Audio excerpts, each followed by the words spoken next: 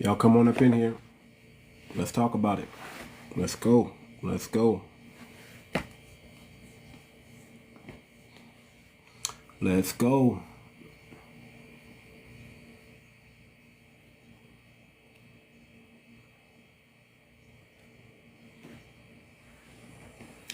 Let's go.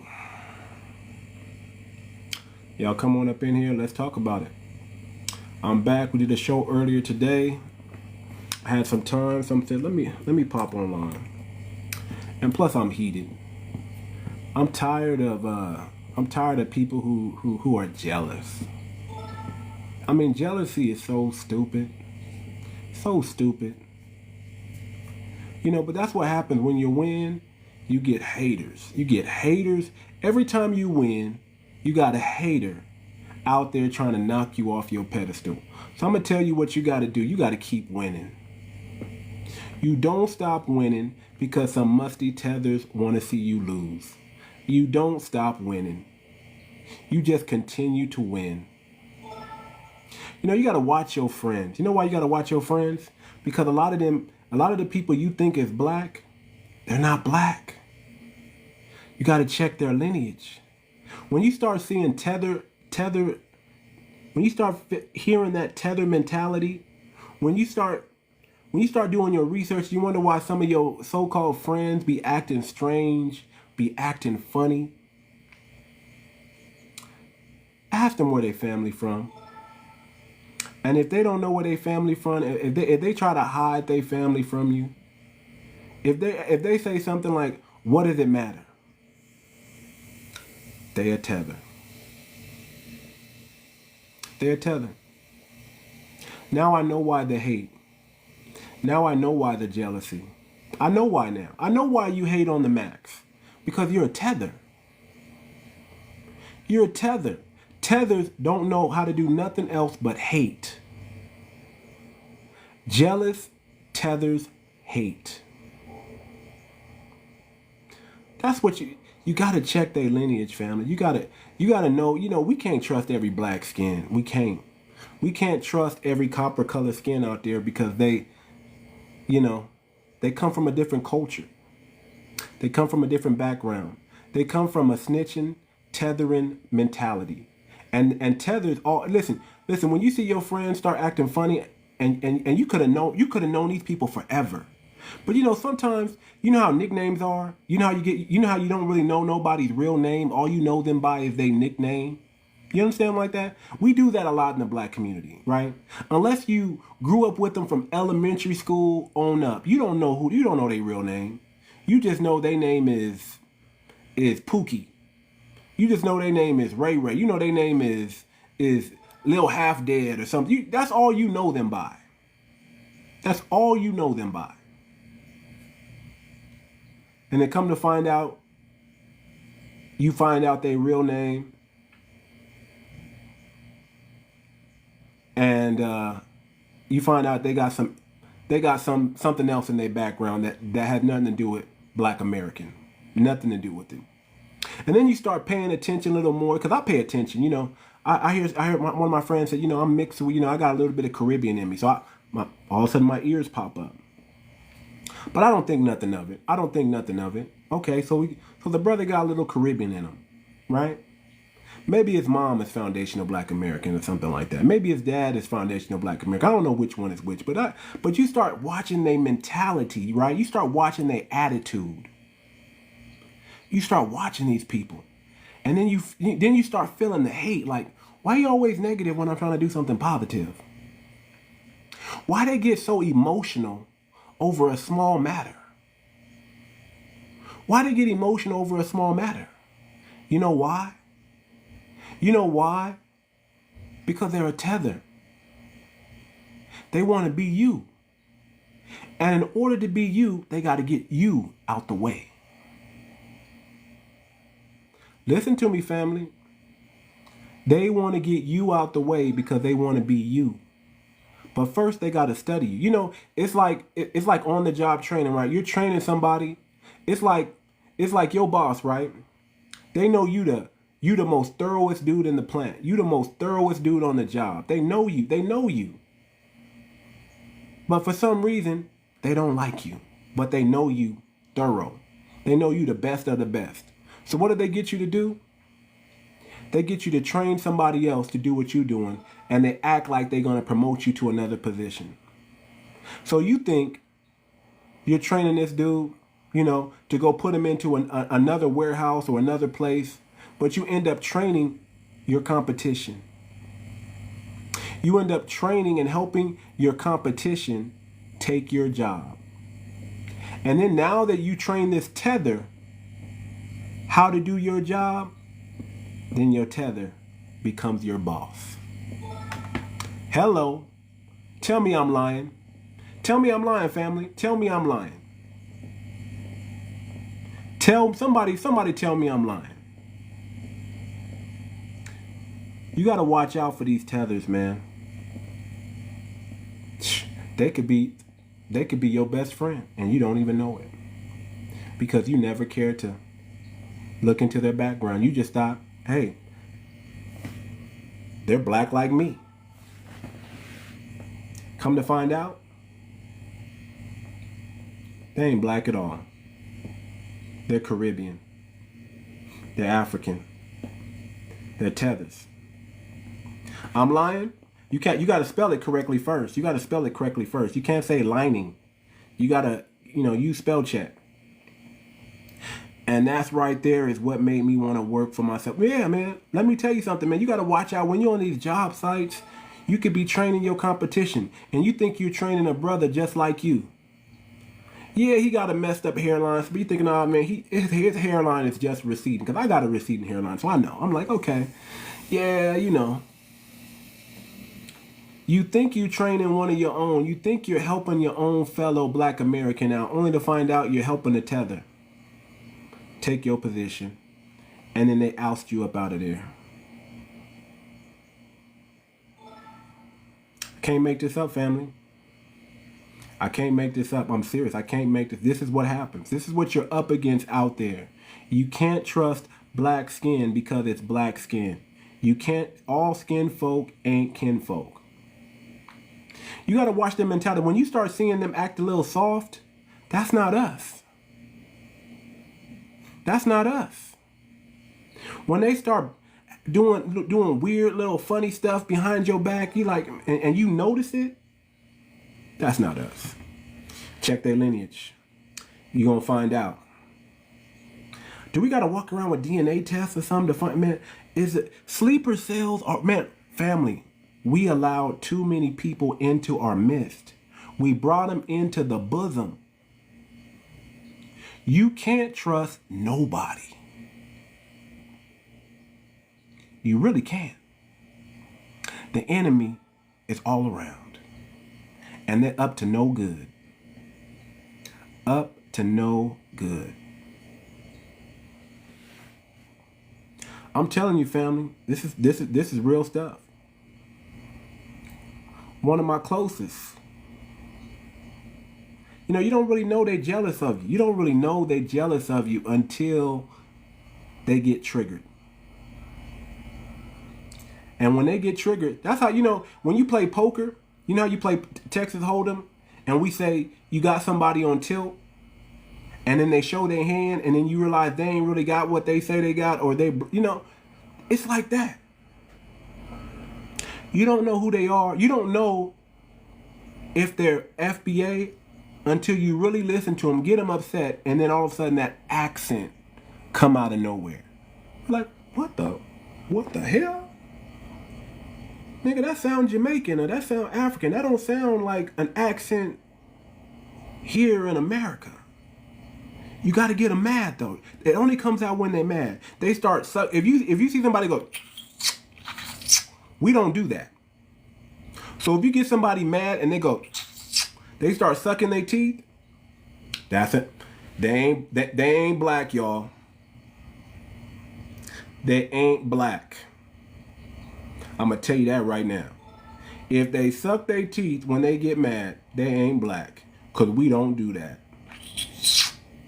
We don't do that. I can't even do it like they do it.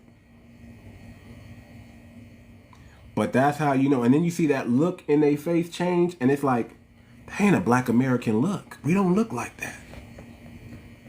Because they ain't black. We got to watch out for sleeper cells, y'all. Sleeper cells. Go ahead and pound that like button. Show some love, man. I know I'm ranting right now, but I'm about to get to the topic at hand. We just talking right now. But that's what it is, man. You would think your closest of the closest. But then I remember, if I'm not mistaken, I heard you say you had some St. Chris or one of them islands in your background. All of a sudden, when they start acting funny, you start remembering little stuff. Like, this nigga did say that, didn't he? Because, listen, we know our culture. We know our people. There's certain things we don't do. There's certain things we know what to expect. Proud first gen who went to the Million Man March, where were you? Well, how you know I wasn't there? How you know you didn't see me there? See, back when the Million Man March out, we wasn't tripping off who's black. Because we didn't think we had to. I don't even know what you're saying. Then we brother black man. We didn't know we had to check your credentials. We didn't know we had to know what island you were from or what continent you came from. We didn't know. We thought y'all was our brothers, man. We thought y'all was our brothers, man. And understand, I'm not talking about all, man. I'm talking about the tethers. So if you getting butt hurt, maybe you probably because you a tether. And I don't got time for tethers. I don't got time for tethers. I really don't got time to punch down anymore. I'm through punching down. You tethers are ridiculous at this point. There's nothing I can do to help you to stop tethering.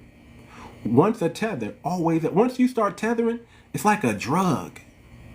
It's like that troll virus, right? You know, like, what's wrong? You ever notice that we're getting like an influx of, the internet comes around and now we got an influx of trolls. It's like the internet inspires trolls to come out because they think, I don't got to show my face, but I can talk shit. Now I can start talking shit. Stop the childish divide that for the children. You're not on my level with the childish tag. Brother, you can, how about this? Go find another live to go into, brother. See, that's the problem. I don't go into spaces I'm not welcome. I only go where I'm welcomed at.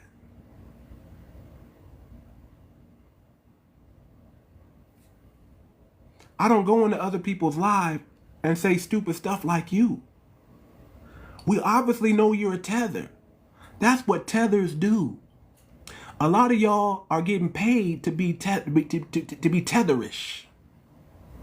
We know y'all on the payroll. Is tether a derogatory term? Tethers are people. Let me tell you what a tether is. A tether is a person who pretends to be or cosplays as a black American, but they're really not. They want to look like us. They want to talk like us. They want to use the same vernacular that we do. They want to dress they want to listen to our music. All the while, they're here learning and studying us, just so the white man, the colonizer, can elevate them above us. And they get a chance to undermine what we're doing. That's a tether. A tether is any immigrant who comes over to America and tries to undermine black Americans. That's a tether. So if the shoe fits, you got to wear it.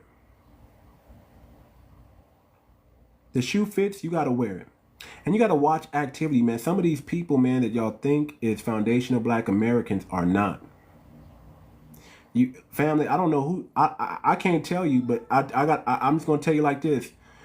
Watch your friends, especially the ones that be acting funny. You hear a little slip up of ethnic that's not supposed to be there. Listen, especially the ones is not loyal, they smile in your face, but you know they're not loyal, check their background. They probably a tether. They probably a tether. Because real foundational black Americans, we stand on business. We stand on business. We're not afraid of you. You wanna know where I'm from? I'm gonna tell you where I'm from. We're not gonna, where you from, man? I'm from this, I'm from Whoopty Whoop, I'm from Whoopty Whoop. I'm from California. I'm from this area. We gonna tell you. We're not gonna say things like, what does it matter? If you ask somebody where they from and they act like they don't want to tell you where they from, it's because they're tethered and they're ashamed of their homeland. You know how many people I see and I know they're not black. I know they're not black. I'm like, hey man, where you from? And they be like, well, what does it matter? What? Hey man, what's your ethnicity? What country are you from? What does it matter? I'm American. What? What? They tethers. Family, we got sleeper cells in our midst. We got Obamas and Kamalas in our midst, pretending to be us. All right. A lot of we listen. We know who they voting for. We know who the tether class is voting for. Let's keep it a buck. We know who Obama was talking when Obama was scolding black men. There wasn't one black man in there. Let me say it again. When Obama was scolding black men, there was not one black man in that room. All you gotta do is look at the hairlines. Ain't no foundational black American gonna let no tether talk to him like that anyway. We are all, no, I'm not an immigrant, ma'am. You're an immigrant. I'm not an immigrant. I was born here. My family been here for 400 years. How can I immigrate to a place where my family's from? I'm mixed with indigenous and African ancestry. So I got roots here, baby. You're an immigrant. Only immigrants say that. When they say stuff, family, let me get some water. When they say stuff like, we're all immigrants, what does that mean, family? Because I don't know black Americans say some stupid stuff like that. We're all immigrants. Speak for yourself. I'm not an immigrant. I'm more American than the white folk. I'm more American than the white T-man. What are you talking about? I'm rooted and grounded in this country. I got the black consciousness. My mind is the black consciousness. What's your mind? Flee. You got the fleer's mindset. I got the stand on business mindset. Why aren't you standing on business? Tether. Why aren't you standing on business? Oh, I know. You want to come over here where it's nice and soft in a land that you didn't even build up, a land that you don't even invest in. You take your money and you build up back home. You flee over here to try to get your riches, and then you may go back when you retire. You may go back. Most of y'all stay over here. So let me tell you thank you, I appreciate it. Let me tell you what's going on.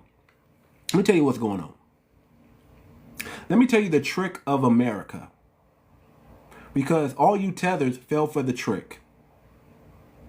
See, America, what they do is they recruit the brightest of all other countries. Let me kip y'all to the game.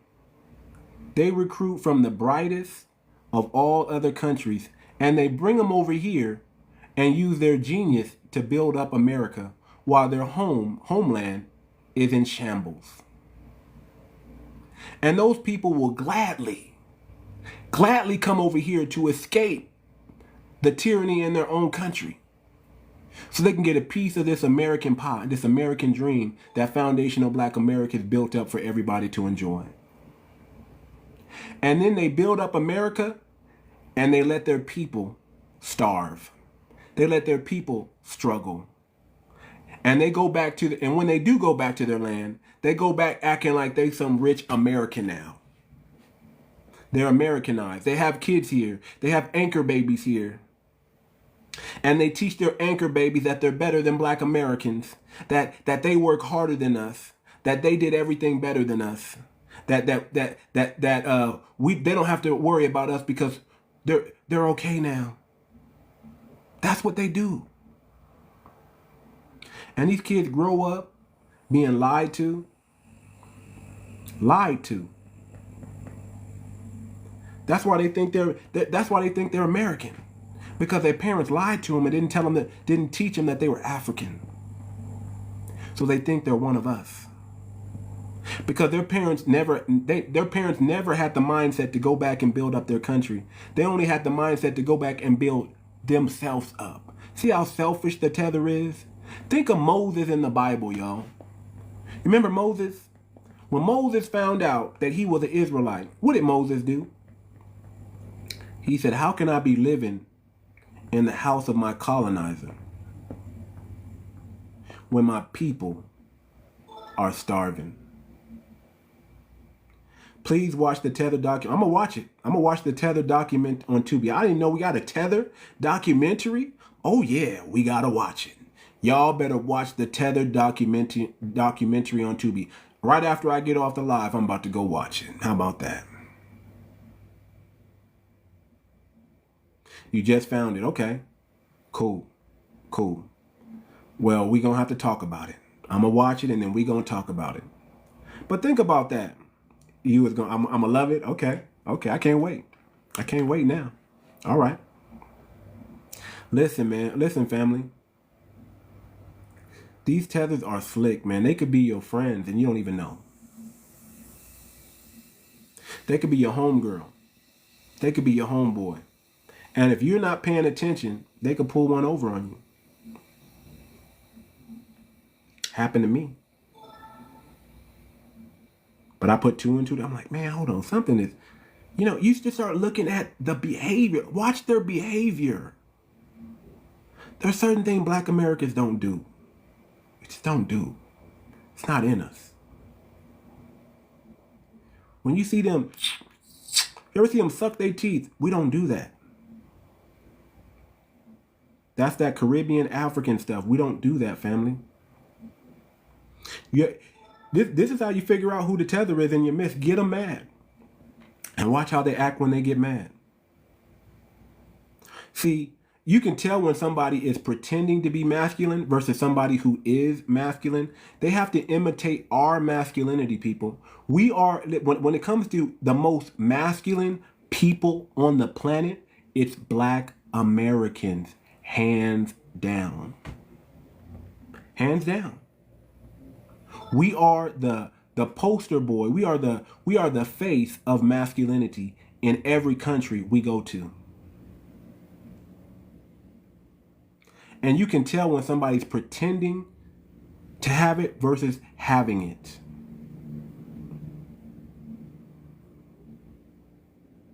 I just watch, man. I watch people play. I used to love you, but made me disappointed from you. Your division on perpetrating.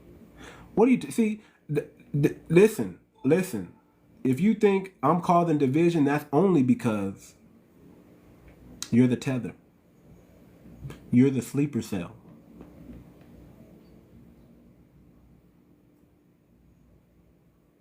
I just told you we're talking about tethers. If you're not a tether, why do you care? You should want to get these tethers up out of here just like me. How would you like me to go to your country, pretend to be you? Get involved in your government, in your politics, and then try to change laws that benefit you and make them benefit me? How would you like if you're trying to do something good for your tribe and somebody from another tribe come in and sabotage what you're doing? How do you like that? Because that's what's going on in America. That's what's going on in America. So you don't have to like me. I'm not here for you to like me. I'm here to stand on business. I'm here to stand on business. What are you here for? How does skin color help with being man? Listen, man. Listen. We're the most masculine people on the planet. That's all I'm saying. Black Americans are. When it comes to the image of masculinity, it's us. It's us. You guys try to be like. It's us. When you guys try to act macho, you're trying to be like us, brother. You're trying to be like us. Thank you for the gift. Appreciate it. Thank you. I appreciate it, Wolfie. I appreciate it. It's crazy, man. These people are crazy. These tethers are crazy, man. I just had to put two and two together. I just put together right now, like, this dude's a tether. That's why he acts like that. That's why he acts like that. Because no black American would do that. Listen, family, if you got somebody's number, you call them. If you got a problem with somebody, you call them directly. That's what you do. You call them directly and get it popping. And you say, listen, let's work this out like men. Let's work this out like women. Let's talk about it. What's your problem? And I'm gonna tell you my problem. And let's use intellect, not emotion.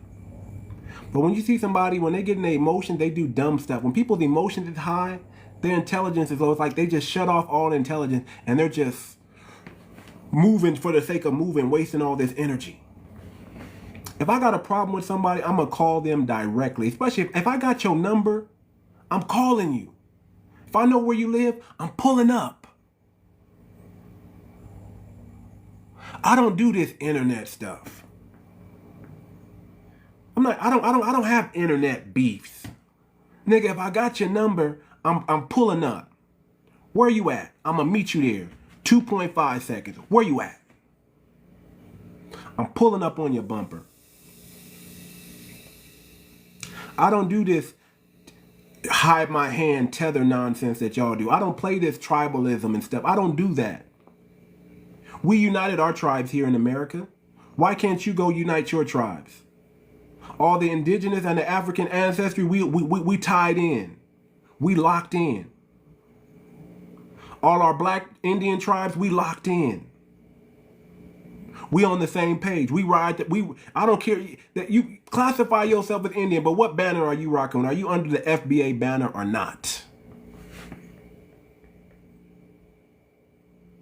Are you riding with your people or not? I don't know what LP is. I don't know what that is. Did you grow up in LP? I don't know what that is, man. I'm just trying to tell you, family, you got to watch out. Because the very people that you're hanging with, they might not be foundational black Americans. You know that one in the neighborhood, and all of a sudden the police always showing up, but everybody in the neighborhood black, but the police always seems to show up? You might got a tether in your midst. You know what an informant is? You know what an informant is? That means they're on the payroll. You know how much informants get paid to snitch and drop dimes on people? You wanna know how I know how much an informant makes? Because we had an informant in our hood. And they got paperwork on all these informants. They're in your hood. You know the ones that go to jail and then they get out the next day when you know they should have did time? Like, nigga, didn't you just do a crime? How you get out so fast?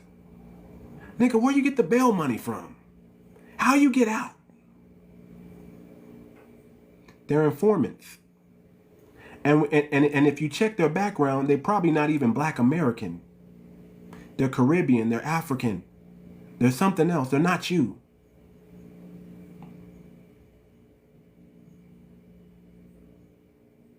I'm just telling you, gotta watch out, family. These people, these sleeper cells are crazy.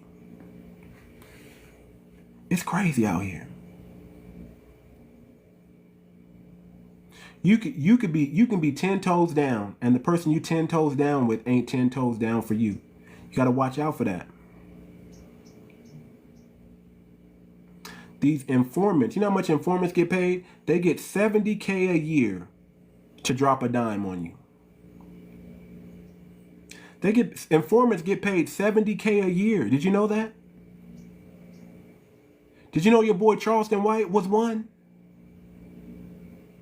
I don't care how right he is. The FBA group act up online. Brother, you can't tell us nothing. You can't tell us nothing. You act up online. We got all kinds of stuff online. We got an African brother talking to a YT woman like, aren't you black? I'm not black. I'm African. I came on a plane. They came in chains. I'm a passenger. They're cargo. What kind of greasy talk is that? Okay, lady. I'm sorry. I'm sorry, ma'am. I'm sorry, ma'am. I'm not talking, I'm just using Charleston White as an example. I'm not trying to denigrate the brother. You know, a lot of things Charleston White does, I gotta clap my hands off to that brother. I gotta give him props. Some of that stuff, I don't know. You know, I'm still kind of, you know, all I'm saying is, I don't know what Charleston White is. He could be FBA or he could be, I don't know. I'm just like, until I know for sure, I can't say nothing. I got to check people's lineage. I got to check people's background.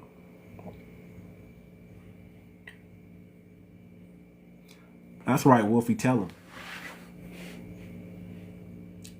You guys want to think FBA is a joke? You're the joke. The joke's on you. The joke's on you. Where you come from? What's your background? How about that? Where you come from, brother? Anybody can have Twitter fingers, X fingers. Anybody can type on them. You know, I can comment too. Cam up. Come up here and cam up. Talk to me like a man. How about that? Don't be in the comments like a coward. Come up. Request up. I'll bring you up. I'll request up. I'll bring you up. But you won't come up here because you're a coward. You're a coward. Listen. Just like Martin Luther King said, hey man, I don't know what these guys in the back gonna do, but you better give us what we want. I can't get mad at my FBA brothers if they get turned up because they hearing nonsense come out your mouth. What am I gonna do? Try to stop them? Hey man, don't go off on these tethers. Be cool. That's an old message. We gonna do part 3 tomorrow. That's an old message. FBA and just so y'all know, we're ending the gender war. That's all that's going on. But that's old. But I'm just trying to say, family, you gotta watch your friends, man. You gotta watch your friends because they could be a tether. Cause you watch the mood, watch the behavior. There's certain things Black Americans don't do. Haitians help America in Savannah. Do you know that? Do you know how many times we helped Haitians? Did you know that? We probably helped y'all more than y'all helped us. And that's a fact. And no disrespect to the Haitians. No disrespect to the Haitians. No disrespect to the Haitians. I keep telling everybody, my ex-wife was a Haitian, man. I got to know the Haitian people very, very well. They actually accepted your boy. Before they tried to smack her up for dating a Black American. Before they told her, don't you know that he's black? You can't date black people. White supremacy agent. Yeah. I mean, Haitians was the first one, the first people I ever heard say, I'm not black, I'm Haitian, were Haitians. Good. And we proud of them. But what happened now? What's going on now in Haiti? Why y'all fleeing over here? If y'all got a rider spirit, y'all should be back in Haiti riding then. Oh, you mean you don't have the spirit of your ancestors in you? Oh, okay, so you've adopted the fleeing mentality now, huh? You went from being a rider, 1804 rider, to now you have a fleeing mentality. If you're such a rider, why ain't you over there in Haiti right now, stopping the Kenyans, stopping the Nigerians from plundering your country? Haiti do got good food, though. I eat that, man. The boiled chicken, the plantain, come on. I'm not saying nothing against that. You know, washing the chicken with lemon. I know all that. Oh, you got to try Haitian food. Haitian food is off the chain. Pickles. Make sure you put pickles on everything. Make sure you put pickles on everything. No, my wife is East African now. Y'all don't know nothing. Y'all don't know nothing. Y'all don't know nothing. Y'all just be talking. See, that's what's wrong with these internet. You'll never get the truth because everybody lie on the internet, and you believe the lie before you believe the truth. That's why when I'm up here giving y'all the truth, y'all question it because y'all used to being lied to. Do you know American occupation of Haiti? Do you know Papa Doc? Do you know who Papa Doc is? Miss me with that. Y'all are fleers. You used to be a rider, but now you're a fleer. How about that? You used to be riders. Now you're fleers. Y'all want to come over here and eat off of black Americans. That's what y'all want to do. Because love has no bounds, and she's a melanated woman, and she's not a fleer. Okay? She don't, listen, I had to beg my wife to come join me in America. She didn't want to leave her country. She was doing fine without me. She's a farmer's daughter. She owns she has money. She's not broke. Okay? She didn't need me. I fell in love. I found a traditional woman who gives me the Prince Hakeem treatment. Don't hate on me. My kids gonna be foundational black American. They're gonna have the black consciousness because that's what's important. Here's what's more important than anything. The black consciousness. That's why we're no longer doing that Pan-African stuff. It's pan-blackness or nothing at all. You either adopt the black mindset or we can't work with you. How about that? If you want to have a Pan-African mindset, we can't work with you. It's either pan-blackness, it's either black consciousness or nothing. When you adopt the black consciousness, then come talk to us, and then we can ride together and work as a team. But until then, y'all go be African. All you Caribbeans, y'all go link up with the Africans because y'all have the same mindset. Fleeing.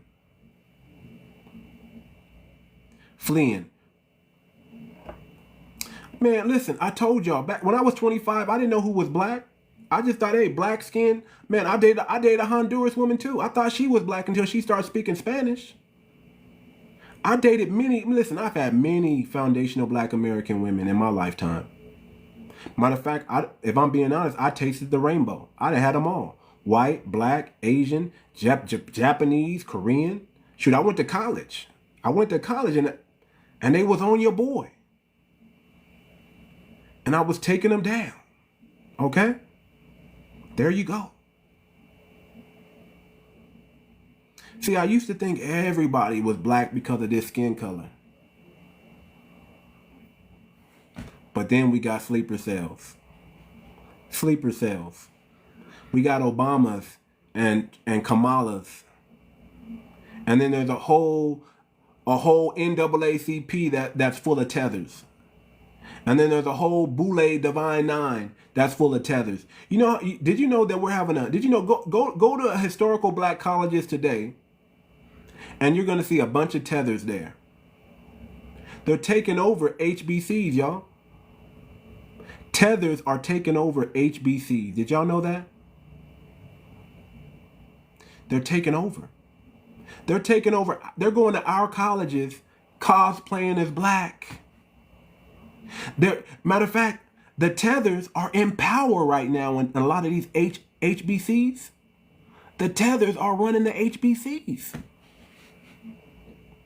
The dean, the counselors, the teachers. Jesus Christ. You can't trust nobody. FBA fled to France, Canada, the Caribbean, Mexico. Now they're called... What? You got to be out your mind. I'm not saying they're outnumbering us, but they're in powerful positions within our HBCs. Peace, family, peace. But we won't know until we do a thorough investigation on who's who. Black Americans are allowing them to take over while they're dancing in the fraternity. Man, listen, man, we gotta, man, it's bad, man. We've been infiltrated, people. We've been infiltrated. It's bad. It's bad. The Black Caucus, yeah. Tethers. Black Caucus, Tethers. Not really. Not really. But keep believing that. But we gotta get out of that mentality that everybody that's kinfolk is kinfolk, and it's not true. Everybody's kinfolk ain't kinfolk. We gotta teach our children that, and we gotta really dial that in. We gotta really dial that in, y'all. We gotta teach our children that, and we gotta really dial that in. We gotta really dial that in, y'all. I was gonna We gotta really dial that in. comments, but I see a lot of people with false information. Okay, the first HBCU was opened by a Quaker. Do you know who the Quakers are? The person in the comments. Do you know what the Quakers stand for? Did you know? Oh, I just want to know. Did you know the name of the Quaker? And what money did he use to start the HBCU? And why did he start a HBCU? So when you want to spread false knowledge, I need y'all to really do your homework research. I don't want to keep on coming up here and giving y'all half the information because the knowledge is out there. Quakers was against enslavement of people. How you guys doing? I had to come Quakers up. used to set themselves on fire and do a lot of other stuff in protest of Black people being enslaved in the United States of America. So and the man who opened up the first historically black university is because Black Americans was getting denied to go to other universities. And he took his inheritance from his father's death and he opened up the first HBCU. Knowledge is power. And the way y'all try to twist and turn our history around is sickening. Hey, sweet, I just wanted to add something in. I saw somebody in a comment said that I'm sorry. all HBCUs are white institutions. That's not true. There's only 13 HBCUs. That's what I was addressing. I'm sorry. Yeah, only 13 HBCUs were opened by white people. Just 13. Most of the HBCUs were religious-based institutions or land-grant institutions. Not all of them were opened by white people. And not all of them are named after white people as well. Come on. Y'all just got to know. Y'all just got to do, we're tired of doing the research for you. Just because you don't know, we don't have to always come up here and explain ourselves because some tether don't want to do their research. We're just going to let y'all believe a lie. Now, I'm a lover of all things HBCU. I graduated from the beautiful Coppin State University, nestled in Baltimore, Maryland. I visit Cheney University every September to make sure that they're working on Coppin Hall that's nestled on their campus. And I've physically, not called or went online, I physically set foot on 81 HBCU campuses around the country. And another thing, it's disheartening when I hear people talk about the Divine Nine. I'm not a part of it, but my aunties and my nieces and my cousins are. And you don't think those FBAs, you don't think they love our community? You don't think they have the same heart as us? It's not that I don't think that, but I'm going to tell you what's going on. A lot of times we have to question the allegiance of the Divine Nine because as of right now, they are the gatekeepers in the and they've been gatekeeping the hell out of our stuff. They know exactly where our stuff is going, and they're giving it to other groups because they're getting something in return. And I got a problem with that. Too much. My brother is in a fraternity. He's Sigma Beta, Phi Beta Sigma. Okay. Yeah. Let me tell you something. I went to college. I pledged Phi Beta. Let me tell you this story. And now that I think back, they were a bunch of tethers. Oh my God! Now that I think back, You pledged Phi Beta Sigma, I played and five. that's like a Haitian organization right about I now down played. here in Texas. I played But Phi Beta Sigma. No, it's supposed to be a historically black Greek I'm just organization. an outsider. But I think they were founded in 1913. I mean, we had to know all this history. I can't remember the history. I think they were founded in 1913 or 1916. Okay.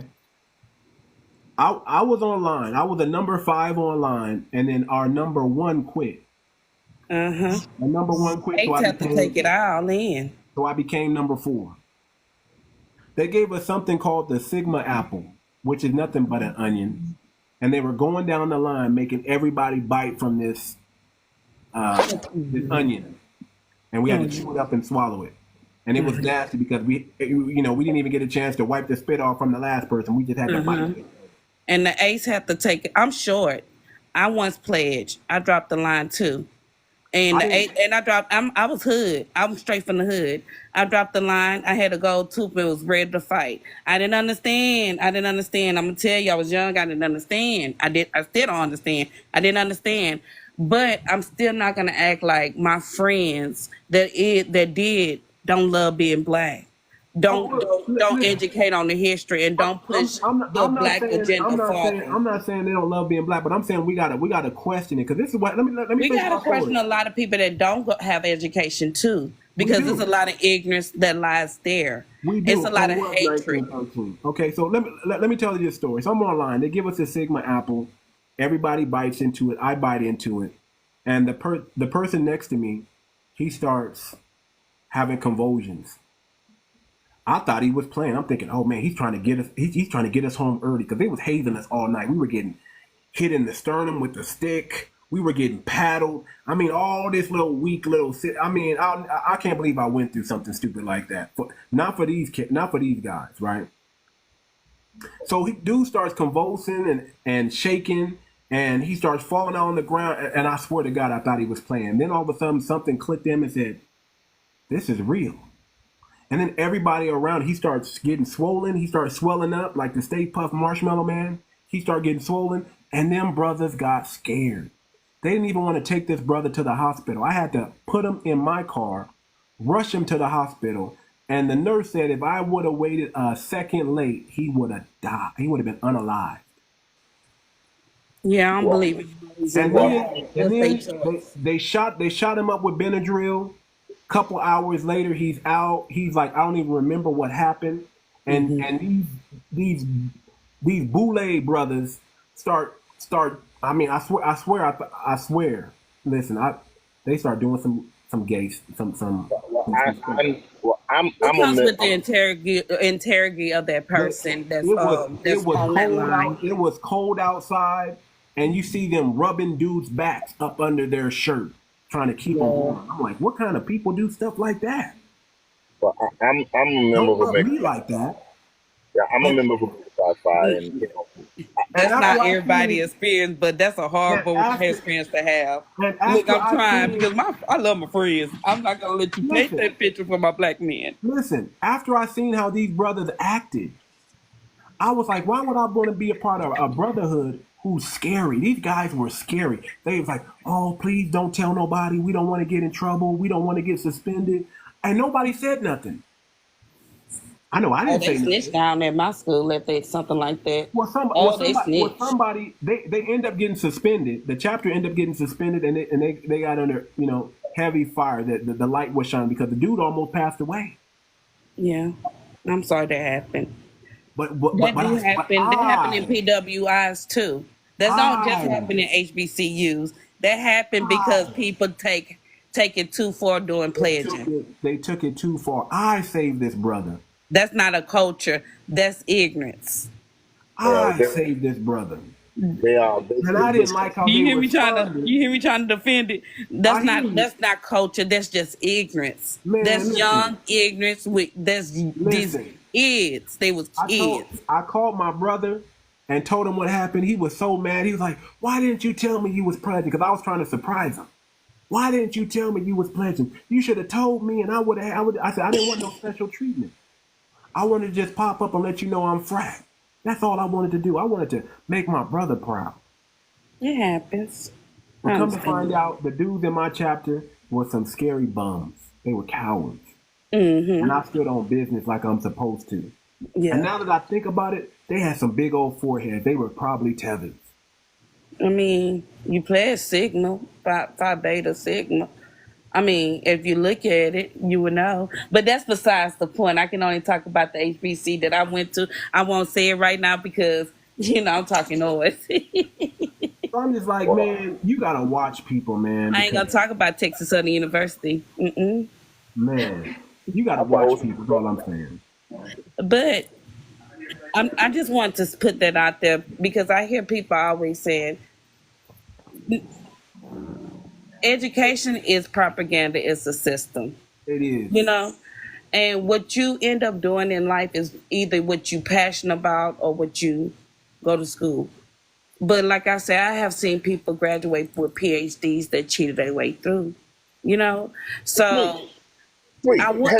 it's education is really you have to judge a person by their character, just like a person that did not choose to go to school. It's really about a person's character. It's not about a paper on the wall. The reason we have that paper on the wall because that paper represent American way of living.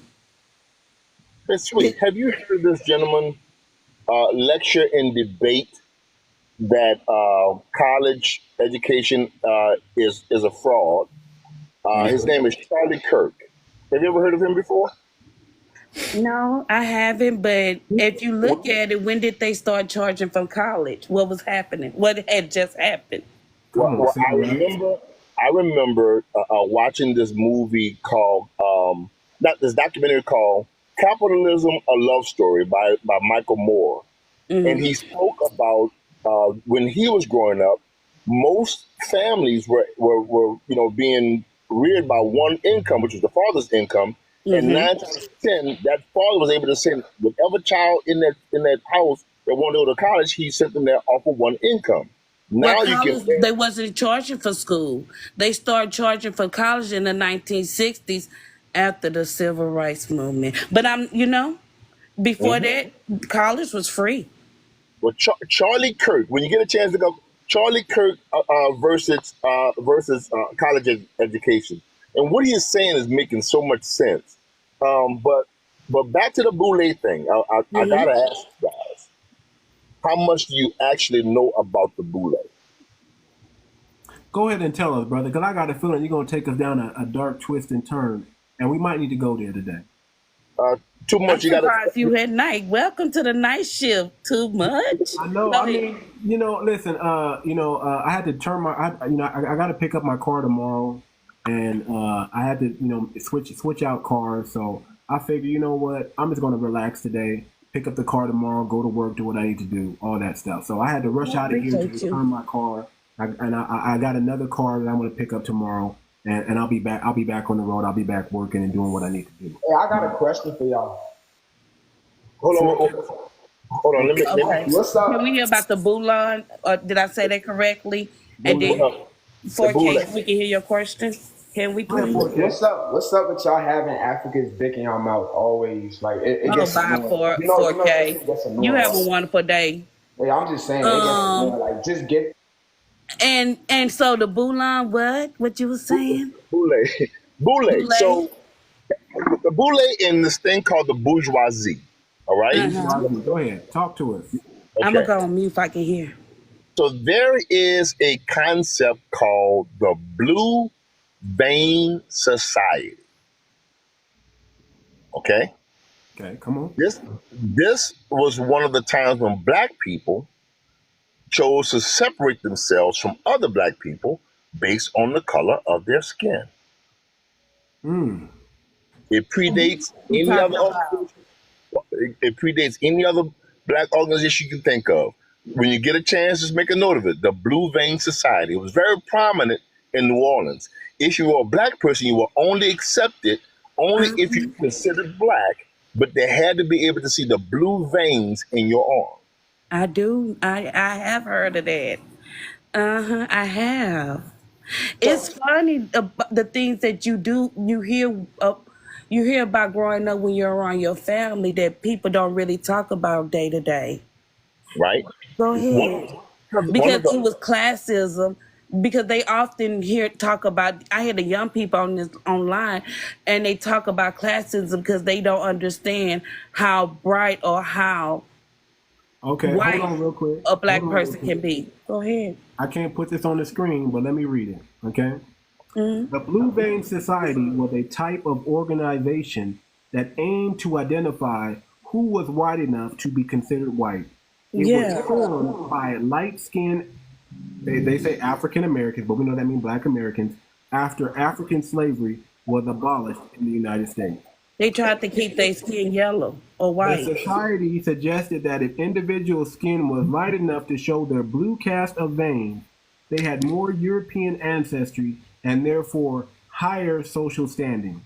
The Urban Dictionary defines it as the discrimination of African Americans by skin tone in their own community. The society began as the freed slaves migrated north to cities like New York, Chicago, and Washington, D.C.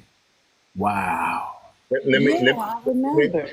let Go me ahead, let brother. me Finish it. let me give you another gem. Think of school days. Yes. Yes. That's So, Yes. but it actually existed before then.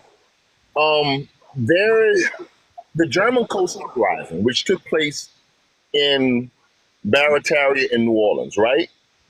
And we had a class of black people. You hear a lot about the slave trade in New Orleans, but you don't hear much about slavery plantations in New Orleans, right?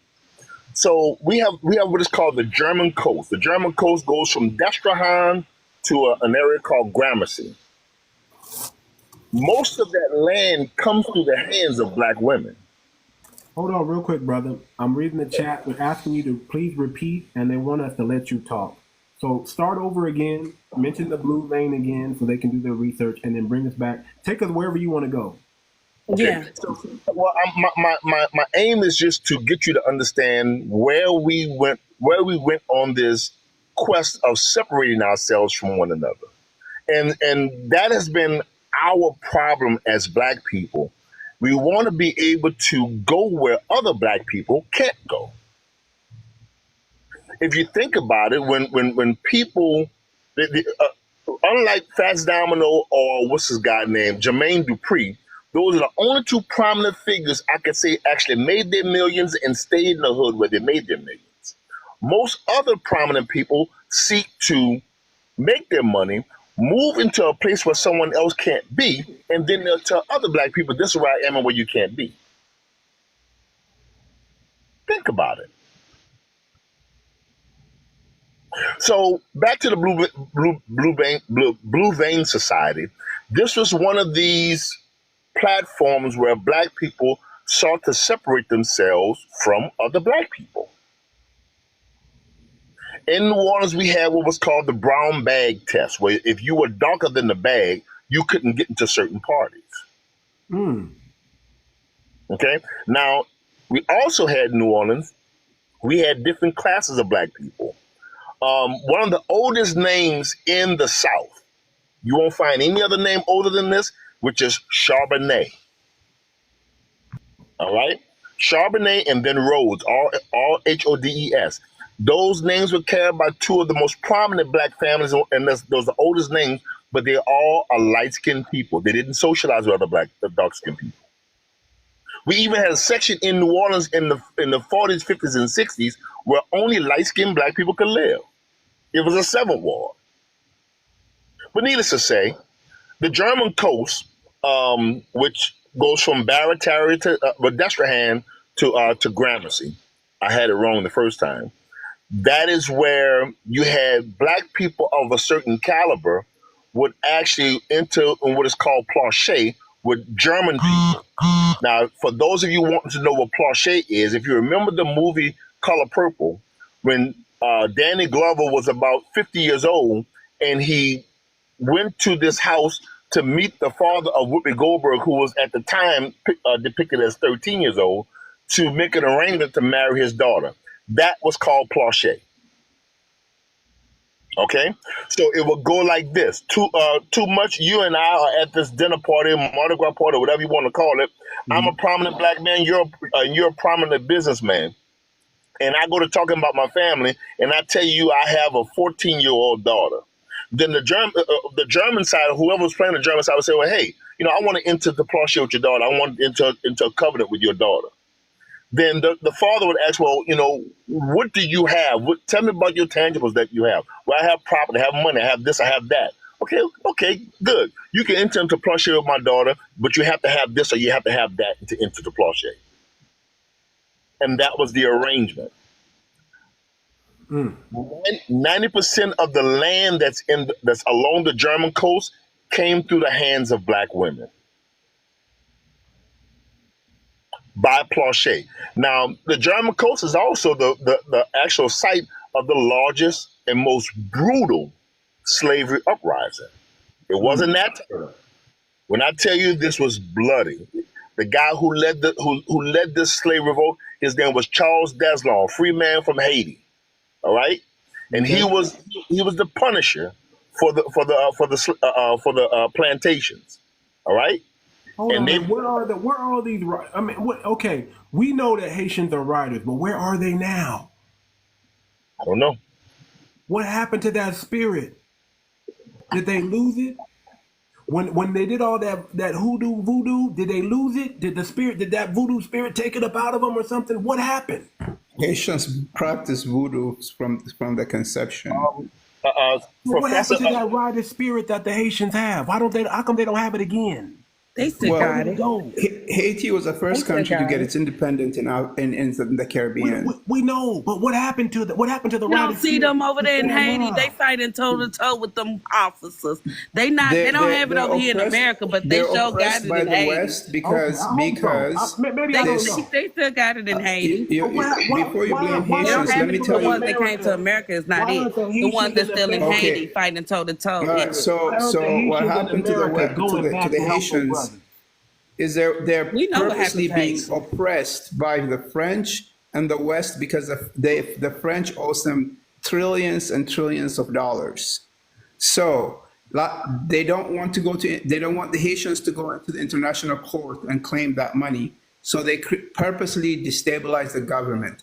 There's never been a stable government in Haiti because the West always tries to overthrow any stable government. Just recently, 4 Americans were arrested. Hold on, BB King. Then why don't y'all understand that the same thing they're doing to Haiti and your government, they do to black Americans here? How come it's so hard for y'all to understand that and y'all say things like, pull yourself up by your bootstraps? We can take this step by step, and I can explain everything to you first. I believe you're the person that says you're not African, correct? I just want to get this. Yeah, I'm not Okay, African. So let me None just of our ancestors would know what Africa is. Okay. They had never heard of Africa. Africa was named Africa in 1960. So tell me what your ancestors that you say is from Africa called. Let me tell you like this. Only 1% of the time. Hold on, BB King. Before you say something, I would claim 𝗥𝗶𝗴𝗵𝘁𝘁 before I claim Africa. Okay. So just so you understand. And for the record, I'm going to let you talk. The United States of America stole $4.1 trillion from African Americans. Okay, you finished? Go ahead, BB King. But you actually cut off our brother who was giving us the game on Blue Vein, but we're allowing you grace. All right, let him talk. I'll go after him. 4.7 trillion from African Americans, Black Americans. Hold on to it because we're coming to you. I'm sorry, I am Alfonso. We're gonna get to you, but we're gonna let our brother Conundrum finish up, and then we got to go right to BB King so he can explain. I don't know if he's gonna lie to us or not. I don't know what he's gonna say. Go ahead. Well, anything that I understand what you're saying, brother, too much. But anything that I tell you can be researched. But there was someone in the comments that said there was no proof that Charles 𝗤𝗏𝗏𝗵𝘁𝘀 was from Haiti. Charles 𝗤𝗏𝗏𝗏𝗏 came to North America. It says in Wikipedia that he was an African American. So I'm assuming that's foundational Black American. Okay, but I'm looking at Wikipedia. What it says on Charles 𝗤𝗏𝗏𝗏𝗏, it says he was an African American revolutionary who was one of the leaders in the 1811 German Coast Uprising, a slave revolt that began on January 8, 1811, in the territory of Orleans He led more than 500 rebels against the plantation along the Mississippi River. It doesn't say Right. Haitian. Well, It doesn't say Haitian, by the way. So yeah, can I ask But the he could gentleman a be. question, But he please? could be. it's You Brickman. say you It's Brickman. claim you accept that the name the gentleman just mentioned was an African American, but you disclaiming yourself to be African American that you foundational American. I'm reading from Wikipedia. That's When what you read the Wikipedia literature, says. it goes Okay, as far as okay, saying but Black Americans are African American you because that accepted was that. changed in the I'm late. not It talking to says you, Wikipedia. I'm Sweetlaw. not I'm saying. not I'm saying talking to what you. Wikipedia saying. I'm not Wikipedia talking to calls you, them African Sweetlaw. American. Okay, I'm Let sweetheart. him not calling defend them that. himself. I'm not talking to you, I Sweetlaw. heard you let a man defend himself. I Now, respect that. Go ahead. now you accept that what this gentleman just pointed out to you, but you, in your own opinion or your own understanding, refuse to identify how you disown your African lineage. Okay? Hold on. I'm not disowning I have African ancestry. And guess what? The ancestry that I have, it wasn't even called Africa when they came over here. They were whatever tribe they were from. The tribe that I came from, that my people actually came from, don't even exist today in West Africa at all. It's just the What tribe is was the gone. year? What was the year your ancestors came to America? Since the beginning, I can trace my lineage all the way back to the 1870 census, and if I do my genealogy, I can go back even further than that. 1876 census, and when you get to the 1876 hold on, census, brother. Hold on, what brother. is How far can you trace your lineage? Let's ask you that question. How far can you trace your lineage? my lineage all the way in Africa? Prove it. Where's the I paperwork? can prove it to you, but I can Where's prove the it right paperwork? here, but that's where I'm from. Mine has a paper trail. Mine is actually documented. Is yours It's a white documented? man that gave it to you. So you No, believe a no, white You're a man. descendant of You enslavement believe or a you white came from the man. continent. You believe a white man that was. Okay. May I say something here? I've Are been you a quiet. You believe descendant a of white man. enslavement, Mr. I am? Information the white man gave to you as an Indian, as Cherokee, And the as white man gave you as your whatever you name want to too. call you. Time out. Man, you shouldn't interrupt people when they're talking. Just BB King, I calm down. can. I can do I'm running that. this live. I don't need you to run the live. I'm running the live. Wolfie, can you bring up that post that you sent me with the classifications of how they classified black people back then? Can you I bring knew that up? you gonna. I thought you Why were people gonna save classify it. you like But that? let me get off and go screenshot it, and I'll bring it back. I should, but see, I wish I knew how to do that while I'm on live. If I knew how to do that, I No, would. no, put it I'll up go on live. get it because it won't. It ain't gonna take me a second. I sent it right to you. Okay, thank Hey, you. too much. Go ahead. Too much. Can you do a quick Google search and ask Google where was Charles 𝗲𝗏𝗏 born? Let me do that. Let me go to the thing and I'll Google that. Where was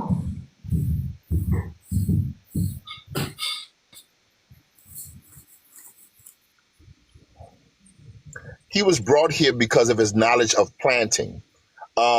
And he understood that there was slavery that he knew about, but he wasn't accustomed to chattel slavery. When he got Louisiana here, plantation of Jacques 𝗲𝗏𝗏𝗺. The birth of Charles 𝗲𝗏𝗏𝗏 is celebrated on this date, 1789. He was a black abolitionist. Charles 𝗲𝗏𝗏𝗏 was born in the Louisiana plantation of Jacques 𝗲𝗏𝗏𝗏𝗏. He is a foundational black American. really, There you go. He was born in the I'm plantation in Louisiana. So we can't give y'all that one, Haiti. We got another writer that's a all foundational right. black American. Now, can I say something? I've been patient. All right. The largest population of black people, African Americans, or however you guys you are trying to identify yourself, lives in Brazil. Okay. In Central America, there are a tribe called the Garifuna. Okay, Central America. Now they ran away from enslavement, but they kept their Igbo language because they came from Nigeria, and it's up till today the Garifuna speak an African dialect Creole language. So that proves the connection between Africa and whatever you guys want to call yourselves at this point, Native Americans. But me personally, I'm Whatever proud you want to be call African. yourself, you have Shanae, been you to gotta- the United Shanae States of with baby America. I'm mama, I going to don't wanna hear mute what you you gotta because say. you're trying to be derogatory and xenophobic. And because you're insecure about who you are. You're insecure about, what are you insecure about? You don't even have a picture of yourself I like a woman to take her place. Baby, your place is in hell. We're not gonna do that on this live, brother. You're not gonna disrespect our foundational Black Americans on this, not our women on this live. Big back. You lost your mind.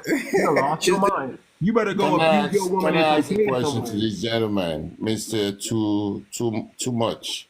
Go ahead.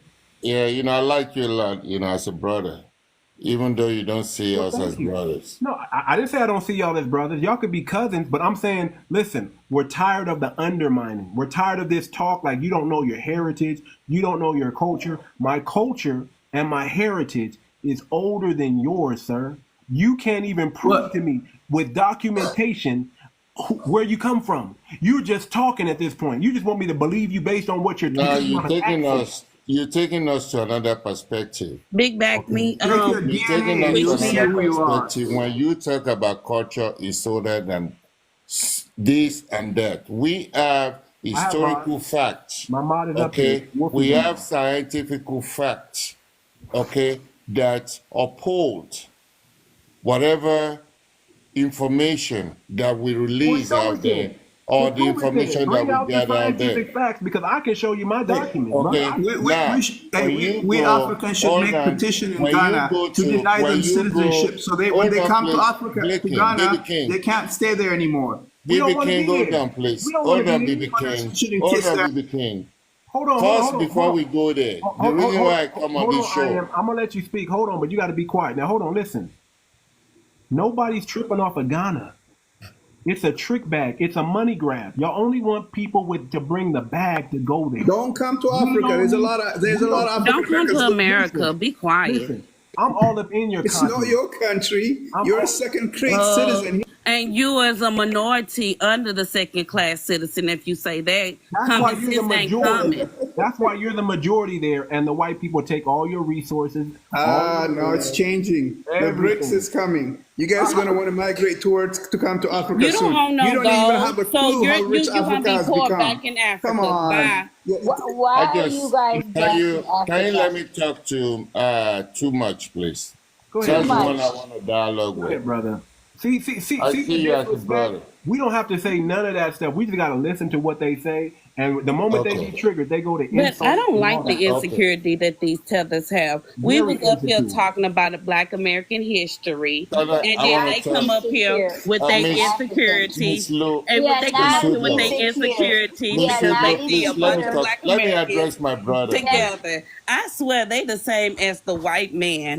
I swear they act the same as the white man. It's mad because no African wants you. What? Oh babe, okay, thank you. Thank you, because you don't want me to tell you how babe, I'm not going to be a xenophobic. I'm having a good Hold on, BB King, what country are you in right now? Are you in Africa? Or are you in America? Are you a fleer or are you a rioter? That's what I want to know. Did you flee to get over here? Hold on, let me see if I can make this picture small. I live in St. Croix with my dread brothers, and all of them believe they come from Africa. Somebody. So what? Where am I? Shut up, you Tevin. Wait, can I ask you guys? Hold on. No. You're gonna hold your turn. Everybody, I'm talking to I Am. I Am wants to have a conversation with me. I want to talk to my African brother or my cousin. Yes. Let's talk. Let's have the conversation because you seem a little bit more reasonable. Speak. When he's tethered at the bottom of you. So let's talk. Okay, thank you, sir. I was having some conversation through text with you, but I was blocked when I asked certain questions. I couldn't communicate with you no more. That's the reason why I get on your podium. What were the questions? My thing is this. I respect your beliefs, your opinion. Okay. And I think part of it is right. Okay. But the Y'all click that like button you before I put turn it off the out comments. to people is people misunderstood your ground. Okay, but then I asked a question because I've been following you for a while. You said, today you said you used to have a wife that was an Asian. She was Haitian. Then before, I think 2, 3, 4 days ago, you said your wife is from Kenya. That's my current wife. My ex-wife is Haitian. Anajua Swahili. Yeah, your ex-wife was Asian. And your present wife is East African. It's Kenya. Yes. Now, yesterday, he was deliberating on this podium about traditional life of FBA and conventional life. Now, if you are a big proponent of FBA and you did not marry to the FBA believer, what does that really mean? So y'all gonna judge me for that, right? Is that gonna be the big judge? Because no, they just need something. They don't have nothing to stand on, so they're gonna point on that. They just projecting and say not happy in life. Hold on, that's not a big deal. Hold on, check this out. If anything, it's called a treaty. You know, when you marry another culture, it's like saying we're calling a truce. Your people become my people become your people. What's wrong with that? Nothing wrong with that. That's why I'm, because I was confused. That's just the reason why. Why are you confused? Listen, my wife, I don't walk on eggshells. My wife knows everything I'm talking about, everything I'm saying, and she rides with me, brother. And I supported you, brother. My wife, I'm from Africa. My wife is from Tennessee. And I love my wife, and we've been married for 25 years, okay? There you go. So I respect that. I'm not denigrating you for having a Black American woman. Why are you denigrating me for having an East African woman? What's wrong? My wife is African American woman. So she's not Black American? She's not Black, she's African American. Black is just a color. Okay. Now we have to go further. Whatever. Hey, can I interject something, guys? Real quick, brother. Hey, the truth of the matter is, and I'm going to be quick, but we're not talking high arrogant. The truth of the matter is, if you look at the Pangea, the original mass, one mass of land, you put that back together, right? You see what we're calling Africa and what we're calling the Americas, in particular the South America, is all connected. You guys got to realize that we're talking in it's semantics, and you're talking the fact that, of course, you Africans, they would look at being Hamites and we're Shemites. But to suffice it to say that we're all the darker people, and there's a book from the 1600s. It's called the Conquest of the Dark Continent, when Africa was conquered.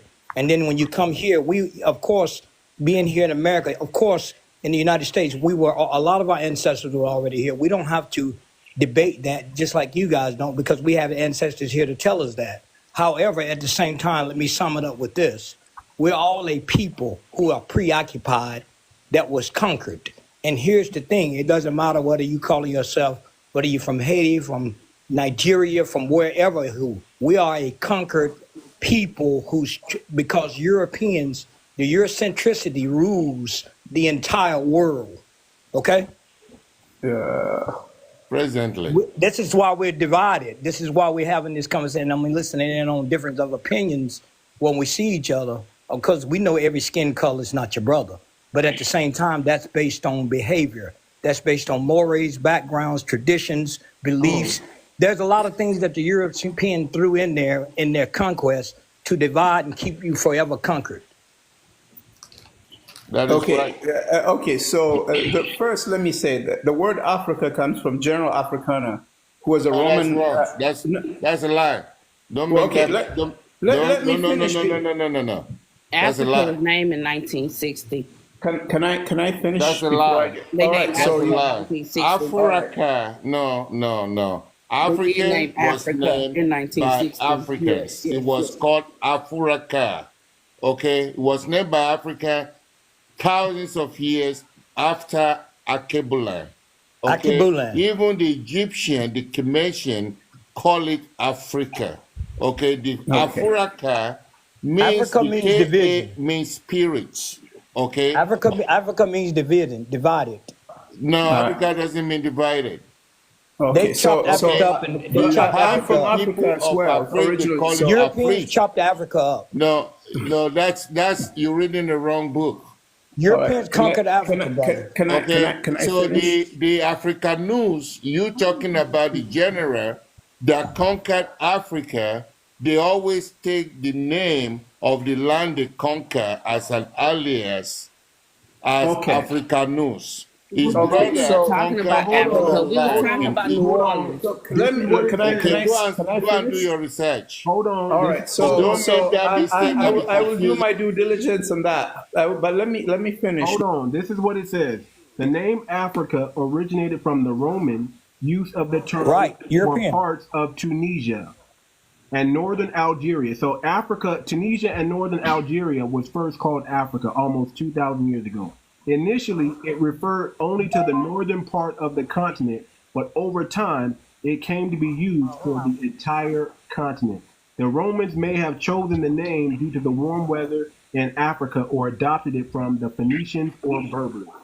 Give That's us the what it says. definition of Africa, brother. Too much. Okay, let me look it up. Can you look that up? Yep. Say brother again. So are you guys gonna let me finish, or I'm gonna get interrupted? Y'all cut off Mr. Q. And You see, y'all we are the still talking same. about Africa. You see, we're the same, but you guys are arguing over semantics and stuff that Europeans established. Listen, No, we wasn't. We trying was to talking chop about up history this, of and we was Louisiana. Yeah, I'm actually in the gym. I'm actually in the gym working out, but still listening. Start So- putting so- y'all agenda up in there. We're So- tribal. so- We're not racist. Okay, so what I was trying to say was pre-7th century, pre-Islam colonization, from Egypt all the way to Tunisia, lived people that were mulattoes, mixed with Romans, mixed with Greeks, and mixed with black, okay? After the Islamic Revolution, conquest came, they closed the peninsula, so there was no commerce between Africans and Europeans, and Europe fell into the Dark Ages. And they started bringing slaves. The Arabs and the Jews were mainly responsible for enslaving Africans and shipping them to Europe and Americas. Now, to give you a factual proof that African Americans originated in Africa is you have to go to Central America and look at countries like it's in my top, Belize, Honduras. And there you find coastal people that are Africans that still speak African dialect from West Africa. So regardless of what you guys, hey, if you guys don't want to be African descent, we don't care. Who said this? We don't Who care is saying one this bit but now, you? you know? You coming up here trying to raise bait and get some attention. You must be lonely. No one said this. We said we've been descendants of Africa all our lives. You want to come up Okay, here well, and then, spread if that's your the little case, I false narrative. misunderstood. Please, I I'm gonna misunderstood drop you 'cause because last time, didn't nobody man, ever say we was not descendant of Okay. Africa. You And need by to the- and find by the your way, own identity. Take your own test. and by the way, Go BB back to Africa and pump up Africa, and And by Africa the way, they need BB you. King, Oh, BB my King, Africa BB needs you King, now. BB King. Africa By needs the you. way, Africa those are not the needs you. Jews. The people you refer to as Jews are Khazarians. Those are not Well- original Jews. Those are not Jews. Okay, we can't use that name on the No, live. I'm going to tell you, those are not, or whatever we want to call them. You They're can spell it. Khazarians. They're Khazarians. But nobody said we wasn't descendant of Africa. They come up here and they spread this don't false listen. narrative. Okay, well, hold on. if you say that, then I agree with you. Hold Then I on, have no. hold on. We don't care if you agree with BB us or not. You're irrelevant in our world. Hold on, You're BB not King. important. Can you explain this so they can understand what this is right here? Please explain. Oh Lord. So as I was Not you, saying brother. before. Not you. I'm talking to. So this is when we was enslaved. This is how they categorized us.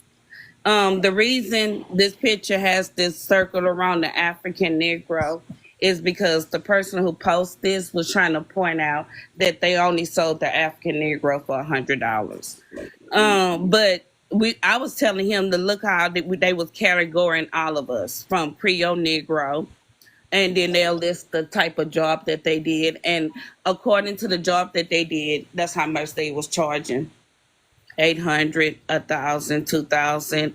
depend on how they look. They had the American Negro, they had the Creole Negro, they had the Native Indian Negro, and they just had them in different categories. And then they had the African What it Negro. said? Why would they call somebody an American Negro and classify one African Negro? Because there were Negroes already on the freaking land. So And what guess words? what? That's a fact. And So guess too what? much words. I'm That's a fact. indigenous. I'm an American Negro, and I got African Negro in me. What So too what much? does that make you? Where? Okay, I'm not can I? sure. You may know, brother. Yeah. Where's Negro land and where's Judah? You know, the Judah land. Remember, you used the old map when they talk You Forget about cannot about say they that talk about Negro word. land. yeah. He told you Forget already.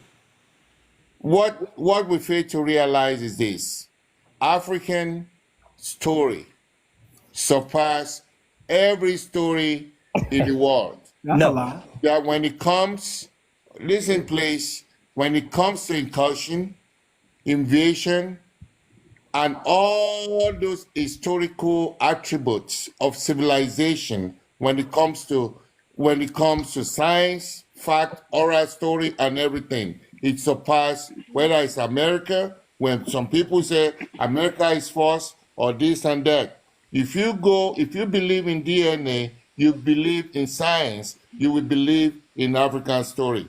Now, this is what I'm trying to say. Man, we're not Okay. gonna let no sit up here and let no African tell us about no American history. I'm They sorry. love to do that. Because They sorry. love I'm to telling do you, I'm that. sorry. I'm It's telling you like they about like to African center We're not themselves. gonna do that. It's because like they like to American center history themselves. It's is not in condescending, and antiquity. too much they let them talk, and America eventually is you'll know not what in they are. Hey guys, can I antiquity. ask? I am a question. I am brother. Please, I got a question for you. America is not in antiquity. No, I am. Don't be arrogant. I got a question for you, brother. Use no arrogant in this. No, Don't no. use Can the you wrong address word. I got a question for you. Go ahead. Okay. Do you actually believe, just as he looked up Africa and the derivative of the Romans and the relativity, same you can do with America. Before America and before the Europeans, there were people. The Pangea was one mass of land. The earth has always had people. No, Pangea listen is to a me first. Greek Don't word. cut me Give out, me brother. another word. No. Let me finish. Pangea Let is me a finish, Greek brother. word. You don't want to hear it. Listen. Be No, humble. because you Be humble, brother. you're Listen to me. misrepresenting yourself. Listen to me. So the Pangea, there was always Oh people no. all over the earth, always, right? So No. before America, do you actually believe in your mind that the Europeans really discovered the Americas and the United States? No, people were already here, millions of European did not years, discover. Let me tell you, even in Africa, you have all over the Mungo world. Park. You have Mungo Park just like Christopher Columbus. That they He say don't they count. discover. Listen, let me finish. They say they discover Africa. They discover River Niger. Who? Okay, but people have been living over there millions of years. Wait a minute, brother. Who Okay. discovered? Now, Who? let me finish. Well, Let me I'm finish. trying to Right? see who Let me discovered finish. Africa. Let Who me discovered finish. Africa? Let me finish. I gotta get the understanding. You said someone discovered Africa. They say they discovered Africa. Who? When the European came, anywhere European stayed, they would Okay. say they discovered it. Okay. Whereas people have been there before the Europeans. It's not just Same with it's America. not just Christopher Columbus. Same with America. Okay. Christopher Columbus didn't Mungo discover Park. us. Go and Google Mungo Park. He came there. The rich white man came over there to Africa and said he discovered Africa. The same he did with America. He discovered Exactly the same he did with America. He didn't discover either Okay, one. There now, were people let us already put that- on both land Let masses. us put that aside. Let us put all those aside. Let us put all those They aside. said a Portuguese named Okay, Prince Henry now discovered Africa let us go to oral history. in the Now let us 1500s. go to oral history. Okay, when you go to oral history, Cool. okay, Black people's now, on Africa. now in we talk 1500s. about Egypt. We talk about Kemet. Okay, now Okay. this spanned like 6,000 years, right? Now we have civilization before Egypt, or what is called Kemet, or before Kemet. We have civilization. Okay, before that, this civilization arises in Africa. Okay, and we have civilization in Africa that create the Sumerians. Okay, the civilization that creates the Sumerians, which everybody say, oh, it's older than Africa. Okay, the Sumerians were traders, business people that gathered together in that area where today they put in history book as a Sumerian. Okay, we have a place in Africa, okay, that is over 1,000,000 years, okay, that have what is called the Adam calendar. Okay, now then let us go back to what is called now Egypt, which is now Egypt, which is called Kemet. Okay, now if we go to that place, okay, now we have a span of civilization, okay, that civilized the white European, because the European did not came up to place other than 7,000 years ago. Okay, now if they Actually, came 6,000, 7,000 years ago, and the black people of Africa civilized the European, okay, after civilization, they civilized them, they fought a war and gave it back to us in evil. When they gave it back to us in evil, America wasn't in the spotlight. So when you look at the history of America, it only spanned to 14th century, okay? Now you go to history, you will see that America started 14th century. When they talk about the 𝗥𝗶𝗴𝗵𝘁𝘀𝘀𝗶cie the 𝗥𝗶𝗴𝗵𝘁𝘀𝘀𝗵𝘁 are the black people that went and dominate the area of Asia, which is called Europe right now. And when they were there, they lived over there for like 500, 1,000 years, and they multiplied and changed skin color and everything. Some of them moved to the land that is called America.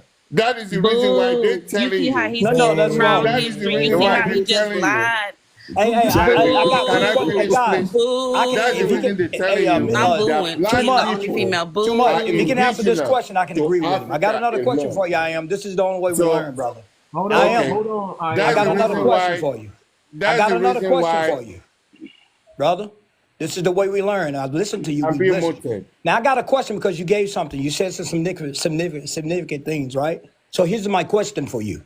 So my question for you is, how did the pyramids get in Americas? The Americas, There the is no South pyramid America. in America. There's pyramids in America, brother. He don't Matter know of fact, about about that. 3,000 in pyramid America. in America. I've been to America. What you I say can is show no you the pyramids pyramids. in There's zero America? pyramid in Boo, I know America. he ain't know nothing. I can I show know you he the was ignorant. pyramids. Boo. Hold on, mute up. We need to because stop letting ignorant people talk. You need, see, that's what I'm saying. You Africans don't do your research. Too much. They Look don't them be up. doing Look them up. nothing. You can put them up on the Brother, screen. The pyramids, the mounds, the pyramids. You don't, I don't know how to do that. If somebody knows how to do that, You you're can welcome look it to up. do It's going to show you I've the been to prosperous. Memphis, Tennessee, and I've Look been up to the the Mayan Grand I'm not Canyon. saying I can't look it up. I can look it up, but I'm saying I Okay, can't. the Grand put it on the Canyon screen. is around the region of Grand Canyon. No, Grand I Canyon is Googled not it. I pyramid, screenshot brother. it. I'll be Grand back. Canyon is not pyramid. Okay, You look, crazy. if you Google it, it'll come right up. No, Have I you, did it. have I you heard did of it the already. Mayan? Have you heard of the Mayan pyramids, brother? I've been Did to you the know the Mayan. oldest Yeah, I've been there. pyramid is in Peru? I've been over there, brother. But no, you said America was 1,200 something years old. You're wrong. Yeah, You're you're wrong. Europeans. No, Listen, He's I am talking before about you cut me. I pyramid. was There listening is to you. no pyramid. Listen The to me pyramid, before you the cut only me. pyramid. You see, you is don't. three You guys want to pyramids. Let me dominate, tell but you don't want to listen. You want to It's dominate, three but you don't want to pyramids. listen because you You don't want don't to want. hear it. Stop lying to people, brother. Sometimes you got to give credit where credit is due. Listen, I listen No. to you. Listen to me. So here, do you? I'm gonna say it again. I'm gonna ask you again. Do you actually think in your mind, because America coined America, the Europeans coined things, named things in Africa? Do you actually think in your mind there was no people before they came? Hold Do on, you Matt. actually believe that? Brother, Hold on, Matt. Hold on. go back to pyramid. Hold Let on. us talk about pyramid first. Listen, when the host says hold on, you hold on. All you gotta do is Google, brother. 2,000. There are approximately 2,000 pyramids. Thank you, brother. North, Central, and South America, from Thank you, brother. Peru to the United States. What the hell are you talking about? I am. Stop making up stuff. Stop tether babbling. Sir, And stop can you lying. show it to me? Can you show it to me? Because you guys are somebody Google educated the same European thing. too. Somebody go. You can Google it yourself and see it, but somebody Google it and put I it. Google it. Big I back, went Nick. I over got it there. up. Big back. They are All our months. life of They black are Americans months. have to And you fight. know who We built- have to you know prove what built ourselves to months? you. Do you know All what our built life months? we have to fight. You All are our Well, life black the Americans have thing to fight. is, Big back, Nick. You you don't know have to nothing. understand. You have to understand that Termites the built African months. will never realize and understand Be screaming. the pre-existing presence of Africans in America and South America. They can't realize it because if they do, it also points to their conspiracy in our expulsion from the motherland in the first place. And so for Show me, the pyramids in America. That's all I want to see. It's right here. Just look on the They're screen. right there. Look Okay, at it. show it to me. Luxor Expand it. Expand it. Water pyramid, the Dorn pyramid, That's Governor right. Hunt pyramid tomb, the pyramid of North Dakota. Hey, I am. You're not beyond learning. Those are mounds, Here in brother. the Those are United States of mounds. America. They are mounds. They're not pyramids. They're I mounds. am. You can learn, brother. You're not beyond learning. The mounds is built by he simply can't. He So let me cannot explain it to you. acknowledge Let me these explain it things. to you. He They look can't like acknowledge mounds. Hold on. They look like mounds because they go deeper underground, you big dummy. That's your opinion. It's That's built not by an opinion. termites. That's not an opinion. Let me ask We you have this it question. everywhere in Africa in those days. It's I am built by not beyond termites. learning. In Africa. I am. Let me ask you a question. Africans can't get. I am. You're not beyond learning. Let me ask you a question real quick. I am. Do you believe that? Let these people fool you, man. Listen. Do you The believe only that? pyramids in the pyramid. Let me tell you, the pyramid That's what in the the Maya. Europeans taught you. I Let am. me You were ask you taught a by question real Europeans. quick. Stop I with am. him. Let me ask you a question. Do you believe that the melanated man is circumvented the entire globe? He doesn't believe that. He can't believe it Unmute your because if mic, he I am. does, I'm asking him. I am. Unmute your mic, I am. I don't have to mute it. The melanated man is all over the world. We have circumnavigated the world way before the Europeans. Do you believe that? Okay, it's going to take you 31. He can't respond for 31 seconds, so he has to wait 31 seconds. Okay. but he can't acknowledge that. He cannot I want acknowledge to come that. back and say Africans had boats. That's what I'm saying. African had boats. Then No, they why had is it so hard to ships. believe They had ships. that we? But this is my point. If you can believe that, if you look Still at both the from countries. structures, if you look at the structures of antiquity and look at the drawing and see the fat noses and the big lips and you know what I'm saying, the dreads stitched in stone, why is it so hard to believe that we originated in these lands as well as your lands? We did not originate in this land. Okay. We originated Okay, let's from talk West about the Africa. Pangeo. Okay, let's talk about the West Pangeo. Africa is considered as a hat. Hey, I am. Can you go back? America was inhabited. I am. Can you go Me back? and you is not Okay. the same. I am. Can you So go back to the don't- pyramid? Can you go back to the Pangeo? Hold on. Let me say this. Hold on, let me say this. If I am was taught by Europeans. Hold on. We know. If Africa is considered the motherland, America's the fatherland. We got 2,000 pyramids. How many pyramids you guys got? That's a good question. How many pyramids do you guys got? We got have 2,000. over 5,000 pyramids. Have you ever heard You have in of the- Sudan. I can You Have have you in ever heard of Sudan. the Olmec You have in statues? Nigeria, and you Okay. have in Egypt.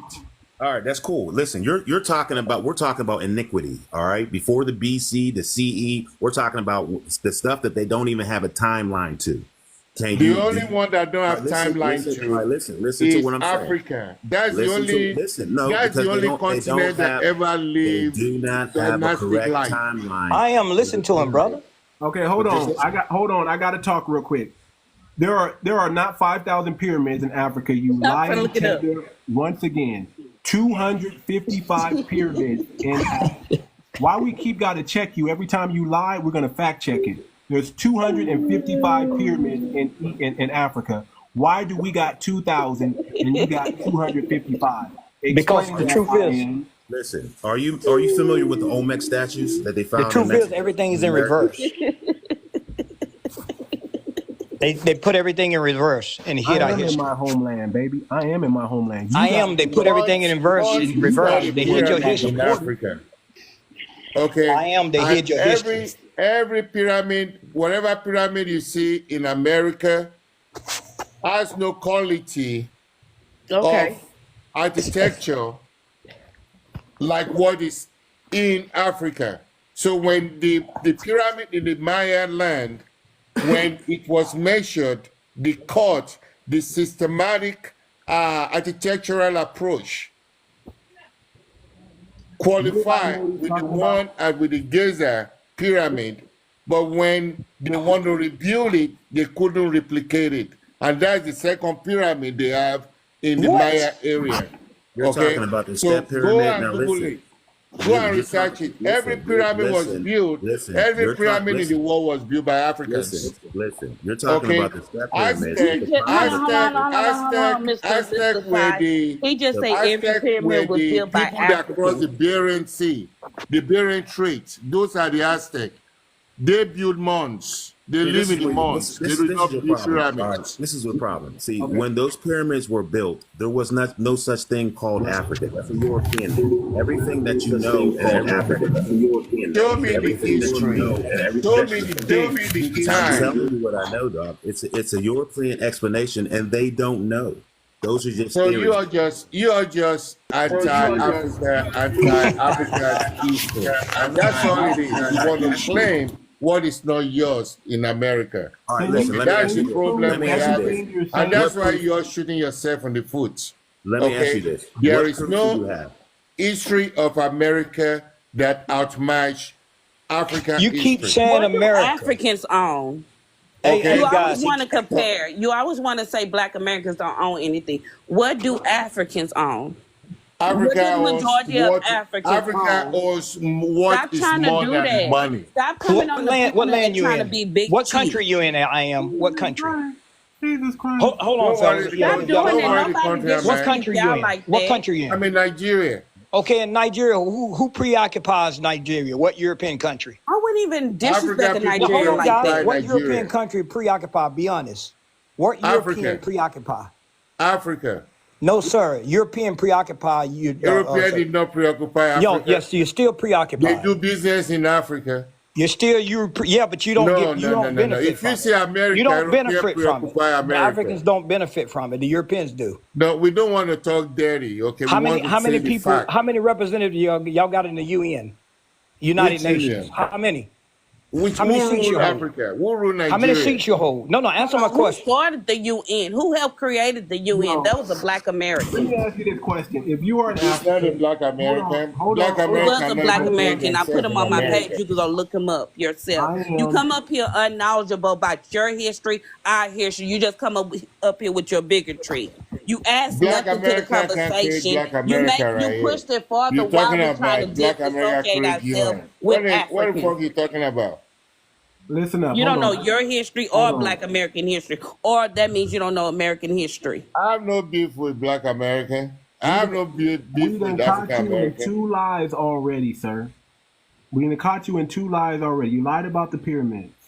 No, I didn't lie about no pyramid. You lied Because you about don't the know the pyramids. amount of Mistaken pyramid we about have the in pyramid. Africa. We caught you in 2 lies already, brother. How many Are more you in lies Africa? gonna Are you living in Africa now, or you are in the States? I live in Africa and I go to the States. I have 2 You domains. live in His the wife States. from Tennessee, What country are remember? you from? You live in the States, brother. Stop. Come on, man. You live in What the country States. are you from? You're building up your I'm from fortune here in Nigeria. America, You're from so you Nigeria. can build up And your what part, castle in what part of the United Nigeria. States? And then What you part of better the United hope you States have don't you visited? bulldoze it after you build it, brother, because you I'm know trying to that talk. government I'm will trying to bulldoze talk to that. too much. I'm not trying to talk to any other people. What part of the States have you been to?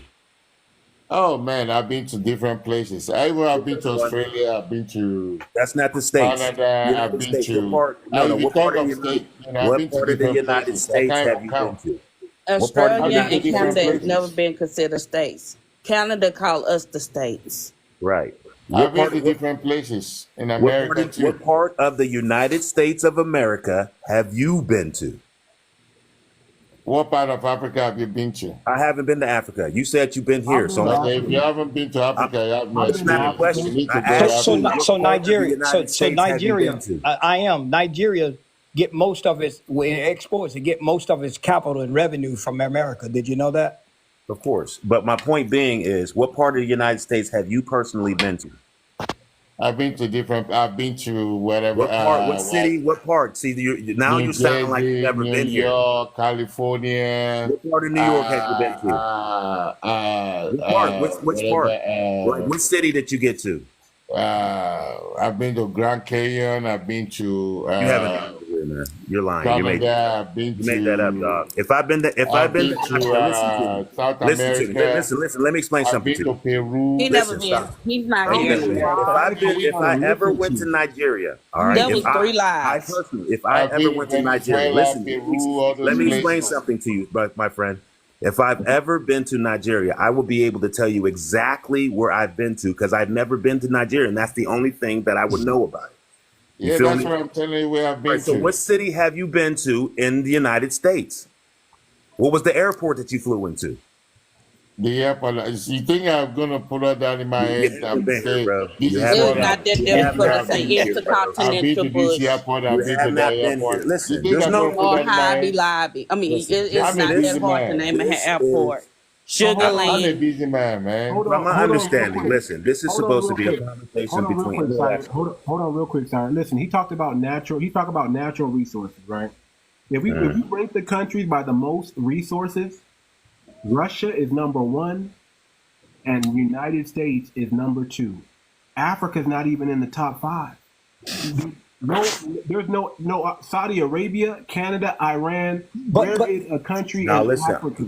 Let me explain to you. So that's why you believe to deceive you, right?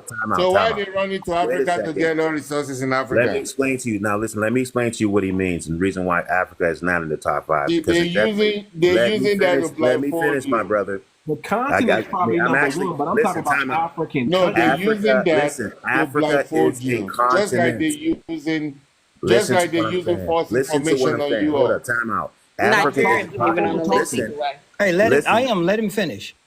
Africa is a continent. It's broken up into 54 countries. That's why it's not. Listen, that's why it's not in the top 5. If you look at it as a whole, but Nigeria's not in the top 10. It's not. Listen. We understood that when he said it. That's why we were smiling. Oh, you can't see my face. We understood what he was saying. When they do that survey, they break it down in countries. That's why you put Russia. Listen, but you're saying Africa. But he meant to say Nigeria is not in the top 10.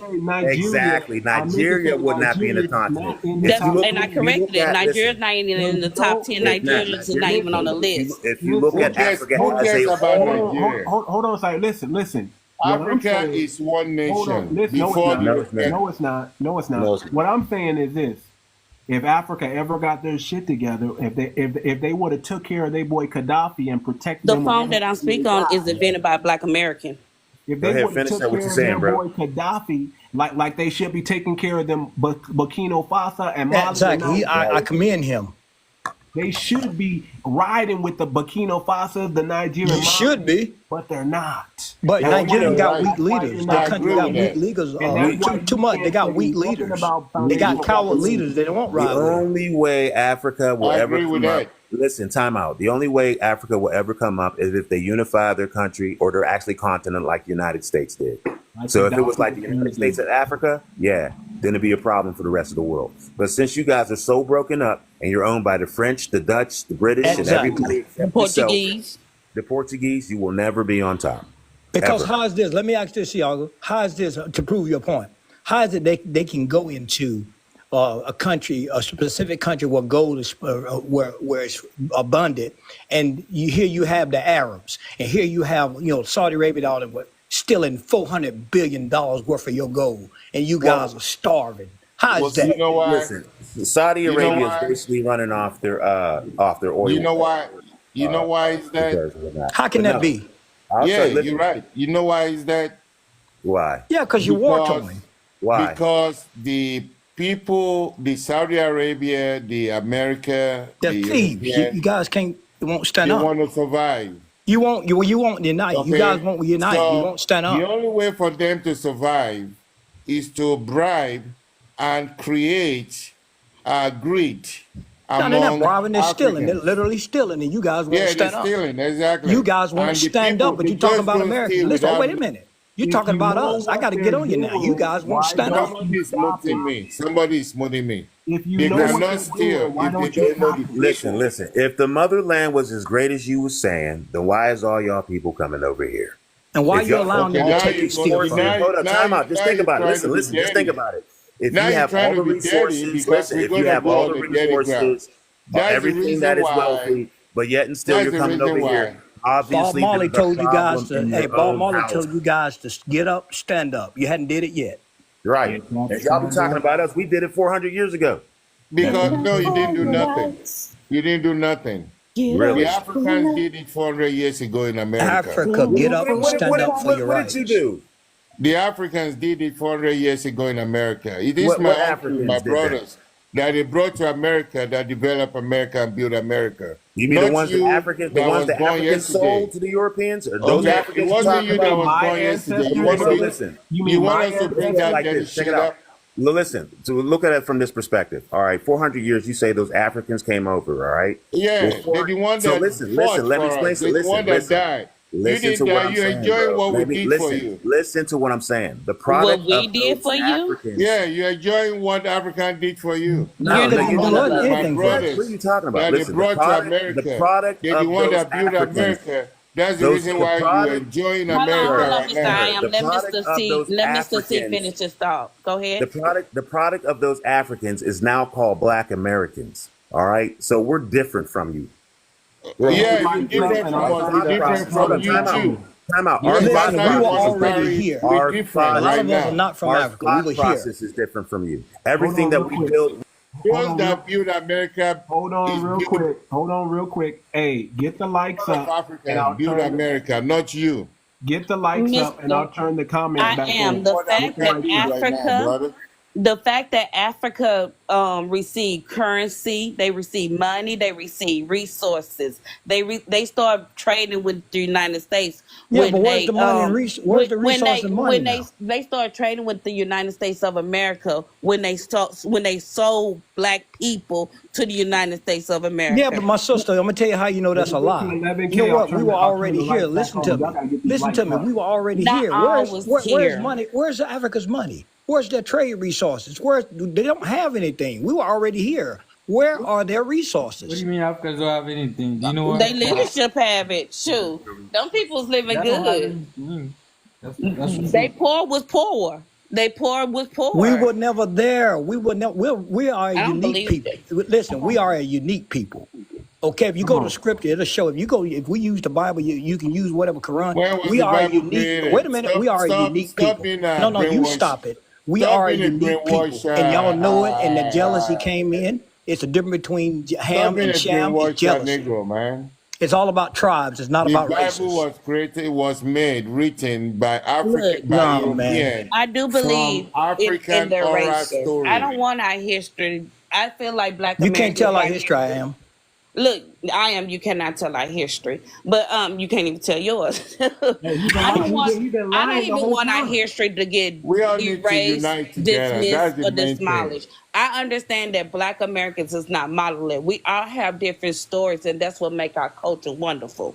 When Exactly. before I am came up and the other gentleman, Mr. Omega, he's in the gym.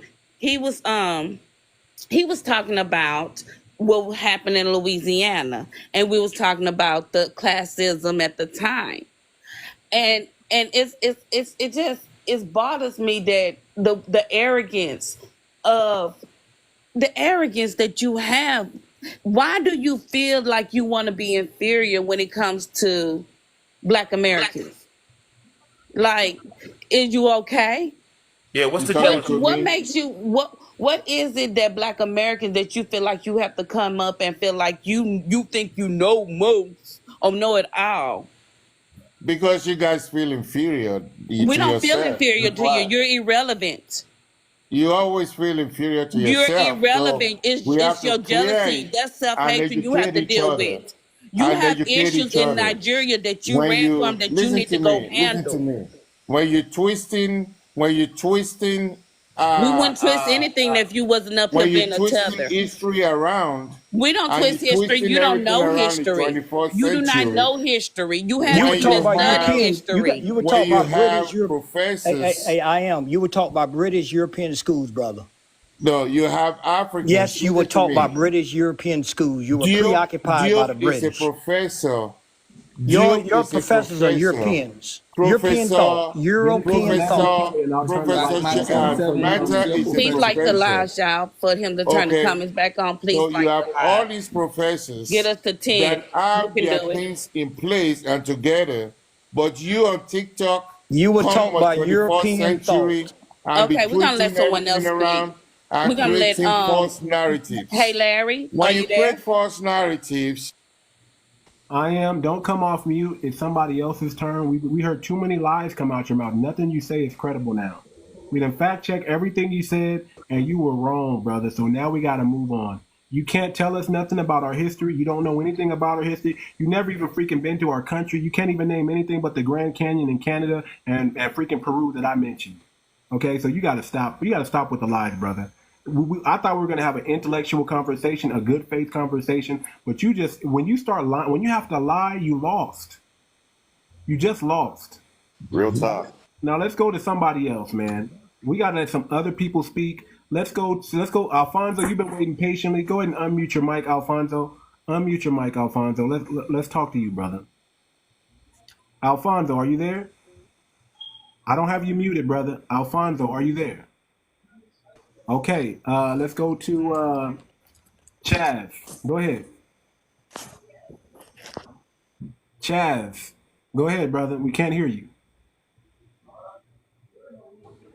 He got them bars. Yeah. Yes. Go ahead. Okay. Yeah. Can you hear me? We can hear you now. Can you hear me? We can hear you now. Okay. Yeah. Well, I've been hearing this conversation going on through the African diaspora and other people that come to America. They have a vitriol for Afro-Americans, but I think that it's more that they want to be in proximity of white people and play a wedge. Their knowledge of history is lacking. Like the African guy was talking about Africa. Well, Africa was colonialized in 1880. So in other words, they basically didn't have control of, they had control of their country all the way to 1880. So what is he talking about? African people built America because they came over. It doesn't make any sense. And we were emancipated. Our ancestors was emancipated in 1865. So make it make sense. It doesn't make sense. And it ain't just Africans, it's Latinos, it's all of them, it's Caribbean. And my thing of it is, Black people disseminating from America, from all of these other racial groups, is long-standing. I don't have any hate for them. I think they have the hatred for us because they ride our coattails, and then they want to be in proximity of white people, and the white people ain't even got to say anything. They don't have to say anything. They doing the form. Hold on. Read this comment. We know you're from the Caribbean when you start calling people Yankee. You see the disrespect? Yeah. We don't have to dish it. See, when you're so great, when you're so phenomenal, people hate on you. I want you to get used to this hate because you're that great. You're that great that they can't attack you any other way, but they have to use insult because their intellect can't get you. And too much. Not only that. The key thing you said, and I commend you, brother. Key thing is this, y'all. I want you guys to research the $5 Indian. We were already here. I know my great-grandfather was 114. He died in 1972. Okay, let me give you some history. He was a slave. We asked him about ships. My mom knew. I got the history passed down. There was no ships. He said the only thing came on those ships was West Africans.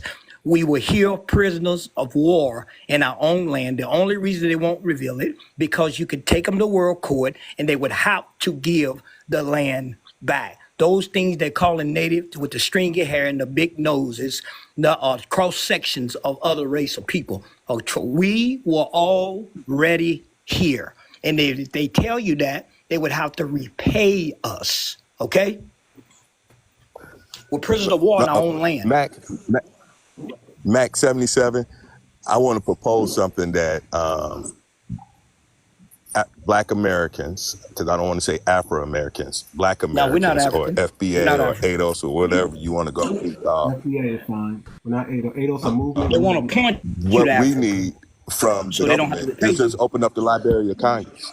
The Library of Congress got all of the information there. That's why they have to do a study. But the refusal to do the study is because it'll paint a different narrative of what they've been telling us. We figured it out. We figured it out because we've been long enough and we've been here listening to the lies. These other latecomers from the 90s, I just basically tell them, go kick I just kick them to the curb. You know, you're in a conversation that you have no meat in the game. Chaz, were you here when Wolfie put up the picture of what they classified this as? They have African Negro, they have Creole Negro, and they got American Negro. Why would you need to classify an No, but I know American that they classified us as a lot of stuff. Well, hold on, let me bring it back up. Why would they need to classify an American Negro? Look at this. Right. We were Negro classified as a copper, lot of stuff because American they Negro. always hid our Look at history. this. They always hid our story because they have to. They will have to repel if they told the truth. Creole Negro. What the hell is going on here? They would have to repel Are if we they from told the Africa? truth. They classified us, declassified us, reclassified us because they wanted you to point to a land that wasn't yours so you wouldn't reclaim your own. It's common sense. Come on. Come on. Right.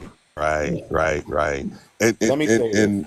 and strangest thing about these whole conversations is that it have been made so bad and the fear is so great. You know what I'm starting to believe, Chad? You're breaking up a little bit. You know what I'm starting to believe? The horrendous. You're breaking up real bad, brother. You got to get to a point. Down in Florida, and the disrespect is just off. All right, I'm gonna give you a minute to try to work through it, but okay. No, I can't. I believe the circumstances that we're in right now.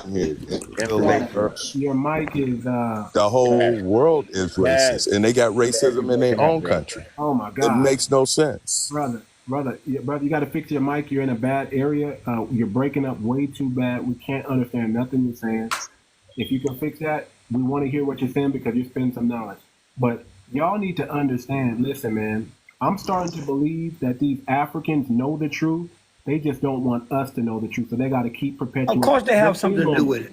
They're in on it. Just like the white people are in on it, they are in on it. I'm starting to think they're in on it because they can't be lying this deliberate. Well, listen, this is what I believe. This is what I believe that we're experiencing. Okay. We're at an all-time new information highway. All right. So it's very hard to keep the truth from us now. So the only other option is to flood our country with foreign immigrants that look like us. So when we actually make them do this so-called study, they can be like, well, it's non-conclusive because we have so many people from different countries and we can't, tell y'all apart. This is what I think the job game is. Now, as far as our African brothers and sisters and Caribbeans, I still look at you as brothers and sisters, but at the same time, you're not from our house. But my point being is, I think the jealousy is derived that Americans, when I say Americans, I'm talking about, we'll use the American Negro as stated there. We're treated differently than any other Negro on the planet. All right. Actually, we're not only treated differently, we're treated better. Honestly, we're treated better. And that stems a jealousy amongst our brothers and sisters on why they can't get the same treatment that we get. Is that all by design? Well, no, I don't think it's all by design. It's just the fact that it's almost a backfire. It certainly creates a divide and conquer. It does. I don't think they necessarily meant that to happen in the plans. I think they underestimated us as a people and our culture and our drive. Okay. You feel me? And then because they wanted to keep us at the bottom, but you can't. The Black American, you can't. You know what I'm saying? We always rise to the top. It's like cream, you got to rise. Influence. We are always the most artistic. We are always the creator and influence in any society. So when our foreign counterparts see this and they don't get the same, respect level or appreciation that they give us, this is worldwide. You feel me? It becomes jealous. So then they start cosplaying like us. They start trying to talk like us. Now they're trying to move into our house because when I was younger, if I said the N-word, they will be quick to correct you. So they go, no, I am not that. I am African, or I am such and such. But now that we have made it such a stigma or a status level almost. Hey, I'm going to say it's a status level because I met somebody from Mexico. Don't call me no nigga. Nah. I have a podcast outside of this. All right. I run a specific business in paintball and this, that, and the other. And in that community, I speak freely how I want. And nigga is second nature to me. That's in our vocabulary. So the people in Mexico seen us, and they actually came and they actually got to play, and that was one thing they loved, or the way we talk, the way we swear. Everything about us is nothing but swag. You feel me? So then when our replicas or our melanated brothers and sisters try to emulate this, they can't quite get the same level of respect unless you're actually here and you learn from us. So now they're flooding the system.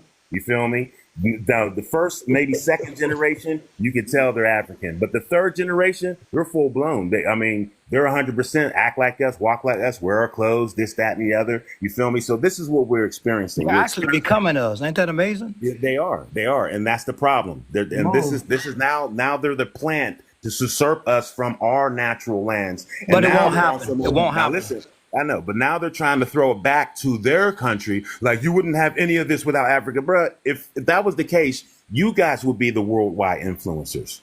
You guys would be the music that they're playing everywhere. Our commercials, you don't hear no African music. You'll be running and jumping and leaping better than the rest and talking and articulating and inventing and all this. I still see memes and people dancing on Africa, and they're still dancing in dirt. You feel me? So let me explain this, right? And this, I want y'all to hear me when I say this. I'm going to get a little out there, okay? If we were to go populate Mars right now, the density level, because of the density level in Mars, we would be gods. We would be able to pick up large boulders that we couldn't pick up here on Earth, but we can pick it up there on Mars. We'd be the biggest, the baddest, we'd be the strongest. We would be the 20-foot giants in Mars if we go populate Mars today. Okay. Listen, it would take years, centuries, thousands of years for us to come to a sort of human-like form. We're still going to be stronger than everybody, but we're just going to be a little bit weaker because of the density level, and we're used to the climate now. When you ask the Incas and the Mayans who built the pyramids, you know what they're going to tell you? The gods did. Who were the gods? You're looking at them. Now listen, let me say this real quick. And this is almost to what my man. We jump further. We're stronger. When the Bible talks about one can slay 1,000 and two can slay 10,000, who are they talking about? Who does everybody have to team up against? I mean, me myself, I beat up 3 dudes by myself. Yeah. Three dudes couldn't handle me. The police have a hard time handling one brother. They got to get 10. We're the ones they're talking about when they say one can slay 1,000 and two can slay. Because all I need is one other brother with me, and we knocking 10, 12 people out easy. Listen, let me put it more into perspective what my man's saying. All right, so you can have an understanding exactly that they know exactly what's going on. In 1936, we were able to enter the Olympics. The first black man entered the Olympics. His name was Jesse Owens. Yep. Exactly. That happened in 1936. All right. And that Olympic game was over in Germany. Okay. Correct. Everybody knows this story. Everybody? Yeah. Berlin. Yep. Yeah, right. All right. Now, listen, I'm not even going to say anything about the Germans or anything like that. I'm just going to focus on Jesse Owens and how impactful he was towards the white tea community. All right. After the Olympics, Jesse Owens basically blew him out in basically every event he was in. Everybody knows this, correct? Absolutely. Yep. 2 years later, that's when they invented Superman. Because when Hitler stand up, what was his words? You remember his words? Listen, it doesn't matter what he said. He said, "Get us one." Yeah, listen, you're right, but this is my point. It doesn't matter what Hitler said. That's significant, though. It is, but it's not as significant as Superman. That means he's in awe. He's amazed. Listen, no, I understand that, but this is my point. Our country realized that this melanated man is so dynamic, we have to create an image to go against him. That's why they created Superman. Superman is really just Jesse Owens.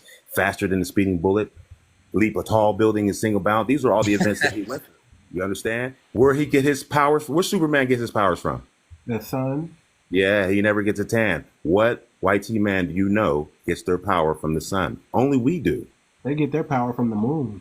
But this is my point. They had to create. Lone Ranger is a black man too. Listen. They had to create an image to counter the magnificence of the black man. This is the only reason why you keep down. Now, even though we surpassed all that shit. You know what I'm saying? We are who we are today. Now it's to the point where, all right, we can't defeat them like this. It's at the very brink where everyone worships this man now. We're in the music, personified. We're in the commercials. Listen, we're in the music, we're in the commercials. They dress like us. They inject in their butts, their lips. You feel me? So now the new thing is we need to get the more docile melanated man so that we can control. Hence, now they're ushering in the Africans and the Caribbeans. But at the same, but go ahead, Chaz. Go ahead, Chaz. But at the same time, that doesn't work because if you notice, Africans and especially Caribbeans, aka Jamaicans, they piggyback off of us, and then they tether, and then they lie about who created what. They're the best, and it's a weird thing that they doing. That and doesn't if you matter. take us out the equation, everything goes back flat again. No, listen, that doesn't matter. They're more palpable. They're more palpable and easy to manipulate than we are because they don't know the game. That's why they're bringing them in. You feel me? So like they brought in. We'll just use that Ohio joint where they, you know what I'm saying? They said they was eating animals, but outside of that, they brought in all the. Now this is a population of 60,000 people, and then they brought in all these Haitians, correct? And they saying all the Haitians are working the jobs, and they didn't brought in 20,000 people today. 20,000 Haitians. But my point being is, out of the 60,000 population, you're going to tell me you couldn't get 20 to work those jobs? No. Can I give y'all another example that y'all don't look at? They're more palpable. They don't understand the constitutions. They don't understand their rights, and they'll do exactly what we'll tell them to do, like a good little N-word. But you feel? Go ahead, Wolfie. Go ahead, Wolfie. Neil Long spoke about it, but you know Neil Long is half FBA. But they bring in. We were saying we wanted to see more dark skinned people on Call the it Great Reset. We were saying we want to see more people that look like us to represent the dark skin because it was a point in time when they talked about Black Americans, it was just of the lighter hue, you know? And so what they did was they took the Black American out and they started putting darker Africans in the place. Right. Removing Black American actors and actresses. Exactly. They start putting darker skin to represent us because we was asking for more darker hue. Exactly. So they'll bring it, and then that's the switch off. Like I didn't know Stringer Bell was from England. He was in The Wire. You know what I'm saying? Israel. Yeah, you know what I'm saying? They bring him over here. They bring over other African immigrants to come cosplay as us. And play exactly because they don't want us to have the main influence because we can make the significant change. Idris is from England. We push back on a lot of things. Like Denzel Washington say, "No, I'm not going to do that. You're not going to represent." More I have a video of Muhammad Ali say, "No, I'm not going to be in none of them black films because how they want to portray us. How they want to portray us. He refused to act." Because how they want to portray. Step and Fetch, right? Step and Fetch, that's a Caribbean brother pretending to be foundational Black American, playing into the stereotype that the white man told him to do. Mm-hmm. Step and Fetch. Yeah. Now, and the trick is that... Hold on. Let me say this. Listen. Right. The Bible says the universe moans and groans waiting for the manifestations of the sons of God. What I believe is we were the biggest and the baddest for a long time. And what they've done is, why they talk about kryptonite in Superman, is they were waiting for us to become weakened from living here so long. And as the weaker we got, that's when they said, okay, now we can overtake them because they're no longer as strong as they used to be. And can I say something to your point? Can I say something to your point? Go ahead. Yeah, let me say something to your point. This is why it was so much orchestrated, the divide and conquer between our women, the difference between what we believe, the difference between what we ate, our mores, our values, our tendencies, our patterns. Because once you can, right? yeah, because once they get, FBA ends the gender war. We're ending that gender war. Yes. We're not participating in that gender war anymore. But let me say this. But what ultimately has to happen now is, with like you said, the Most High Yahuwah, Almighty. It's imperative, and Yahushua was saying it too. If you go back and look at scripture, it is imperative that we speak the same language, and as in united, it's imperative that we unify. We have to survive. because they have divided our women from us. Like I said, they divided our children. They've done everything through the educational system. All these, it's called system paralysis of analysis. That means to be locked in a system that is adverse to you and not be adequate enough to analyze your position in such a society. It makes our people afraid to fail and afraid to succeed. It's a hell of a situation. It's called the Matrix. Why it's called the Matrix? We need to start our own specific clubs so we can start understanding and identifying who we are as FBA. Now, you have all different type of elks and things of that nature and membership, and then like from no, it's not race, it's tribes. Whoever was saying that in the comment. I said clubs, you know, or somewhat fraternities, just so we can start establishing our own little communities, so we have an understanding, because they're already doing that. You know what I'm saying? When they come over here, all the Somalians hang out with the Somalians, all the Nigerians hang out with the Nigerians. You feel me? They start buying up areas in their own little communities, and they all live around each other. So, you know, both their parents are from Nigeria. I don't care if they're second or third generation, because they have their own little communities. So we need to start putting together our own little communities of FBA clubs, memberships, things of that nature, and start reeling in our understanding of who we are and start strapping down our resources that can help us. Because they're not jumping over the fence and saying, yes, we're all black and we're going to help you too. They're not doing that. They say that, you know what I'm saying, we're more online, but in reality, they're not. They're very, you know what I'm saying, exclusive. They're not all inclusive. We always include them in everything. Anything goes wrong over there, we're on some, oh, we ain't gonna let that happen to you. But they don't do that for us. Just to expound on what you're saying, I think with all of this anti-black rhetoric is sparking us, and we are having these conversations, just like this forum right here is having that conversation and that education. And by attrition, it is happening. The problem of it is that they're scared. It was all right if we played the dumb role, but they pegged us wrong. You know, and now that they're hearing what we have to say, like they said in this forum, and they're hearing the truth come out of your mouth and everybody else's mouth, now it scares them. What do I do next? And then on the political side, not to even change the subject, Project 2025 predominantly targets immigrants, black immigrants, and Latinos more than it does black. They could sit up there and put that propaganda out there all day. That's why they're the only ones pushing that narrative. That's why they're the only ones acting like it's a boogeyman. We don't care. We can thrive under fascism and we can thrive under Marxism. We always have. We're not worried about anything that they're talking about. They're trying to make us become fearful to keep us under a spell or a control, this witchcraft that they got going on. We are awakened and we're not going back to sleep, and we know who we are. But just what you said, and this is what I believe, and I'm like, I don't want to hear it, because no matter who gets in office, my situation don't never change, has never changed. But they're worried about it because it affects them. You have to understand that even if you come from another country and you get naturalized over here in this country, you're technically still not American. That's a right. They could still take that away from you. That's what Project 2025 says. So let's not get it twisted. Chaz, I'm gonna put it in perspective. They need to take away. Yeah, so I'm gonna put it in perspective what you said, Chaz. Here's what's going on at the same time. In the schools of operative and speculative, speculation and operation, there's three things going on. To your point, and to your point too much, there's the Great Division that happened. Here comes the Great Reset. They're playing. And the Most High always know they're playing. The wicked plan, but the Most High is the best of planners. And here come the eye of God, his people, us, the Great Awakening. It's called revelation, to make known that which was hidden.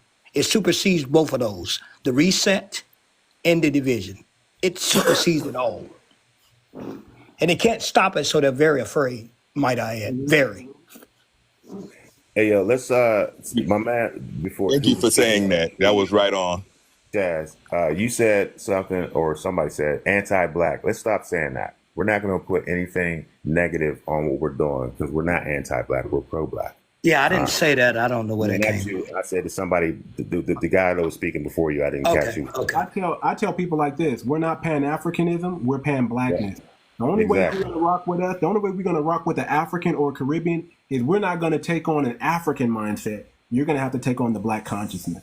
And in order to do that, you got to follow our lead and you got to learn from us. We're not going to learn from no fleers. We're already riders here. We're already putting it down here, and we're going to continue to put it down. And we don't need y'all to do it because y'all wasn't helping us anyway. So if y'all want to really help and y'all really want to get on page and fight this oppressor that we're doing, you got to come to the Black side. We're not coming to the African side. We're not doing it. Because in their minds of minds, the way they're coming over here for real, America is saving them from their country. So they're gonna go against us. You feel me? Because they're not gonna see the fight like we see the fight. We've been here, you know what I'm saying, for 400 rounds. So they just come over here for 10 minutes. They're not gonna be on the side of who we're. As far as they're concerned, America saved them from their fight. You know what I'm saying? Whatever they had going on over their country that they didn't want to fight. They want to come over here and do what they can on our side of the street. And that's set up with us. You feel me? So we have to have an understanding of who's who, where you come from, and if you qualify for the standards. If you don't, then you either have to get on board or you can't be part of the team, man. You're out of the band. Sorry. So if many are called and few are chosen, who are the few? We're talking right now. Right. Everybody gang up on us. They team up on us because we are the few. So let me tell y'all what y'all need to do. Everybody in here, whether you're familiar with my page or not, this is what I want you guys to do. Click the link in my bio. There's two things I need you to download. It's the Foundational Black American Code of Honor, and we have a treaty. Download both of them. Look at them. Distribute them to other Foundational Black Americans. We got to get on code. The next move that we're making after we get this treaty fluctuating throughout the group and everybody knows about it and we all come into agreement because it maps out how we need to treat each other and also maps out how we need to do business with each other. How we need to support Black. We need FBA symbols on our Black-owned businesses so people know who the heck we are. So we know we're not patronizing an African or Jamaican or a Caribbean. We want to patronize our people first. We want to get our community cranking first. And then we'll come with another treaty for the African diaspora. Those who want to get on code and do business with us, they got to sign this treaty and they got to follow this treaty or we don't have nothing to do with them. And then from there, we get our think tank cracking. Our think tank is going to solve all our problems. We hire the brightest and the best minds of Black intellectuals to solve our problems and point at what we need to do first, whether it's reparations first, whether it's lobbying first, whether it's FBA schools, where we have secondary school, they go to public school, and then they go to secondary school, they go to private, then they go to secondary school. However we're going to do it, that's how our thought leaders are going to do it. We're going to throw money at something. We're not going to throw money at the wall and see what sticks. We're going to throw money at the most intelligent and brightest minds in our community from the grassroots and have them solve our problems. All we got to do is follow the code. The code is the leader. We don't have leaders in Foundational Black Community. We follow motion. Whoever got the motion, we get behind them and support them and back them up. That's how we operate. Totally agree. That's it. Just like that. So we have things going. We have I just got invited to a what's it called? A Discord. It looks like I'm still investigating, but I know some of the people in there, but I just want to make sure I'm not getting scammed and I'm not in the room from the tethered and they call me FBA. So I'm really getting cautious about sleeper cells, but if they're real and legit, we got a Discord that we might need to all transfer over to and start talking and getting some things cracking over there. But download the link in my bio, the FBA Code of Honor and the Foundational Black American Treaty. The treaty for Black Americans for peace and prosperity. Download it. It's thorough. I don't care if you change it. I don't care if we enhance it. Just as long as it gets in the right hands and we adopt it and we follow it. That's all I'm thinking of. Where's your bio at? Where do you find that at? The link, if you go to my profile, there's a link on there. It says Linktree. Click on that link that says Linktree, and it's going to come up with a whole list of stuff. The first two is the FBA Code of Honor. The second one is the treaty. All of it's free. I'm not going to charge for that. It's just a PDF file. Download it. It's free. It's free. Download it. It's there for everybody to get. Click on I want this. I've been noticing that a few people have sent me some money. I appreciate that. They send like a couple dollars. Thank you, but that's not the purpose of it. All you gotta do is click I want this, and it's free. Leave it at $0. I mean, if you want to donate, I'm not going to turn it down, but I'm saying you don't have to. It's absolutely free. Just download, click the link in my bio, okay? Linktree, and then you got 2 PDF files right there. The first 2 are PDF files and they're free. Everything else you got to pay for, but the first 2, the treaty and the FBA Code of Honor, absolutely free. It's just a PDF file. Download it. Read it, look over it, get familiar with it, distribute it amongst the family. We all need to come into code and adopt this and start moving forward so we can start getting our business cracking. I don't want us to get canceled no more. If we take our $1.9 trillion and we point it at ourselves and we build ourselves, nobody can cancel us. We have our own banks, we have our own schools, we have our own hospitals. Who gonna cancel us? I dare you to try. We got more money than they got. Let's keep it a buck. We're number 15 in GDP if we want to go there, based on our earning power and our spending power. So not only that,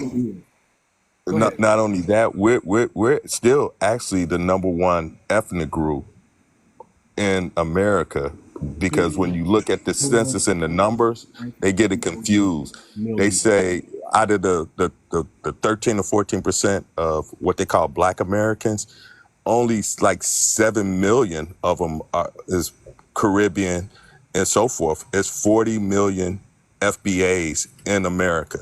Now, when you talk about Latinos, Latino is not a race. That just means anybody that comes from a Latin-speaking country. And they're like 100 million. But like 100 million. That's not an ethnic group. Everybody. They have to include all the Latinos in order to be 100 million. Otherwise, we still be the biggest and the baddest in the land. Technically, we still are the biggest and the baddest, because when every time we go to the election cycle, they're not talking about Latino voters. They're not talking about Asian voters. They're not talking about nobody but Black people. FBA. So that tells you right then and there where the lie lies. If we were insignificant, we wouldn't be brought up so much. We get free rent in everybody's head. Yes, we do. Free rent. So, stop with all of, all it is cap. And basically Africa, all of these people from Latin America, whatever, Puerto Rico in there, if they were so smart, why ain't they over there fixing their country? We don't know. They're afraid. They're cowards. They're fleers. Well, the thing of it is, and live good, then go be with their people and build it up. And by the way, if you one of us, don't give up your DNA, brothers. I already did. Be careful. Be careful. Well, look, it's not just for leaners. It's a reason they got those things. I don't know what the circumstance is over there in those other countries where they don't want to stand up. All I know is what we have over here. All right. And I dig it if y'all was trying to come over and actually help the cause, but you're not. You're actually taking advantage of So, like, everybody has their trials and tribulations. Okay. That's just what it is. We went through something and we still are going through something, and everything that our ancestors have done for us to get to this level shouldn't be trampled on just because somebody wants to, be what do they call it? Jumping on the bandwagon type dude. You feel me? I appreciate the fact that you are influenced by us, but you should take that influence back to your country.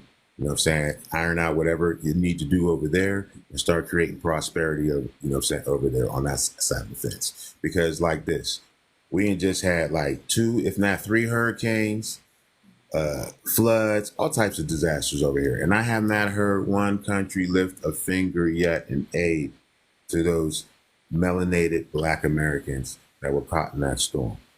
You feel me? But every time something comes off, we always trying to help you.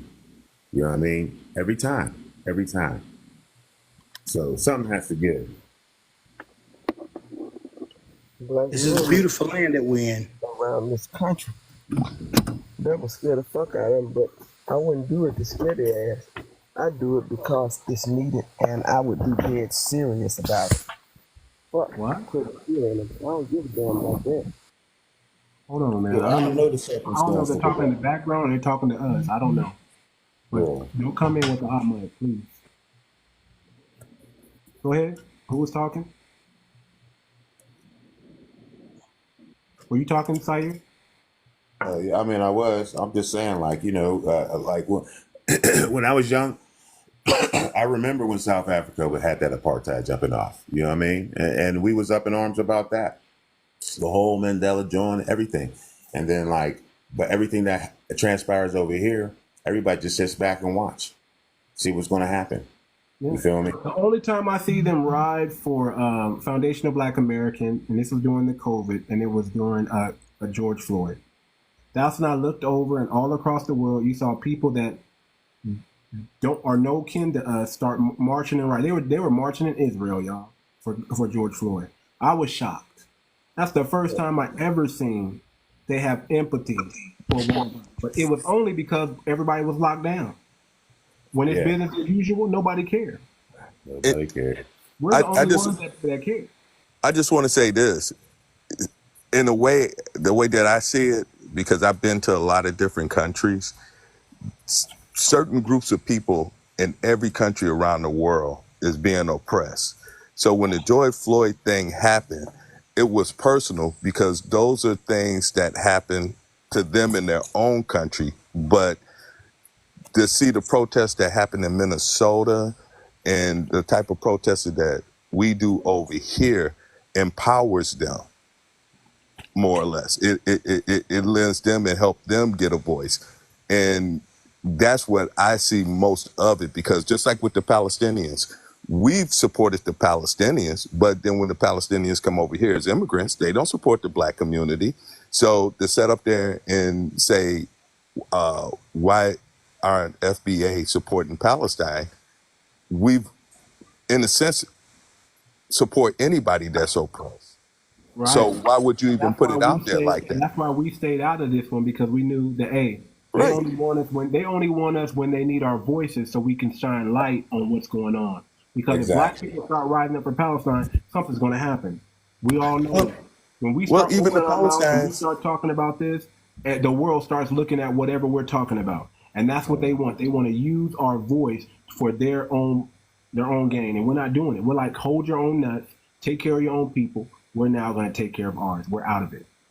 But even if we went into the genetics and the actual indigenous people of Palestine, which the actual Palestinians are dark-skinned people, they oppress them in Palestine. So they talk about Israel oppressing them, but what about the white Palestinians that oppress the Black Palestinians, which is more indigenous to the land?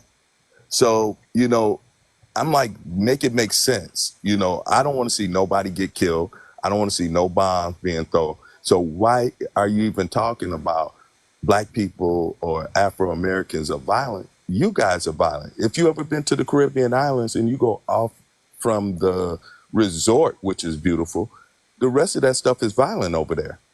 Yeah. And those are facts. But they'll tell you, oh, I come from a beautiful island. Yeah, the island is beautiful, but some of the people ain't that beautiful. And of course, if you go on vacation, you spending money. So they're working. They're going to be cordial to you.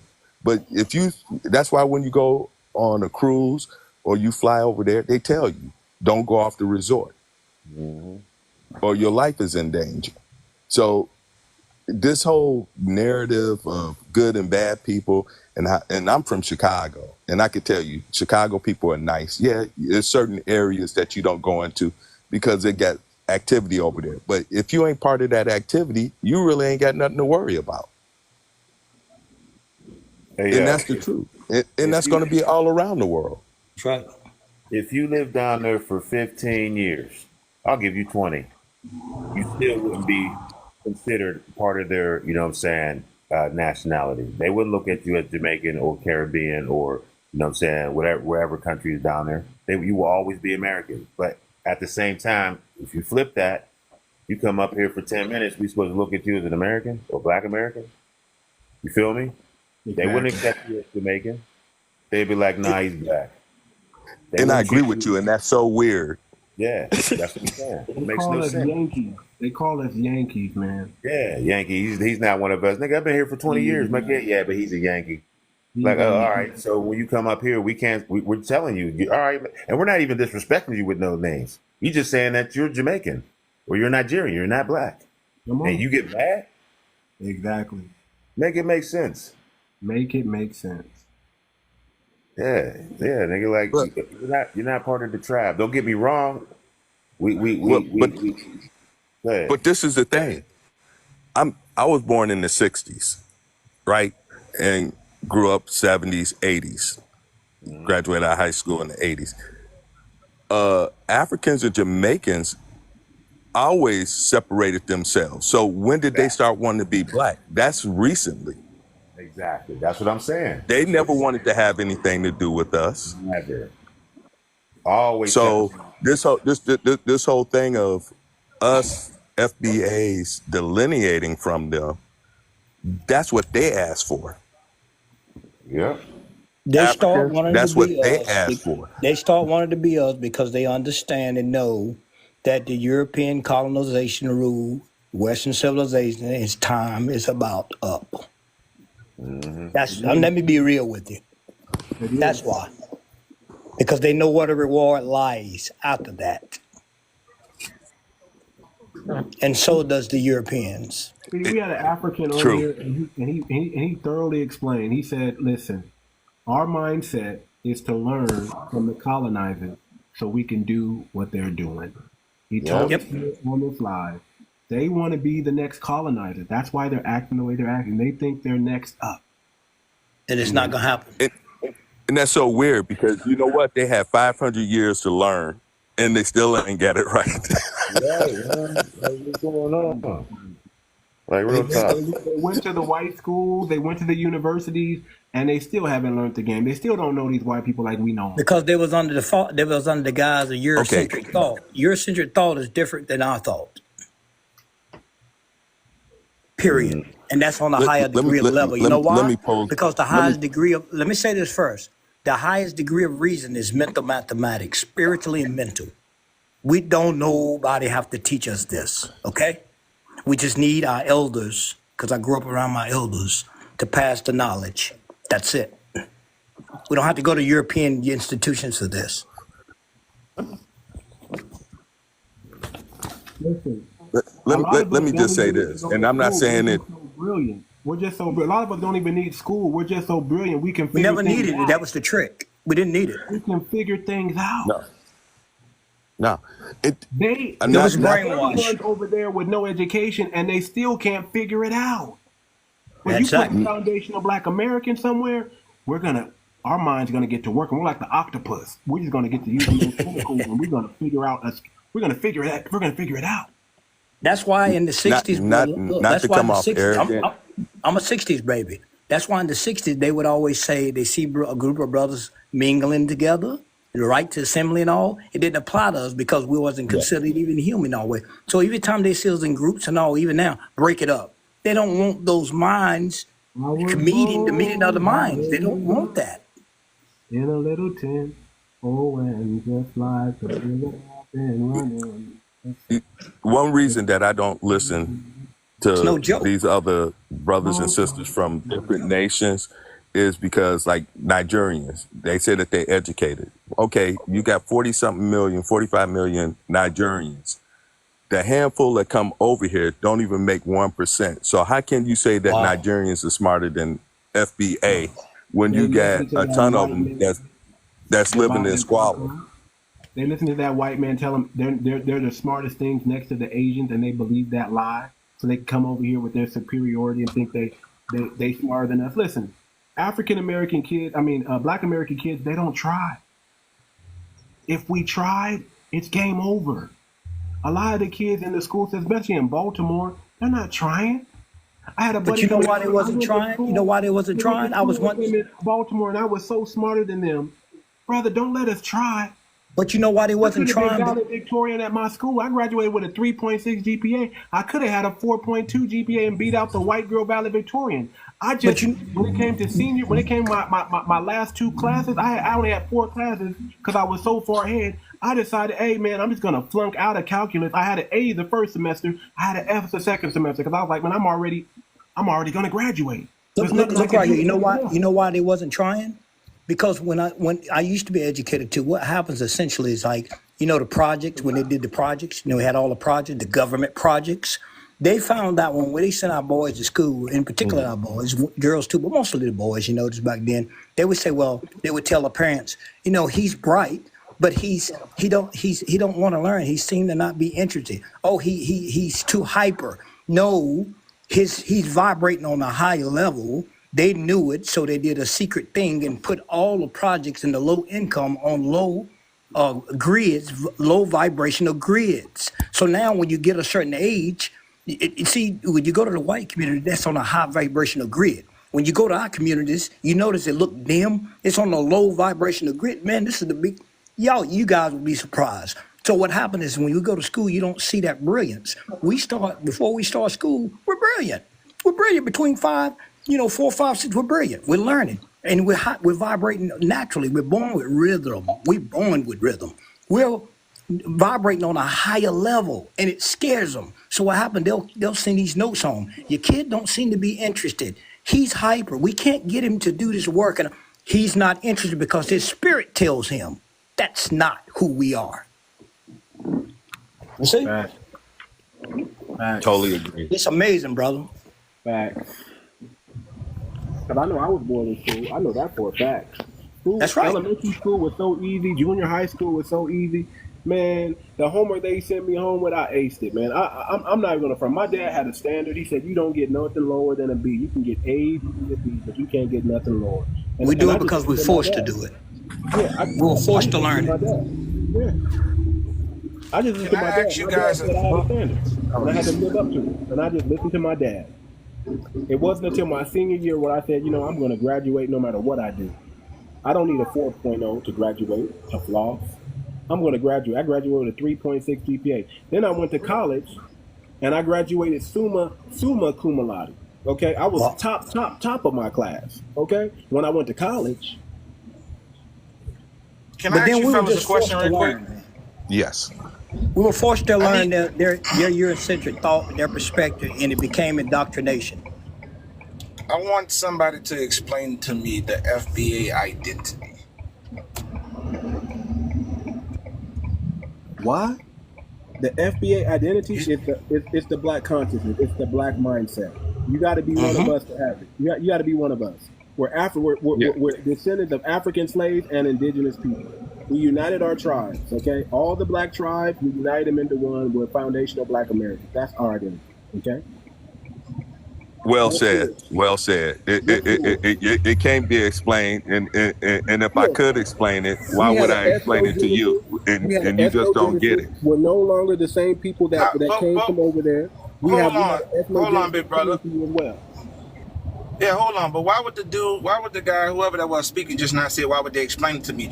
If I'm telling you I don't understand, I'm new to this and I want to learn, why would you devoid me of information because you feel offended by me asking? Okay, that's crazy. We're a little heightened because we got tethers in our neck, brother. We don't know. Nobody's been. I'm new to TikTok. If you look at my page, I ain't got that many followers. I ain't been on here long, big brother. I'm just hearing this. No disrespect, brother. We're just a little heightened right now. No, I wasn't trying to disrespect anybody, but the thing of it is that would be just as weird as me telling what is another nationality of people, what is their ideology. You hearing the ideology? Our history is known. But what I'm saying is I don't understand. I hear people say FBA. Well, it's not known to me. I'm from New Orleans, Louisiana, big brother. I'm not from somewhere else. I'm born and raised here. My family's been So if I'm asking something that I haven't heard, I'm trying to learn. Okay, brother. Well, brother, FBA means Foundational Black Americans. That means that your roots originated in America. When America was founded, we were already here. And that encompasses anybody that can date their heritage from the 1800s and on back, with a lot of, like I did mine from Georgia all the way back to something like 1600. So it's a falsity that you could only find information to the 1800. That for most of us, it could go back further than that if you pay for it, pay for the information. But what foundational Black American is our culture, the Southern culture, the Midwestern culture, wherever our ancestors migrated from the South and spread it across the United States. We are the foundation of America. Okay, that's all I was asking. That's all I was asking. Because as far as who I am and where my genealogy and being traced, I've done all that. So I wasn't asking somebody to confirm or reaffirm who I was. I'm listening to you guys. You guys sound intelligent. I'm not trying to come in here and say you guys are wrong. I'm not even trying to argue. I'm just gaining information. I'm learning. So that's why I asked that question, just to learn. Just so when somebody says FBA, now I know what angle they're coming from. That makes sense?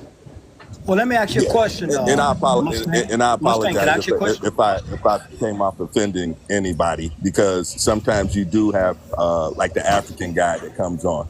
They'll ask a question like that to try to say that we don't have any culture and that we're nothing. So my reaction to them is that I don't have to discuss who I am to you. Is my point of view. Yeah, no, I get that. Oh, yeah, I was just trying to learn. That's all. So Mustang, let me ask you a question. Yes, sir. So what, from what you could gather, what do you think about it? FBA and everything we discussed. Have you've been listening? I mean, just subtly, just give an input. Like, what do you think? What is your thoughts? I'll be honest with you, sir. With what you can gather. Right.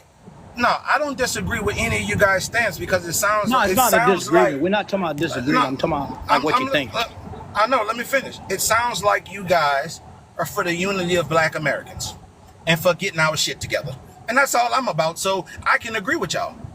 Now, do I have the same dishonest for Africans or immigrants, whether it be Jamaican or from the Caribbean area, whether it be from the continental Africa?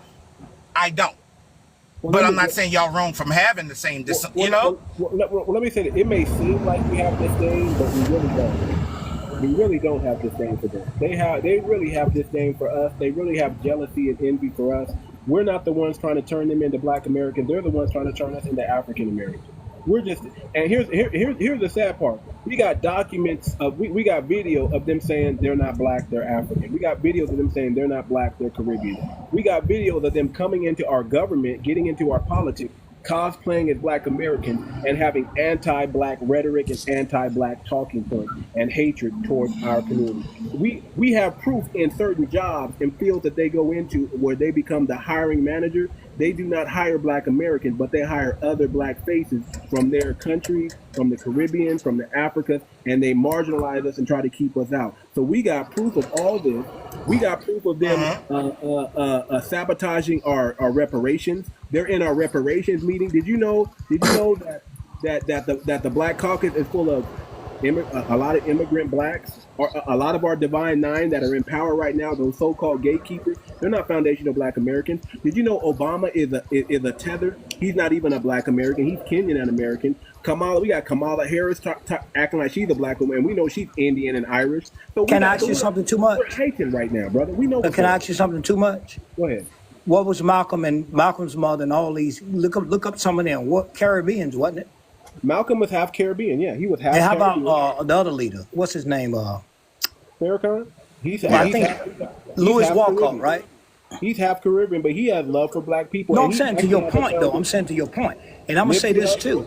And I'm gonna say this too. And have the foundation of Black yeah, American let me say this to your point. See, they did a test, right, on us, and compared to like all different types of nationalities all over the world, and it was music spiritually, right? The only people's brain who created a different type of brain wave to music that was conducive to the Most High, more spiritual on that level, our brain waves actually changed when we heard that music. I'm telling you now, we are those chosen people, that tribe that will bring the whole world together if they only knew and give that, and they only follow what we're doing. And they already do. They follow our trends. They follow our patterns. They mimic us. They mark us. We are the product. We are the product. Okay? That's currency in this country. That's a fact. I don't disagree with that at all. I mean, because they're supposed to, though. Exactly. I mean, black culture Yeah, is but you ain't supposed to steal. You ain't supposed to steal from. You're not supposed to steal from another culture because that's wrong. And Well, they don't have just anything not else, to bro. cut you off, but I don't agree with that because, like, I had got in a conversation with a guy from Jamaica, and he was talking about Marcus Garvey.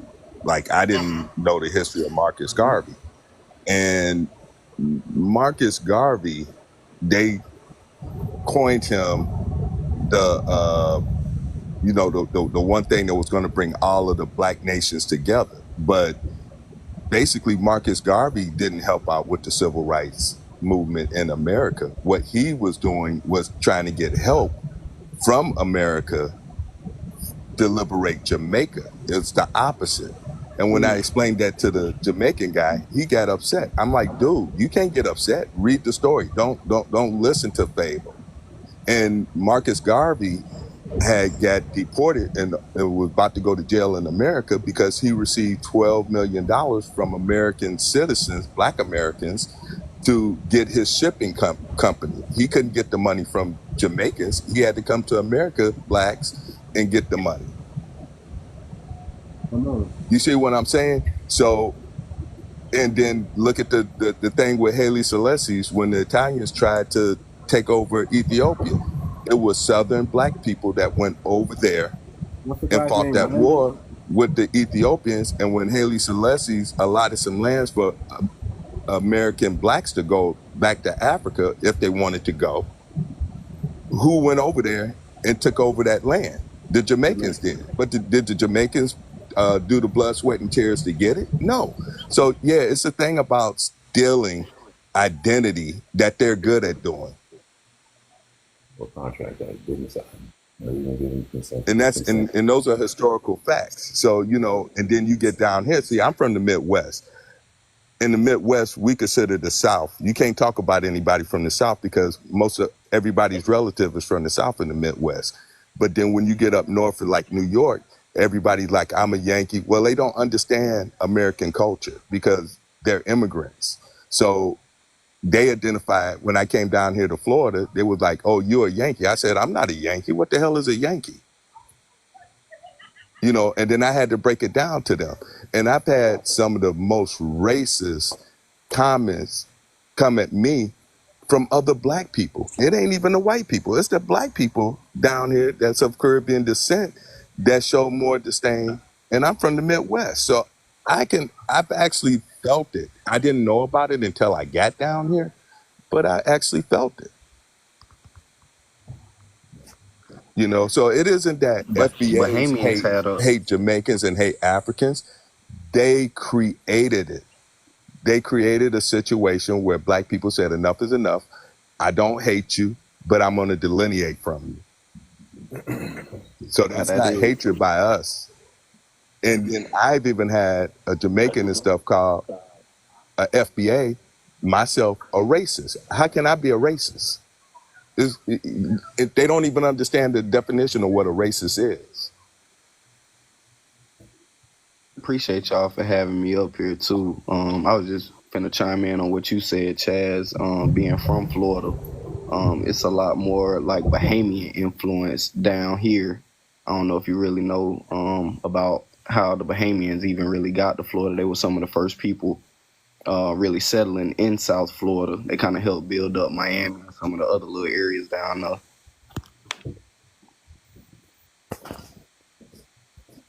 But I was really just trying to catch on to what the convo was really about. I know it's a more FBA based, and so just trying to catch on. But like I said, appreciate y'all for having me up. No, and what I'm saying is that if there's any type of negative reaction, it's not coming from FBA.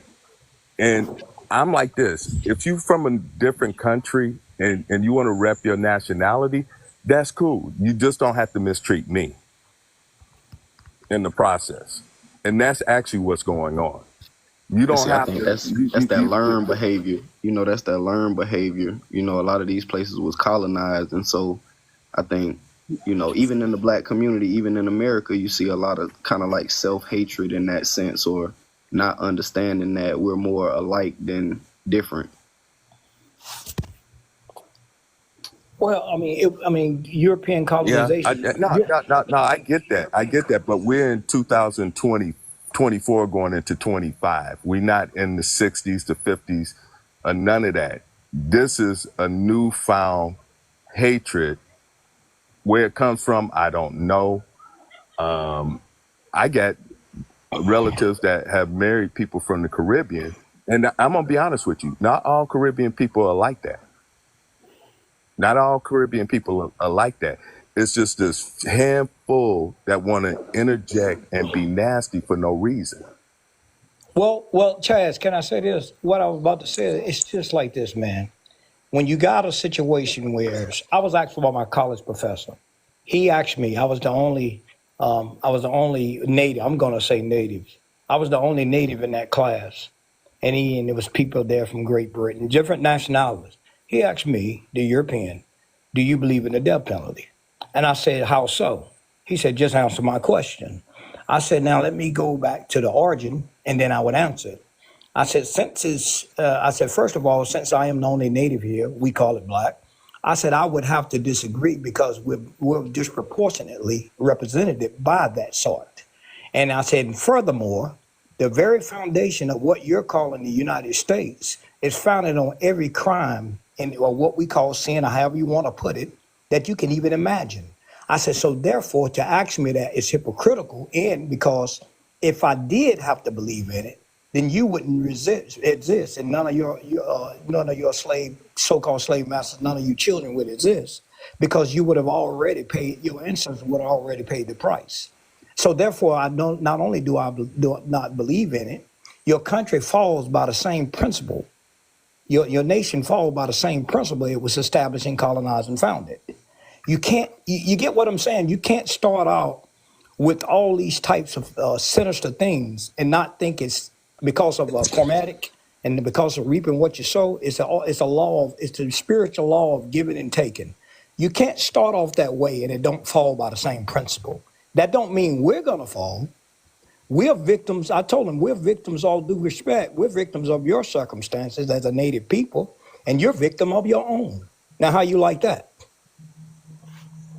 Well, we know it's prophesied that, right. It's coming. Everything coming back. But, at the same time, we know all nations fall. So we could look at history and see every empire that's ever been has fallen. And like so I said that to say with the Caribbeans and, y'all got the Jamaicans, and I'm going to say brother because they're Hamites. So with the Hamites, we're the Shemites. So with all due respect to them, that's why you have some waking up, some not. Same thing in the States. Some of us waking up, some are slow to wake up. They're being shaken. Some are slow to wake up. The Most High is shaking us all up. He divides the wheat and the tare. They grow together. We all grew together. Some's going to wake up, some's not. Many are called, few are chosen. We know this. This is not a fact. This is truth. Yeah. We must wake up and we must arrive. Because somebody got to rule, right? I actually think that these conversations with you gentlemen and myself, I think is kind of expressing more unity than divisiveness. It's more of a unity if you really look at it, because it's no vitriol or hate. We're pointing out things that shouldn't be taking place. Right. It shouldn't be taking place. But then we kind of look and see kind of why they had to take place in a sense. And so I think now with apps like this and the internet and social media, you are seeing people that's waking up, and it is allowing people that's not even close to each other to unify in that mindset. And hopefully that will create some level of change within the country.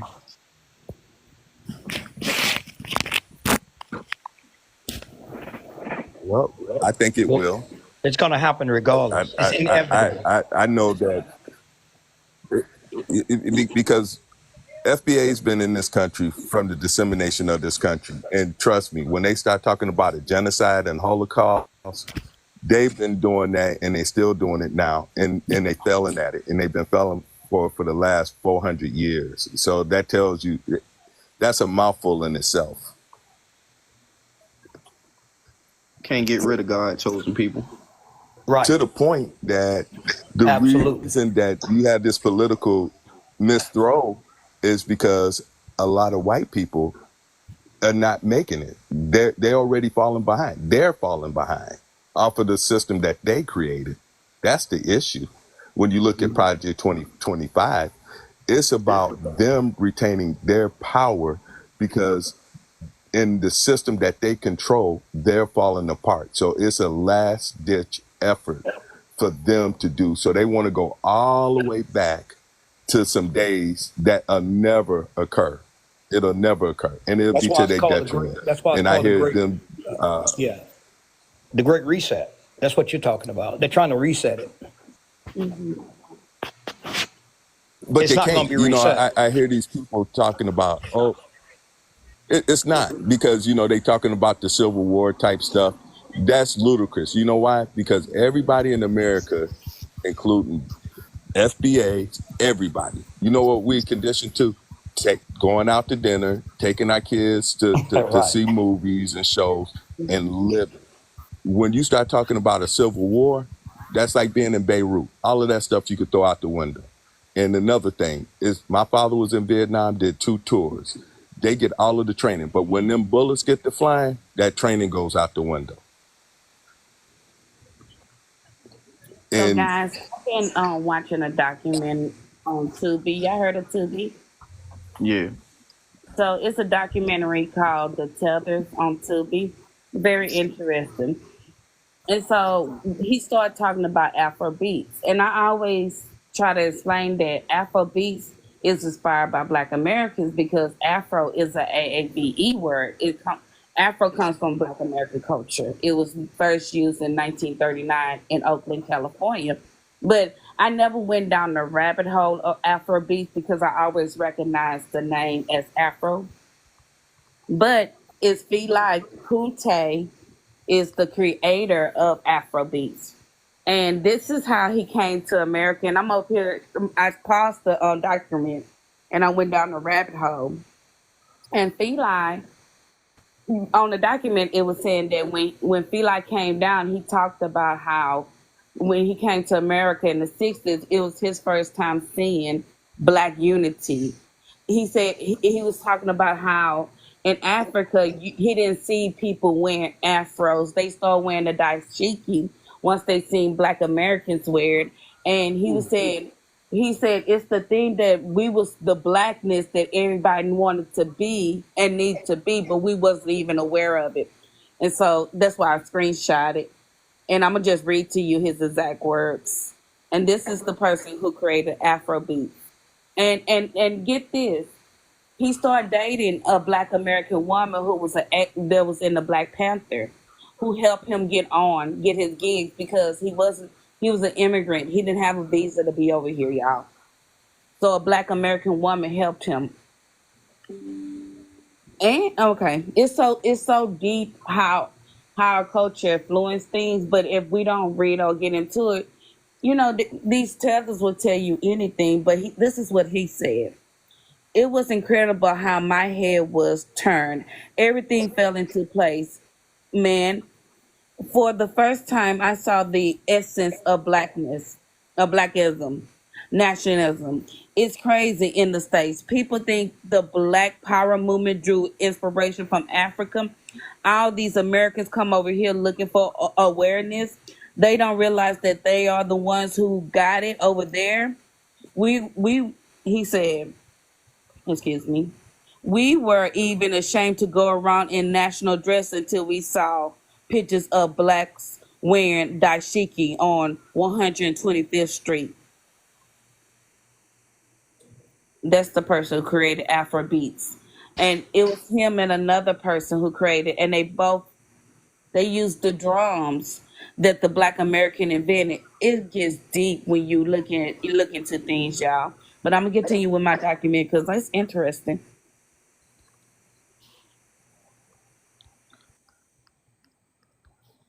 Yes, indeed. I'm over here looking up everything you're talking about. So I'm gonna be watching that document, that documentary probably later on today. The tethering. What's it called? The tethering. What's it called, Wolfie? I'm trying. It's called Tethers. But I did not know that. Tethers. And Okay. just to see that, it's interesting. 𝗖𝗂𝗁𝘁𝗂𝘁. 𝗂𝗶𝗴𝗵𝘁𝘀. Hmm. So can I ask you something, guys? If we're waking up and we're identifying now with the higher vibrational power that the Most High embedded in us, greatest He that is in you that is in the world, and we are a wonderful people, and the rest of the world know that, of course they're going to be upset. It's almost like jealous of, like a Cain and Abel, if you will. It's almost like being jealous of your big brother. It's okay. It happens. It's human condition. But that don't mean we have to react to it. The only thing we have to do is answer to the call of the awakening and unify. Everybody else will follow. I will assure you, they've been following everything else we've been doing right. They've been following gangster rap. They've been following the negativity. So they shortly will follow the positive in the righteous. We just have to blaze the trail, brothers and sisters. Yeah, The whole world looking at us. Yeah, I think we have been blazing the trail for a while now. Even historically, people don't even realize why they had the opportunities. Even the immigrant class of people that come, it's like, well, if it wasn't for the civil rights movement or certain other people, it's like you wouldn't even be able to come over here like that and even be able to go to school or be able to do some of the stuff that you take advantage of here. It's true. Can't do over there. We blazed the trail. And we know Africa not unified. Yeah. That's a profound statement because that encompasses all nationalities, from Italian to Irish to all of them. It encompasses all of them, because even when they came to Ellis Island, they put them in black neighborhoods because a lot of Irish and Italians were not even considered white. And America had a policy, because at that period of time when they did the consensus, the United States was almost 50-50 with WASP and Negroes. So they wanted to maintain the control. So they did the Immigration Act, which brought a lot of Europeans over. And a lot of stuff that they lie about. Like, I remember when I was working in Chicago in the bank, in corporate banking, the Italian guy was like, oh, my grandfather came from Italy. He was a bricklayer. No, the people that was getting off that boat was women and little kids. So how do a little kid bring an art of bricklaying from Italy or the old country, as they would say? No, we were the bricklayers. We were the carpenters. What they did, we trained them. Then they came up with the union to keep us out of the job after we trained them how to do it.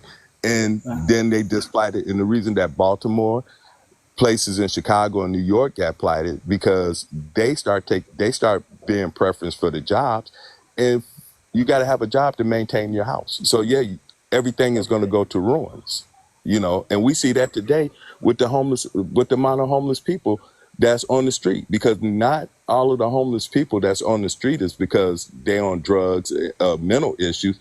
Some of them is just because they lost everything because they can't get a job. True indeed. But I think a lot of this. I had to tell my Spanish neighbor, he was like downrating homeless people. I said, no, man. I said, I don't, you got to come better than that, man.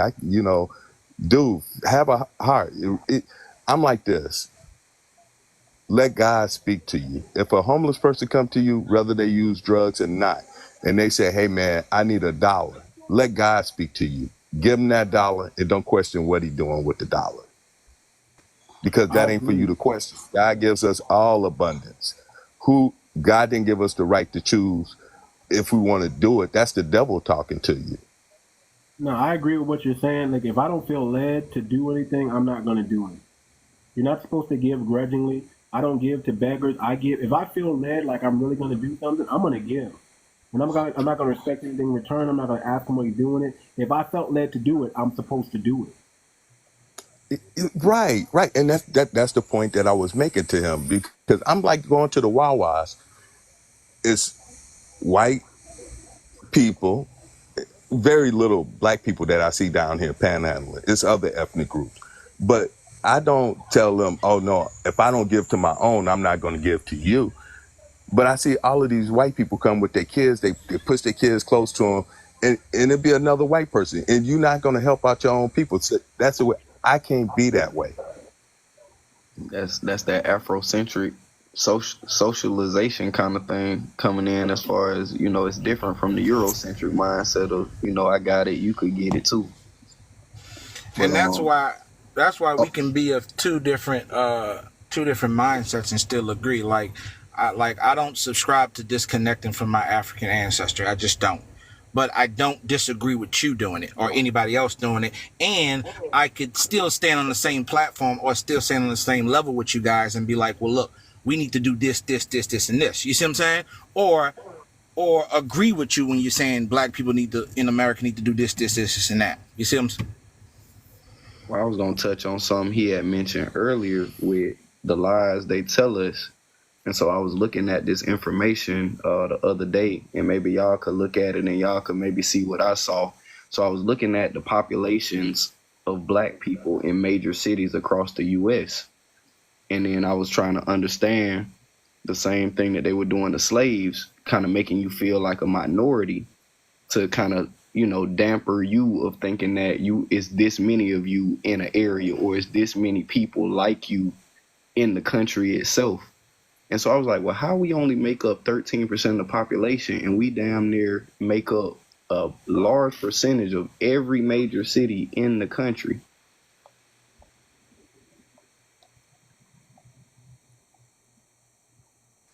Well, it's kind of weird, because if you look at it, the majority of the American population is east of the Mississippi. Because once you get past like Iowa, you know, going west, it's an exception for Texas and California, and I think Arizona, the state populations don't even reach 1 million.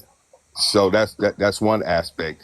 And then another thing is we're spread it out, and the way that they do the census, just like they do any other reporting, say unemployment, all of those numbers have flaws, because you might have you got some FBAs that they don't believe even signing a census form, for one. You know, it's all of them are estimated numbers, and well, let's face it, just like with calculus, you know, you could get statistics, right?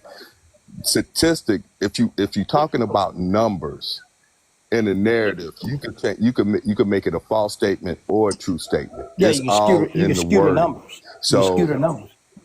They've been skewing the numbers since slavery days, trying to tell us we only make up this many people, though.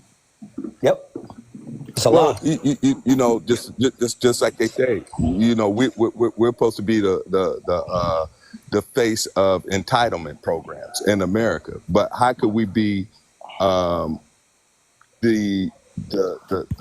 face of entitlement programs or even welfare queens when it's white women and white men that get more welfare than FBAs? Matter of fact, the number of actual people that receive entitlements in the United States, we have the lowest number of all nationalities of people. So how do we end up coming to be the face of this? That's because they skew the numbers when they get on CNN, and that it's all in that. It's manipulation. Can I ask you something, Chad? They play that. And they never cashed us out at all. And So, they Chad, cashed can I ask you out something? plenty of Are y'all- other ethnic groups. Can I ask y'all something? Yeah.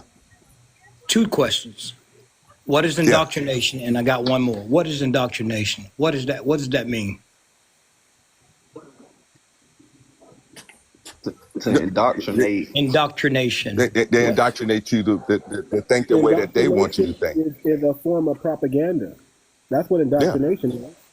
It's just a form of Okay, propaganda. and I have another question. Okay, I can agree with that. Now another question to marry this.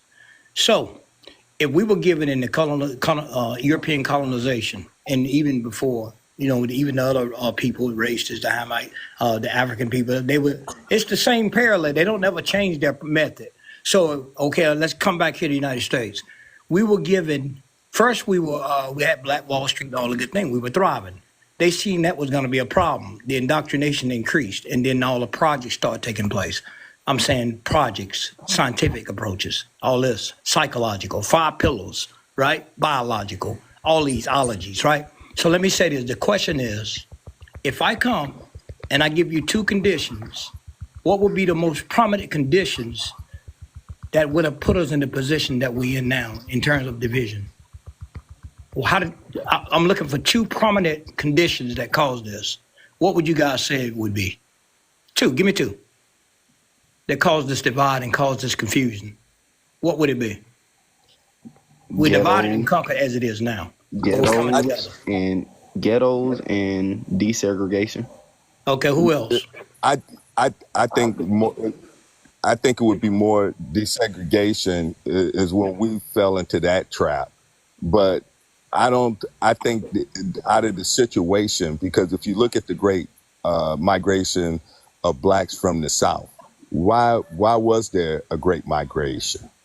People got to ask that question. Well, what was the situation?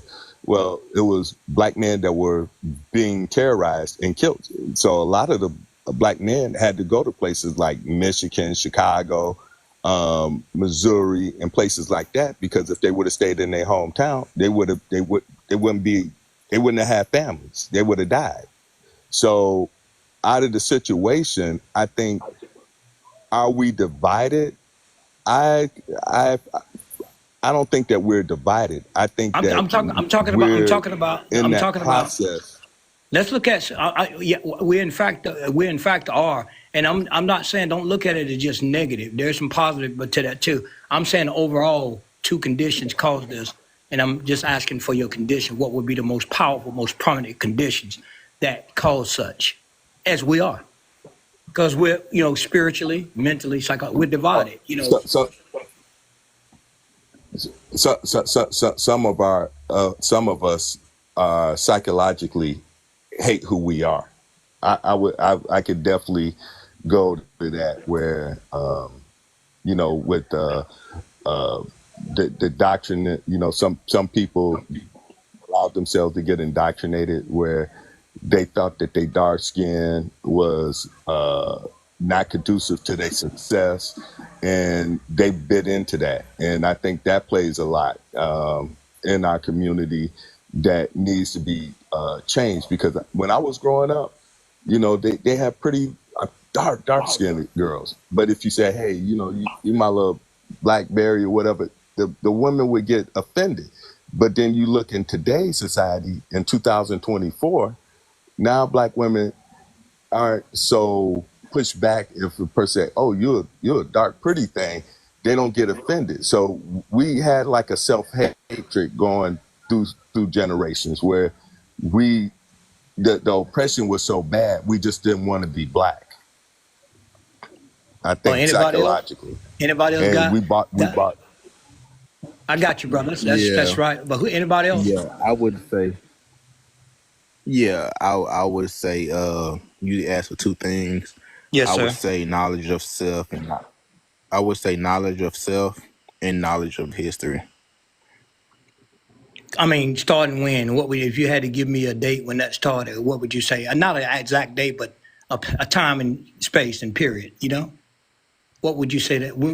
How would you say that started on the plantation, or what would you say? What would you think?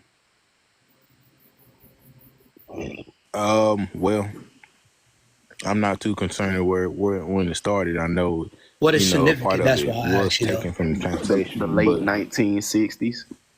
But it's still happening. So and the reason I say that is because a lot of us, if you don't know yourself, you don't know what belongs to you, and a lot of us don't. As far as our identity and what brings us together, we don't know. There's no institution out there designed to tell us who we are. And so a lot of us, not understanding history, we're easily misled into following other people's history, other people's path, and so whether it was in plantation or I mean, you said it started, but yeah, that was a part of it.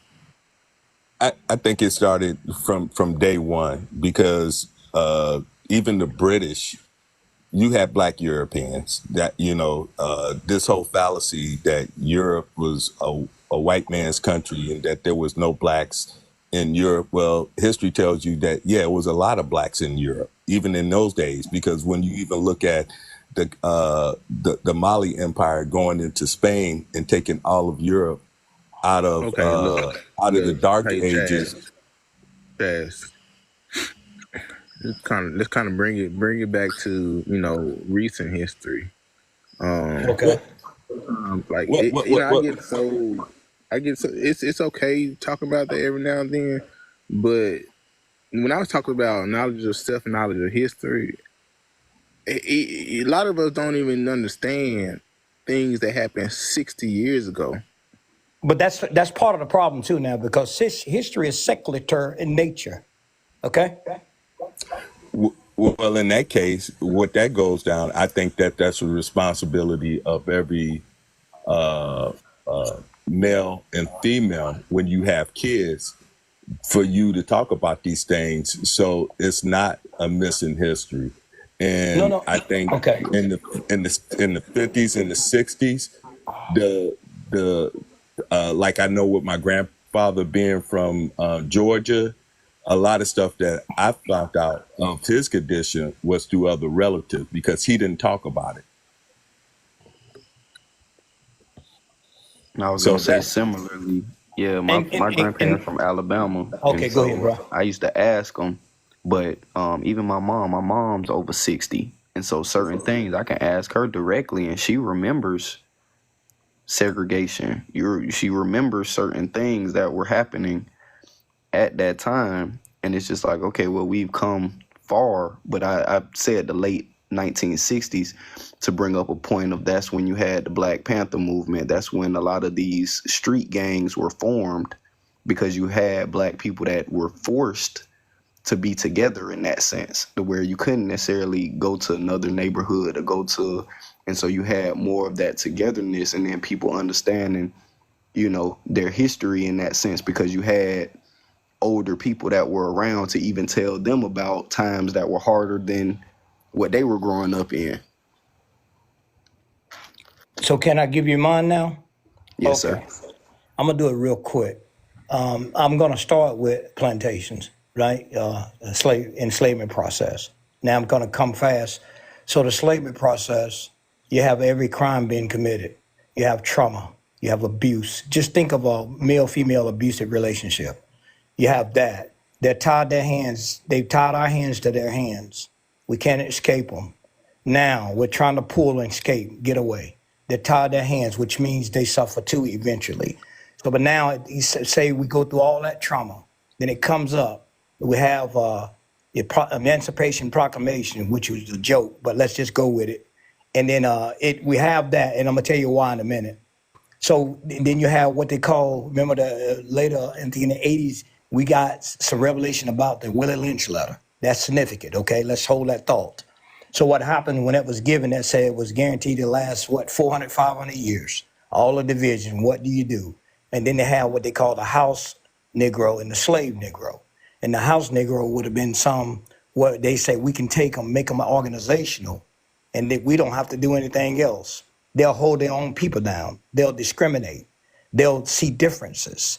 They'll beat each other down. They'll even whip them for us. You see what I mean? Now let's look, we're on the plantation. So we left that plantation per se, and we come up, let's say that they're going through, let's say the 1900s, 1918, 1920, coming on up. And then, because I'm born in the 60s. So and I've seen a lot. So what I'm saying is you have to study history because it's secular in nature. If you don't know what was, you're not going to know what is, and therefore you don't know what's to come. So if you look at it, and I'm attached to Willie Lynch letter, those two conditions is this, and this is from the pits of hell. I come to give you what you want. It was forced on the plantation. We had no choice. We had to get what was given because the Bible was locked away and unlocked to us in 1790. And they said it's not incompatible for them to be slaves and Christians, but not by the teachings of Yahushua HaMashiach, Jesus, but by the teachings of the slave master would make them a better tool of service. This was a conversation. So that was unlocked. And then they built by the same time, they built the first prison at the Elmira Reformatory in 1790. So when they unlocked the Bible, they kept it locked for 400 years plus years. When they unlocked the Bible to us for reading, to be better tools of service for them, they built the first prison. Significant, right? So then they started, we couldn't read, and our women would sneak and help us read the meals because God knows they wasn't letting us read anything. But they would take a liking to our females, and they would work in the house and they would learn to read. So when they unlocked the scripture, then they let us read. And here's what it is. The most sinister two conditions is two. I come to give you what you want, so you will learn to want what we have to give. So when they led the emancipation, we had the semblance of freedom. We had this idea of freedom, so-called quote-unquote freedom. So what happens when they left, black men, of course, y'all know, became sharecroppers. They went out, but they couldn't survive on their own because they were just used to that condition. So some of them would return to the plantation just to survive, right? So essentially, they put us in a vicious cycle of progressing and regressing. Progressing and regressing. They let us progress, snatch us back. Progress, snatch us back. So that's a game where you got two conditions. They gave us two conditions out of hatred and envy. Jealous and envy is two characteristics that make you like a Satan. So hell and death is what they gave us. Two conditions that we've been under since the beginning of our, the beginning of that enslavement process. Hell and death. So hell means we went through every punishment and abuse you can name, trauma. We were traumatized so much even to this day, we can't escape that trauma that happened on those plantations. In fact, we never escaped the plantation, but we had a illusion of inclusion. So this is why I say those two conditions, hell and death. Uh-oh. Illusion of freedom. You have an illusion of inclusion. You have an illusion, and then you pull back. And you're like, what is going on? We call it the matrix. We call it everything. But we know as a people, we are still on the plantation if you really give it some critical thinking. You see? They just changed the methodologies. And look at these powerful words. I come to give you what you want after they released us from the plantation. So you learn to want what I have to give. If you learn to want what someone has to give that's in power, you will forever be enslaved. Because if they give you the worst conditions, you've learned to want it. What you just said, inner city, black on black, what they call black on black crime, black men killing black, it started with overclothes, the hip hop, gangster rap. They gave you through the industries and the corporations what they desired for you to learn. They force you to learn what they have to give, want what they have to give. They gave you two conditions, hell and death, through music, through TV, through educational system. You had those two conditions, and that's from the pits of hell. I came to give you what you want, so you'll learn to want what I have to give. And our people learn to want it. They desired it, even though it's not good for them. You see? It's programmed. No, you're right. That's why they call the old TV guys programming. There you go. So this is what we're dealing with, brother. To me. What y'all think? No, I agree with everything you're saying because I know it to be true. I stopped watching TV 5 years ago. I was tired of being propagandized. I was tired of being lied to. I was tired of the witchcraft. Turned the television off and went to work. I said, I got to change the condition that I'm in and what's going on. Went to work, traveled the world, been to 12 countries in 5 years. talk to the people, put boots on ground, and figure this whole thing out. I had to detox from American television and programming first, though. That's the first thing you got to do. You got to unplug, and then you got to plug back in, but not into their system, into the grassroots. You got to know what the grassroots are doing, because we're doing some phenomenal things, boots on ground. If y'all not clicked in with the grassroots, you need to click in, because we can't trust whoever they put on television. We can't trust whoever they put in front of us. We don't know them. And they're no kin to us. They are tethers cosplaying as us on television. And we got to know that it's all, Shakespeare said it like this: all the world's a stage, and all the men and women are merely players. We're in theater, right? We in act, right? All acting. Congress, politics, all acting. All acting. Well, the people, the whole one big psyop. Yeah, no, we all on stage. We're all theater. We're all in theater. We're all think about it. Think about it. Because we don't, what it say, know thyself. We have to come to know ourselves, otherwise we're just actors. We're merely actors in theater, in the world stage. I'm gonna tell you the first tether that y'all should cut. And I'm speaking from experience, and it'll start changing your life. Television is kind of hard because that's everywhere, you know what I'm saying? And that depends on the person, this, that, and this is the one. That's the first I mean, I'm just saying everybody's different. I'm not saying, but this takes the effect away from television so you can get to that level. All right. Cut out all holidays. Been done that. I'm just saying for the ones who haven't, cut all the holidays out. Christmas, without Easter, holidays. I was too. You know what I'm saying? But sometimes you'll get into a relationship and this, that, and the other, and they did grow up with holidays, and then it's sort of a tussle, you know what I'm saying, to wean your children out of it and your wife out of it. You feel me? So it's easier to do if you're single by yourself, because of course you're single by yourself. But when you're in a family position, you're a father or you're a mother with a husband or a wife, cut out the holidays. I'm telling you. And then you'll start seeing your money grow. Yeah, I'm married, brother, and we don't observe no holidays. Okay, none, zero. Yeah. If it ain't a holiday that's about our people, we're not observing that holiday. It's just not happening, and we're not plugged into the system, because all those holidays is just money grabs for the dominant society. They want us to. There's one every month. Yeah, it's designed to help. It helps stimulate that programming.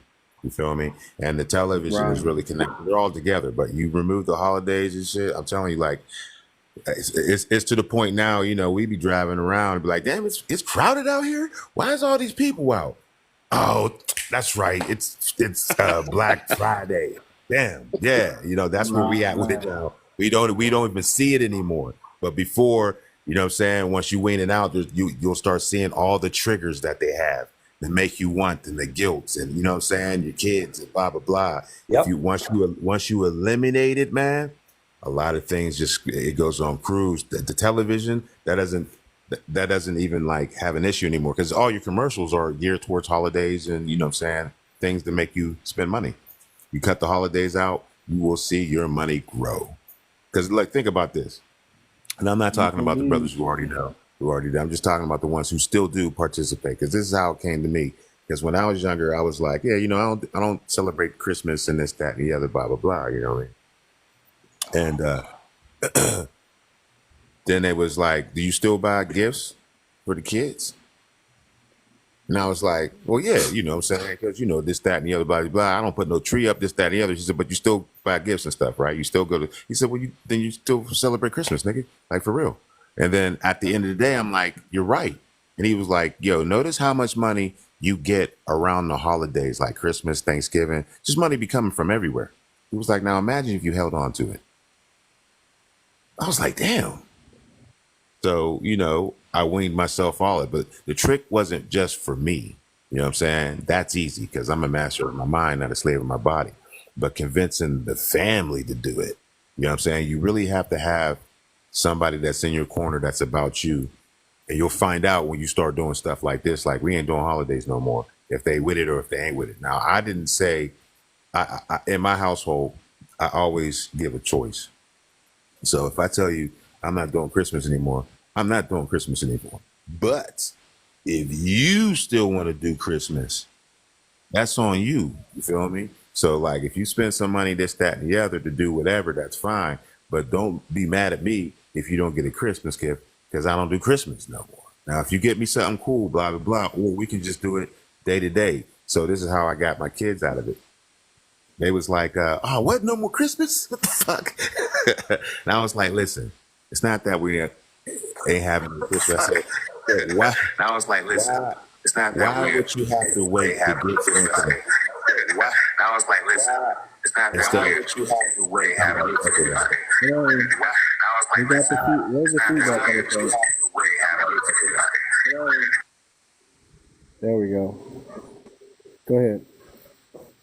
All right, yeah. I was like, why do you have to wait 6, 8, 12 months to get something? If you want it, just tell me and we'll get it. That's how I sold them on it. They was like, for real? I was like, yeah. I mean, honestly, like, say you want the new Xbox, okay. I'm not going to say, okay, wait till Christmas. I said, all right, then I'll put in the budget, then I'll get you a new Xbox. So why you have to wait for it? That's what the big thing is. He was like, yeah, that doesn't make any sense.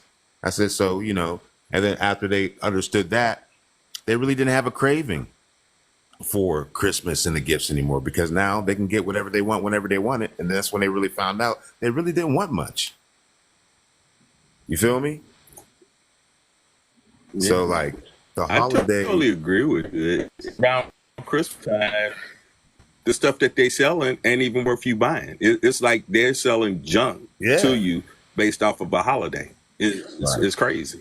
But now they have your kids associate your love with these gifts, you know what I'm saying, instead of just, you know what I'm saying, so just the character of the family. So let me tell you a quick story real quick, right? There was a gentleman, I think he's on TikTok or something like that. He posted this video on TikTok, and he told his family, he said, listen, if we cut out all birthdays and all holidays, we're going to move into this house. I'm going to get you this and this and that. You're going to have all this stuff, but we got to cut out all this extra stuff so we can save money so we can get to the next level. He told his wife that. He told his kids that. They all bought into it, and he kept them up to date with like, we're almost there, we're almost there. I think it was like 3-5 years later, they're living in like $1 million home. They got a pool. They got toys. They got 3-wheelers. They got boats. All because they cut out holidays, all the holidays, they cut it all out and said, we're just going to go to work. We're going to work at a family, pull our money together, save it, and get ourselves to the next level. That's really what it takes. If you have a family, all you got to do is call the shot, and they're going to follow you. Especially if you put a goal and a target, and you give them some incentive. Say, listen, if we cut this out, we're gonna have this. And then he asked his kids were coming to the pool. He said, aren't y'all glad we cut out all those Christmases and the holidays? And look what you got now. What's better, what we lived before or how we're living now? And all his kids was like, how we live now, Daddy? How we live now? That's what it takes. That's how you lead a family right there. You call a shot, you talk to the wife, you talk to the kids, and everybody gets on board, and then you go out there and you do it. That's how you move right now. If you want to cut out, listen, why would you put yourself under propaganda and witchcraft when you know that's exactly what's coming out those mainstream? It's stupid. It's like poison. Why are you gonna? Nobody's gonna intentionally eat some poison. Doesn't make sense. We know our food is poison. We know that aluminum, plastic, estrogen, GMO, fluoride in our water. The longer we stay here, the more for certain we're gonna get sick. And we're going to be unalive. We know that. You got to start eating healthy. You got to start, I only eat once a day, you guys. I'm an extreme minimalist and I'm an extreme budgeter, okay? I save all my money. I only spend it on things that I absolutely need, and everything else, it goes to saving. Okay, that's how I live. I only eat once a day because I found out. Yeah, I eat once a day myself. If I eat 3 times a day, I'm overworking my system. I'm supposed to poop after every meal. Yep. If you're not pooping after every meal, something's wrong. You're backed up. You gotta fix it. It's called dis-ease for a reason, because there's a discomfort and there's no ease with it. So we gotta start eating. If you got a snack, you gotta eat your fruits. You gotta eat your nuts. That's what you should be eating on throughout the day if you start getting hungry. But for the most part, one big meal a day, and that's it. Otherwise, that's why you're overworking your system, and that's why we're much fatter than everybody. Keep it a buck. So that's what you got to do, man. You got to, y'all got to, It'll make you everybody got to sluggish. have a come to Jesus moment with themselves. You got to look yourself in the mirror and you got to say, okay, I need to fix this. One thing I tell people, man, you can lie to everybody else, but you better not lie to yourself. If you know what's happening to you, do something about it. Be proactive. Don't sit there and wait for it to happen to you. Man, when Malcolm X said we didn't land on Plymouth Rock landed on us, think about what he was saying. We were already here. Right. So we know that the oppressor is never going to tell us the truth. And now, I'm sorry, I got to believe, I'm not saying that these Africans know, but I truly believe there is a government, there is a form of African nations that understand and know who we are. And they're part of the cover up too, because they can't, they just be lying. How do you lie so much? They can't just be lying. They don't have no fact. They just think of it in their head and just say it out loud. And be like, man, that sounds stupid, right? But it's true, nigga. But the thing of it is, it's true. Nigga, just because you say it's true don't make it true. Fact check you right now. You giving them too much credit. You giving them too much credit. They don't know. They that's just hating. Let me tell you, a lot of the Africans don't even know their own language because they've been colonized. I believe there are some that know. They don't. You right about that too. But as far as who we are, they know who they are because, like, when Christopher Columbus supposedly hits Dominican Republic, because that's as far as he got. He never got to America.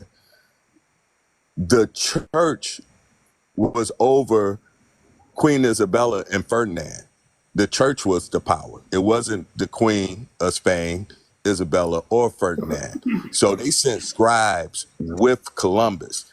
The scribes wrote down what Columbus saw and sent it back to Spain.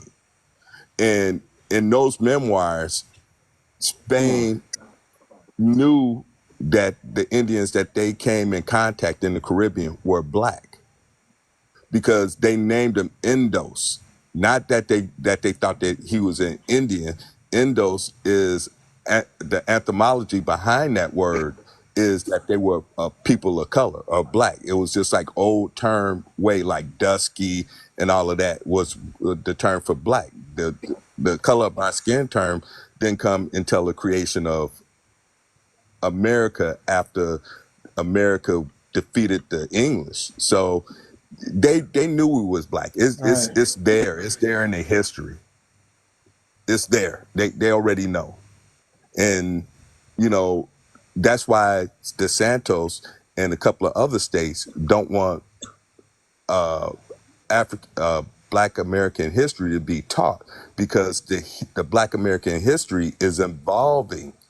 It used to be limited. Now it's getting more in detail. And then when you look at the TikTok and the YouTube and the people the researchers that the young people that's actually putting out the information and bringing it to people, it becomes to be a problem to the power masters. Hey Chaz, let me ask you a question. When it comes to Black American, well, you said Black American history being taught. How do you feel about white people teaching Black history, or as they say, African American studies? I actually don't believe in it because that's their version, and I think that the younger generation or the more educated are saying basically the information that's being put out there on the media, which you could fact check it and they're 100% correct, is it becomes problematical to the power structure that is being in more detail and showing the flaws in what I probably was being taught when I was in high school and grade school. So I don't believe that white people should even be teaching because they're going to teach it on a limited or in their narrative. And I want to hear the truth. I don't want to hear a narrative. And the reason I say that is because that's another thing tethers like to do is they'll take these classes, African American studies. They'll take these classes and they'll feel like they know us, like they feel like they know our history, and even though they might learn events, thing is they'll learn events, you know, they'll know their events, you know, but they won't understand the meaning behind these events. They'll learn civil rights, and usually if you listen to a tether, they'll refer back to the civil rights era, and that's what they'll say, but they won't understand like the March on Washington with Dr. King was really infiltration, you know. So they'll know the dates and stuff, but they won't understand that the whole thing was an infiltration, and was not the way the grassroots was headed to why. Now, my understanding of what I interpret from the history, they say the civil rights movement of the 50s and the 60s, to me, is problematical because there was already a civil rights movement at the turn of the century in the 1900s. That's where you got Dr. W.D. Du Bois and the talented 10th and all of that and stuff. So that's why I say I agree with you. I don't believe white people should be telling it because they're not telling it right. You know, and then the narrative, the civil rights movement. Well, they're the ones that create the curriculum. They're the ones that create the curriculum. No, I'm more speaking on tethers. I'm more speaking on people who feel like because they're more dangerous, you know, and it's not the you know, maybe but it ain't everybody's their seen fault. 𝗖𝗂 or something. The point that I'm making, it really isn't their fault because, like you said, that it absolutely is. now. Wait. To the extent it is, and the extent it's not, because we didn't create the curriculum that's being taught in universities and high school. The prominent okay, but look, no, it is. Yeah, it's when you leave your home and you go to somebody else's home, the first thing you learn is the house rules. So yeah, it's your fault. Shit, you know. Well, let me explain why. Like my brother retired from the government, and he was an immigration officer down here in Florida. He naturalized people, and he was like, probably when he started, he was like he was went to the Marines, and then he lived in Canada doing immigrations, and then he moved down to Florida, and he was like the only one down here in Florida that was adjudicating for immigration. And actually the government played a big role in that because they told a lot of people of color, oh, don't talk and don't mess around with black people. So just like when I go on vacation, like I've been to the Caribbean island, I make friends with them and I ask them about the culture because and their experience. So we never had that interaction with them because they were told to be wary of us and they were already brainwashed against us. So now if you go to school and you read their narrative, you ever think maybe there was already sellouts though? It wasn't brainwashed, they was already sellouts. That's possibly so. I'm not going to disagree with you. I'm not going to argue with you on that. I'm not going to argue with you on that because I don't know. It's a possibility. Yeah, you know what? People like to. I mean, we like to think that people was actually like you had to actually force them down and sit them down and watch some, television, you know. But I think they was. I'm starting to realize like, wait, maybe 50 years ago, okay, but they must have already been selling. You know what I'm saying? Like we have a term for sellouts in America. Okay, they was already probably sellouts. So let's be honest. Like The thing is, you can recognize the tethers because they'll use so the thing is, like, Talking one take points. they all African American study, yeah, but they'll use a Black American who we consider knowledgeable about our plight. They'll use the name of they'll use their name to push their talking point, and so that's one thing. Like 3 years ago, I started actually studying Malcolm X because it was white people, and I came to the realization that white people know and understand him more than I did, you know. And I told myself I would not. I study more people than Malcolm X, but if there's anybody I'm going to gain an understanding, it's going to be from him, you know. And so I realized that a lot of these tethers, they'll use his point. So if you ever listen to a tether bring up Malcolm X, the first thing they're going to say is, well, Malcolm X was Pan-African. But they won't mention how Malcolm X, over time again, criticized African immigrants for basically for not when it comes to like being able to go into segregated restaurants, falling into that treatment. They like to say we was all treated the same during Jim Crow, right? The white man see us all the same, but the white man didn't see us all the same back then. Because of our skin color. I would say that. I would say that you totally right in everything that you're saying, because for one, but just the same, even when you talk about Malcolm X, they undercut Malcolm X and they bring Martin Luther King to the front part like Malcolm X was insignificant.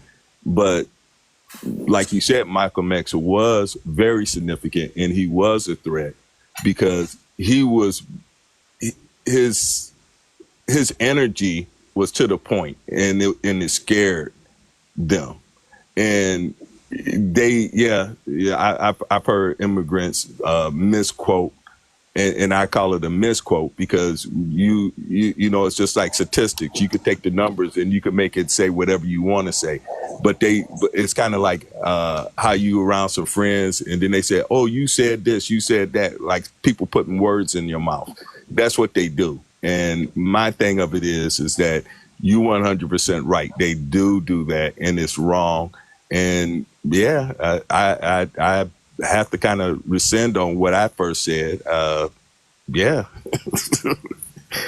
know what?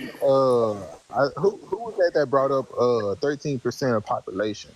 Who? That's one of the reasons I came up. Somebody was bringing that up, and they were like, "I don't understand how we're still 13% of the population." That was me. Oh, okay. Yeah, because it doesn't make any sense. Do it. Then on top of that, if they said that only 2 or 4 million Africans made it to America, and the percentage went to the Caribbean and South America, how do we end up being the 3rd largest Black population outside of Africa? Well, see, the thing is, the answer to that is immigration. Okay, it don't matter how many, that's why. Okay? But the thing is, this is the reason why. If you study Malcolm X, whenever the 13% or a certain percent or percentages is brought up, here's his response to it. A lot of our responses to 13% is, we're bigger population than that. And usually the people that talk like that, they also believe that the odds are against us. They have a mindset because they feel like they're fighting for civil rights.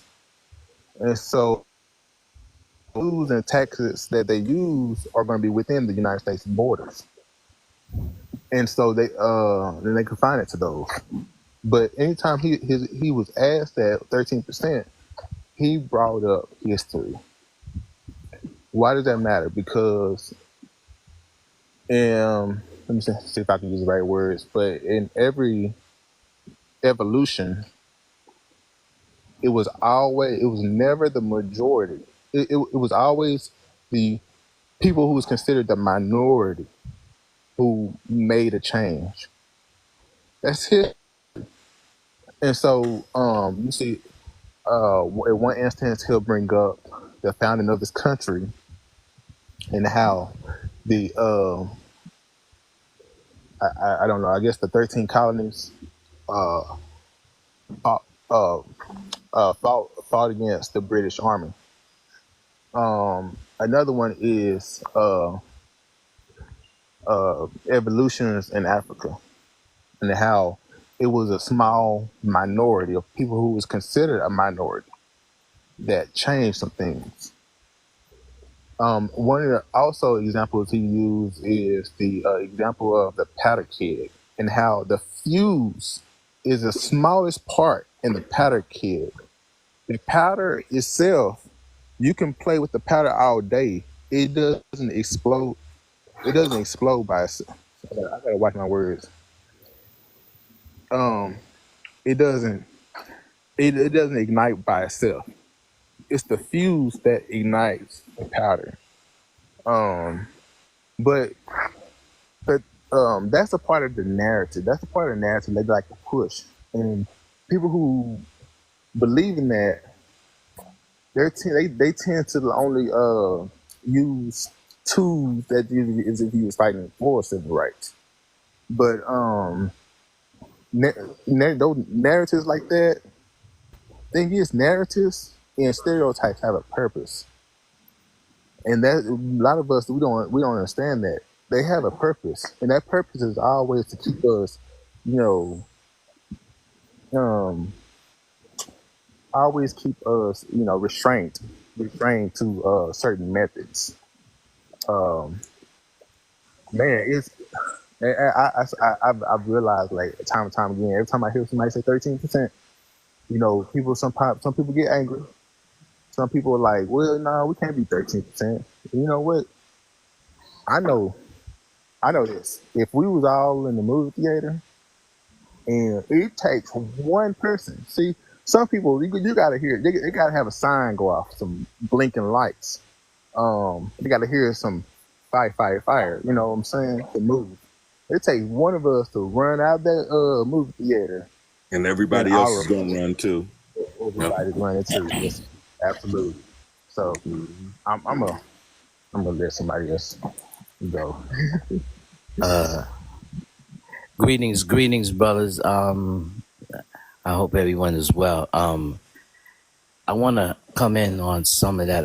I love the conversation. Y'all ever get a chance? I'm sure y'all know. There's a brother named Steve Coakley.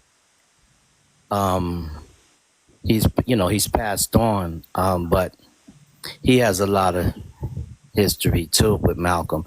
They all, have their input to help, us know what was taking place. I'm here in New York, and I tell you, my last time to 125th Street, the only thing that's missing down there now is the horses. The way it used to look when we were coming up is totally different. Everybody from all other parts of the world are there, and they're doing it. They're selling their products and everything just like we were selling them out there when we were coming up and back then. And the Africans are now, they're out there.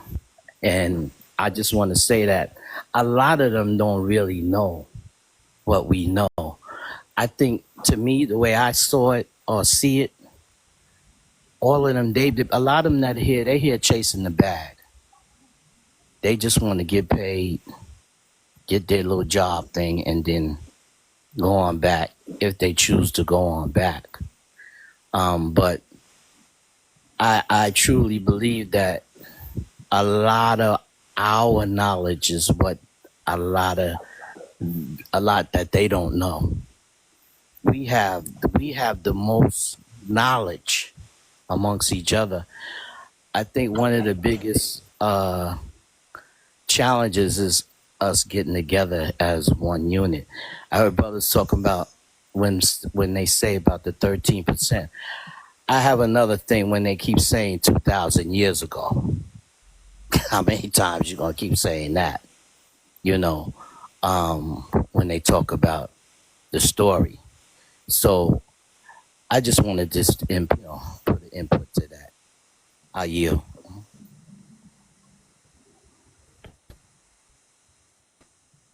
Yeah, that's yeah. The only thing with we do get the knowledge, but it's just like this forum right here. Everybody's respecting everybody. Everybody's listening to everybody. Now, even if you don't agree, you don't hear nobody dismissing them. The only thing about getting knowledge, you got to want to receive knowledge, and you got to respect the messenger. And in some cases, it's a disrespect thing. And yeah, like you said, they here for a bag. So they don't want to hear what we have to say. Their goal is to undermine us to get the bag. We open the door for them, and their whole thing is, I get the bag. Now, are they going to return back to Africa in those places? No, they're not. They're not going to do it. You know, because it's a different lifestyle. You know, it's kind of like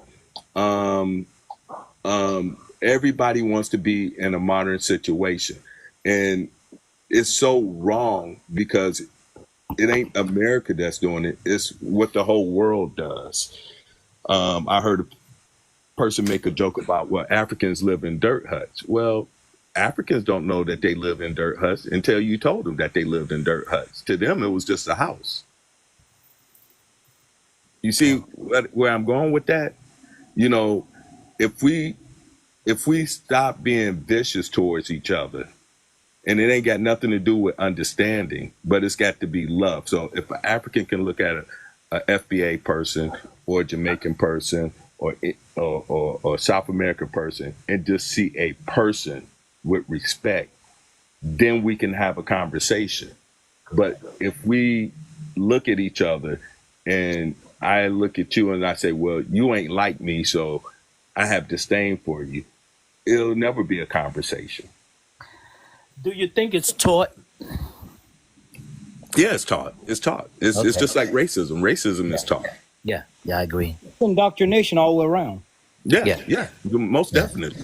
Okay. It's important. It's very important to the Europeans. It's significant to their success. You're correct. And that's one of the levels of the wedges that keep people separated. They actually doing it on purpose. Yeah, I'm good. Go ahead.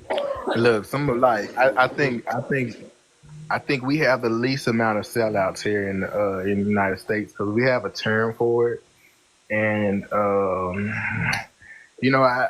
brainwashed, indoctrinated. You know, there's a group of people. You gotta realize they know what they're doing. Like they don't. It's not that they, and it's not knowledge whether they have knowledge or lack of knowledge, but it's just that they don't care. You know, you got to realize when you're dealing with people who don't care because, y'all hear me? Yeah. Y'all hear me? All right. Yes. But you got to realize when you're dealing with people who don't care because I feel like the frustration comes from, we have a message. We as Black Americans, there's a message. And it's packaged from us to us. And when we're trying to tell somebody else our message that was designed for us. And so it gets frustrating when you're trying to get somebody to understand something that's not for them. It's not for them, you know? And over time, you know how many times, like, I've been literally watching people, they'll bring up something that, you know, we don't like, right? And they're explained in a civil way of why we don't like it, but then they go on and on and on. And you're like, what? Why don't you understand what I'm saying? Because the message is not for them; it's for us. You know, that's how I'm starting to feel like. I've seen it time and time again. And I think you got to embrace your differences too. I mean, the truth is exclusive. The truth isn't inclusive. So, you know, like you said, when you're saying certain things, you're not going to be able to get everybody included. This is only for this group of people based on the history, the culture, the everything that these people went through, in the same way any other nationality will have pride in their nation. Yeah. The only thing that I don't get, you know, you don't have to be nasty. Hold the conversation, because I mean the whole purpose of this forum is not only you getting off your chest what you need to get off, but it's a learning experience. So that's the way that anybody should be taking anything. It should not be like, oh, I definitely don't agree with you. And it gets to the point where out of a conversation that it intensifies into a rage or a hate type thing. It's just a way of like giving you a point of view. Well, I didn't know that. You know, it could be just as easy as like, well, I didn't know that. You know, you're right, or no, you're wrong because of this, and this. Because just like you said, we understand all people have their own plight. And, you know, just like colonialism was just as bad as slavery. So they get into these situations where, which I think is weird. My leg is broken, your arm is broken. We debating on whose injury hurts the worst. I like that. Trauma Olympics. But I think some of that is what it is, though, you know, as a sense of, well, like I said, we have to embrace our differences, but it doesn't have to come to a point of nastiness. And I think that's real important when you're able to listen to, you know, other people's plight in that sense. But as far as this conversation with FBAs, I think we're probably the most tolerant group of people, probably down there on the planet, because we always try to include people. We always try to be nice. We always try to come off as we understand. And it's like, if you notice, nobody don't never necessarily listen to our plight. And like I say, even in America, we done cashed out other ethnic groups for things that didn't even happen here. But yet we can't even get reparations, or they make it sound like you crazy if you be like, well, damn, you should pay FBA some money based on the fact you done gave Arabs money, you done gave the Native Americans, the so-called Native Americans money, you gave the Chinese money, you gave the J people money for the Holocaust. That didn't even happen in America. And so it's like, why we always got to be the turn the other cheek people or the most tolerant to, you know, as people spit on us and kick us and castrate and hang and do. It's a whole history of this going on in this country, in this very land that we standing on. Let me tell you, when you said who they gave reparations to, now, I just want to be clear on this. Anybody that comes over to this country as a refugee is receiving reparations. Right. They done cashed out all the other ethnic groups for stuff that didn't even happen here. Like I said, it's because it's about us. That's why. Correct. All right, correct. You got to identify that. And one thing that I do like about the younger generation, because I hear a lot of people say, oh, the younger generation is messed up. Well, you know, I take offense to that, because my kids, my oldest is 37, the next one is 35, and then my son is 28. So I don't think that they're intelligent and that they'll screw up, and they very well learn. So for me to agree to something like that, that's saying like I raised idiots. I didn't raise no idiots. Well, so in saying that, I do find that the younger generation, the majority outside of the media, are really in tune to what's going on. And through TikTok and multimedia, they're highlighting stuff that the older generation didn't take into account, or they bring in a different narrative and a different way of looking at stuff. So that's why when I hear a lot of this stuff, I could tell that it's the truth because I lived through it. So I can't say that a younger person don't know because they haven't been through what I've been through, because that's what they saying and they on point. And just because I'm older, my job ain't to disagree with a young person. I'm only there to correct them if they're wrong. But I don't see anything that they say is wrong. You know, when I look at some of Martin Luther King and Malcolm and all of the films, and I listen to what their grievances are, and I said, they're talking about the same thing we're talking about. 50 years later, we still talking about this. Something is wrong. Something is really, really wrong. And it makes me feel, and the younger brothers that are out here today, they're really starving for our support and connection to their manhood too. Leadership. Yes. They looking for leaders. They looking for images. They looking for heroes outside of entertainment and sports. And it's like you don't really have that. And systematically, they killed all them in the 60s. And you definitely got people scared to speak up. Yes. I just got to ask everybody on this panel if they notice this. They always try to bring up this narrative of some type of conflict between black men against other nationalities and other genders of people. And my thing of it is, and I don't know if these are FBA black women or they are tethers, but I don't never think that a FBA man feels that he has to disrespect a black woman. I don't think that's in our DNA. I don't know where that comes from, because when you look at history, black women had a lot of achievements, and I could go to one specific thing: women's suffrage. It wasn't white women that was fighting for their rights. It was the black women that was pounding the doors, knocking on the doors for women's rights. But who received the right to vote first? It was a white woman. She didn't do the blood, sweat, and tears like the sisters did it.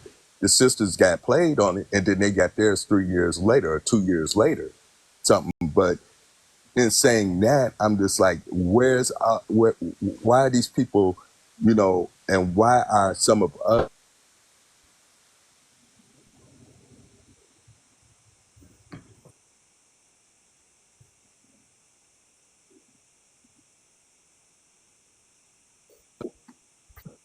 And I just don't see why we buy into some of this narrative that's on media. Because that's what most people look at. Yeah, that's it right there. You got to also consider that, we're talking about, guys, government programs, like you say, indoctrination is embedded within the programs, laws, policies, statutes. And, it's almost like default. By default, we're thrown into things. Remember, I came to give you what you want, so you'll learn to want what I have to give. Once you learn to want it, it becomes a disaster for us. And it's called, like you said, it's called indoctrination. Some of it is, we've been indoctrinated by default, and we're trying to figure it out. See, it's almost like being the creation, trying to figure out the creator. If we didn't originate this stuff, we have to figure it out. And by the time we figure it out, the damage is already done. I think one of the gentlemen said, what was it, like a victim competition, victim Olympics. It just seems like that, like that's going and like they got it on doing it in any which way that they get. So that goes to show you that whatever's going to happen is close to happening, because they're throwing all their resources into this. So you're talking about predictive programming. Yes. And I think in that indoctrination, they throwing a lot of money. into that doctrination, Look at the this whole 9 election. yards. Look at this election. Billions. Look at this election. But I think it go to that They- indoctrination to they- where the black man is the most worthless thing in America, in a sense. If we talking about people and how they value the life of a black man, and this go all the way back to what Matt was talking about earlier, like when did it start? And it's like, well, if our life is given zero value or we treat it less than human, when has that actually ever stopped? They still gunning us down in the street, and the way that they got to the family structure is through the women. And so if they start to believe that black men ain't shit, and I ain't mean to cuss, but if they start to believe that, look at how single families have started to, you know, and it's just like that trickle down to, well, okay, well, we can't necessarily persuade you that we worth anymore because look at how society still treat us. You know, we don't hold the filmmakers accountable. We make them feel that they can just put out anything. They really projecting us. Because at the end of the whole movie, before it's all over, it makes us look like, well, dang, they ain't shh. You know? Right. Why you don't have no black movies like Little Giants, or why we can't be just a regular person? It's almost like every black movie you see, it either got to be a slave movie or the dude got to grow up in a rough neighborhood and he trying to avoid selling drugs or he sell drugs, and it's like that imagery over and over again. It starts to seep into the culture itself. How many of us, I'm talking about just brothers, how many of us every year they put out The Color Purple? They just keep rolling it and rolling it and rolling it and rolling it. And when you know, when I actually put my focus on the movie, I said, well, I'll be damned. This is what they're trying to do every. Good evening. Yeah. So, hey, team, I did have a question, but the topic is going so good, I don't want to change. So keep going. Like I said, when you were saying that, Nardo, they put us on the plantation. The whole plight was to create so much fear and generate so much fear and to present us with so much trauma that we can't escape the day. In other words, that PTSD and all this post-traumatic stress and the trauma, it was so effective and so powerful. Remember, we had two conditions and we still have them: hell and death. Hell means going through all the trials, the tribulation. Death is when we finally die. It can be a physical death. It can be a spiritual. See what I'm saying? Once the spirit is broken, right, then that's it. So what happens is that was so much trauma on those plantations that we can't even escape it today. So in order to perpetuate that, like the brother was saying, through the movies, the televisions, the program, the educational system, it's still a program, but it had to start a foundation, and so it permeates and it continues to repeat itself. So they got us in I'll say this, brothers, they got us in a systematic makeup for us, what we call system paralysis of analysis. I was saying this earlier. They put us in a system that was adverse to us, and we are not adequate enough because of trauma and all of the things we have to deal with to analyze our position in such a society. It makes us afraid to fail and afraid to succeed. So what we do is we progress, and then they cause us to regress. We progress, Willie Lynch letter, right? They cause us to regress, and it's a vicious, non-ending cycle. It's hell on earth, you know? Yeah, that's not progress. Malcolm No, I'm X saying once the illusion of it, you know? The illusion of progress. The illusion of progress, yeah.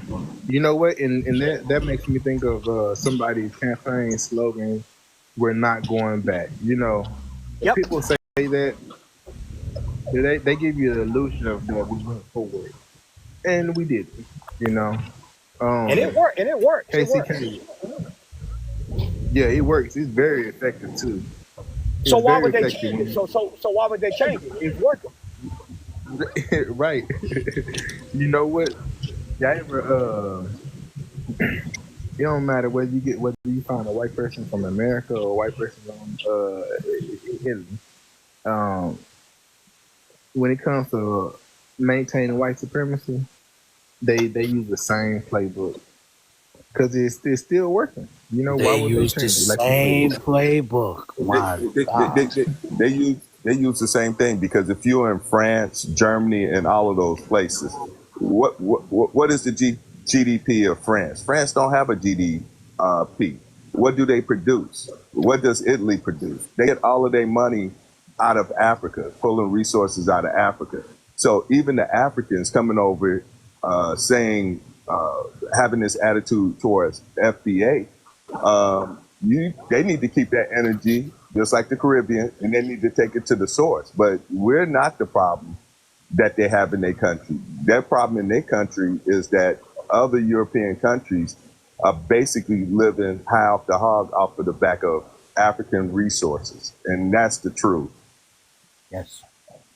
look, KCK, I see you trying to say something. So when you go, you may want to take the time to speak. Hey, can you guys I'm sorry. Yeah, we can I hear think you my now. battery running down.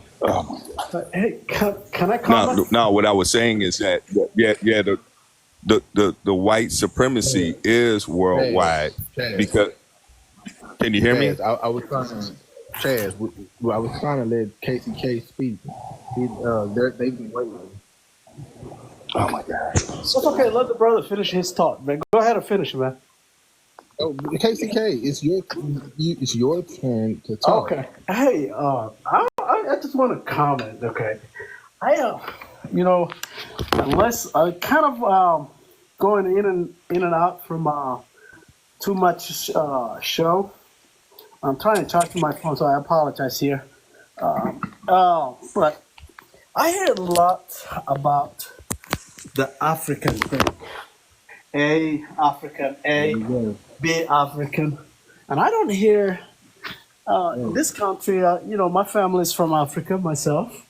We live here 40 years here, Kansas City area, and since that 40 years, I see all kind of people, all kind of Caucasians, other groups from east or west that move here, but I don't hear you guys talk about any of that. It seems like a little bit of focus on, and I would like to know why that is the case. Well, can I answer? Can I address him first, guys? Sure, because please. With all due respect, brother, it's nothing intended and pointing to you or against anyone else. But here's the thing with us. Just like when they did before, I know you know the history of integration, right? Integration, so-called quote-unquote integration, was used for infiltration. And otherwise, we found ourselves, like I was just saying, in a traumatic relationship, a love-hate relationship, with what we would consider our opening enemies. And it's obvious. So in order for us to even break bread with anybody else, they're telling us to integrate, and we haven't yet been able to get ourselves together.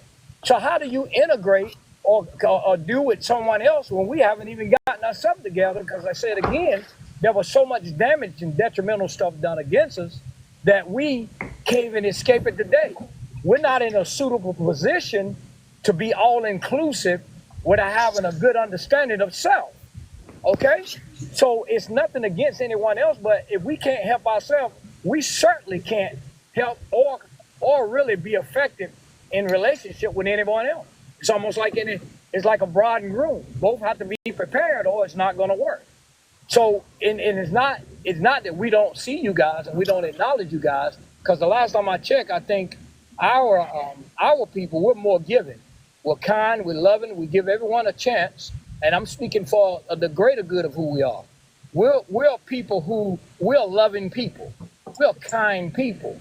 But the thing is, I just want you to envision our plight. And I know you said you've been here 40 years, but I can't assume that you haven't seen certain things, and I can't assume that you haven't lived a pretty decent life, a fair life.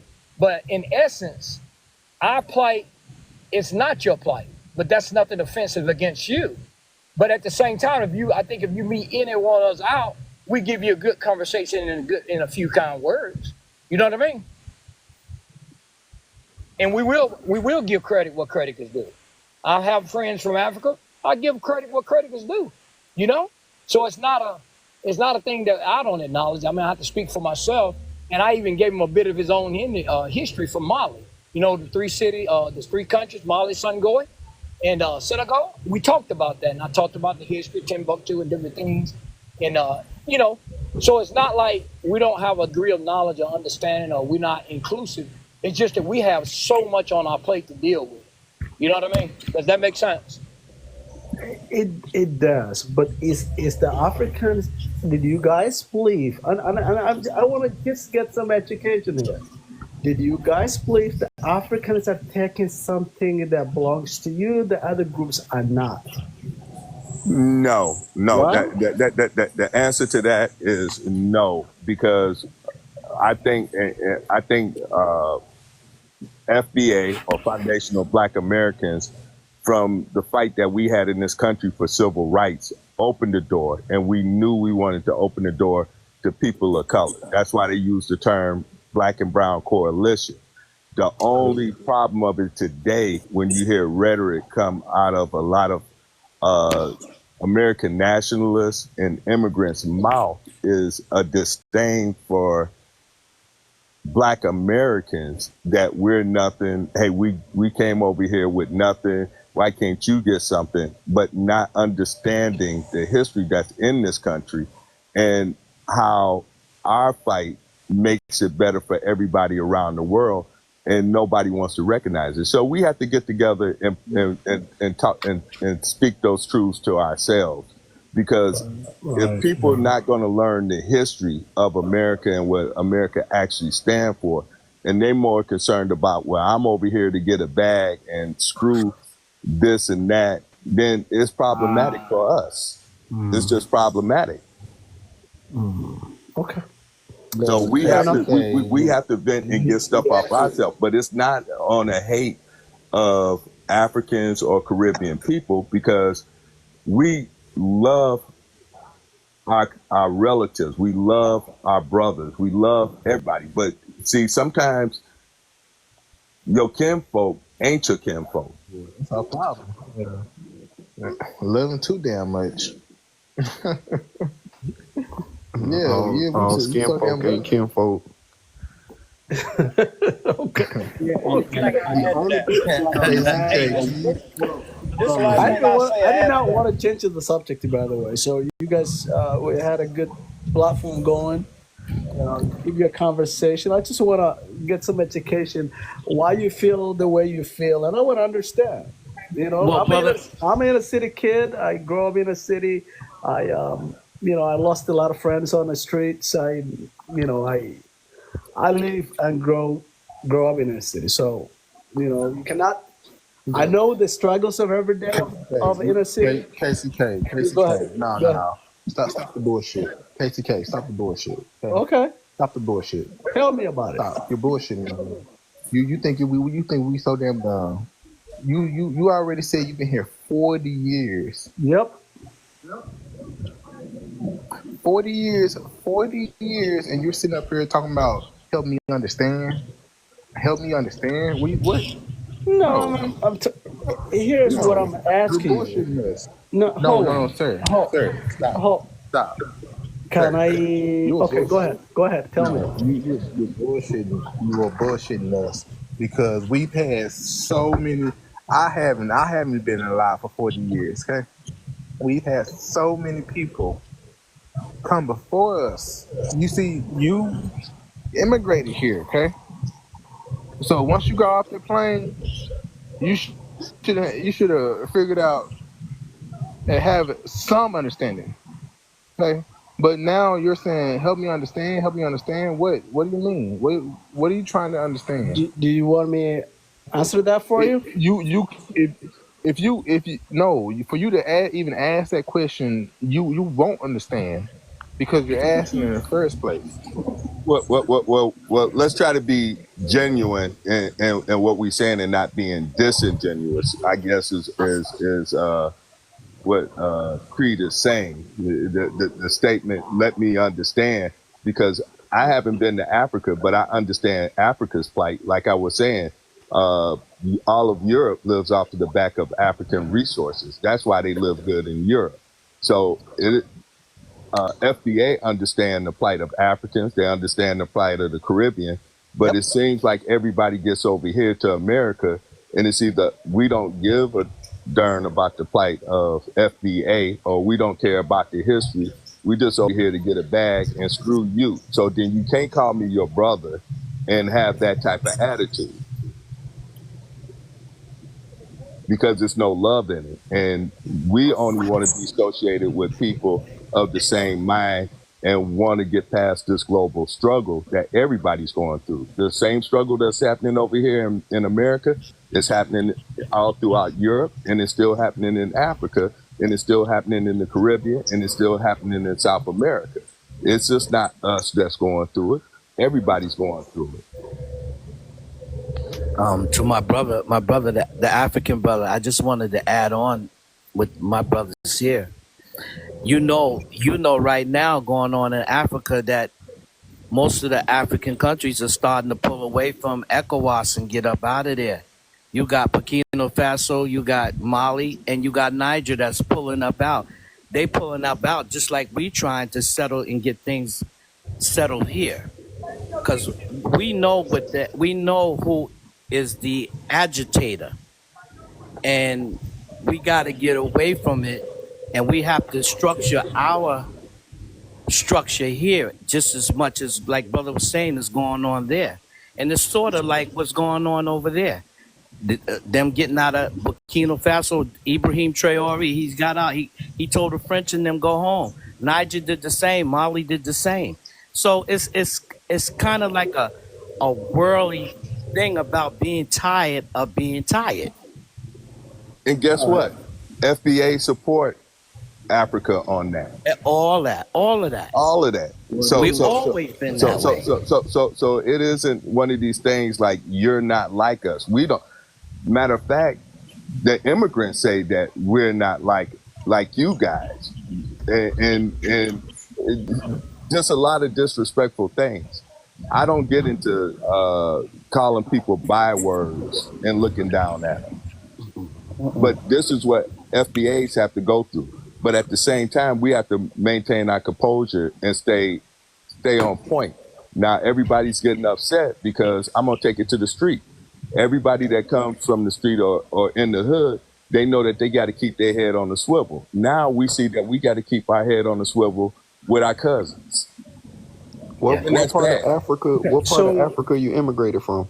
Can I ask you? Okay, you guys. Okay, you say. I think every one of you spoke, but I want. Okay, so here's what I'm trying to. Hold on, K. He asked what part of Africa you immigrated from. Djibouti. Okay. You're from Djibouti. That's near Somalia, right? That's over there. Yep, bar of Somalia, actually. Okay, I've been to Kenya. So let me say this, brother. Okay, you've been here for 40 years. Are you still connected to Djibouti? Oh yeah, absolutely. So, don't you know what Africans are saying about Black Americans? If he's Somalian, then he knows. That mindset that you don't know. Yeah, if you're Somalian, if you're Djibouti, you definitely know what's going on, brother. I want you to be honest. Matter of fact, do you live in Minnesota? Don't hide your head. No, I live in Kansas City.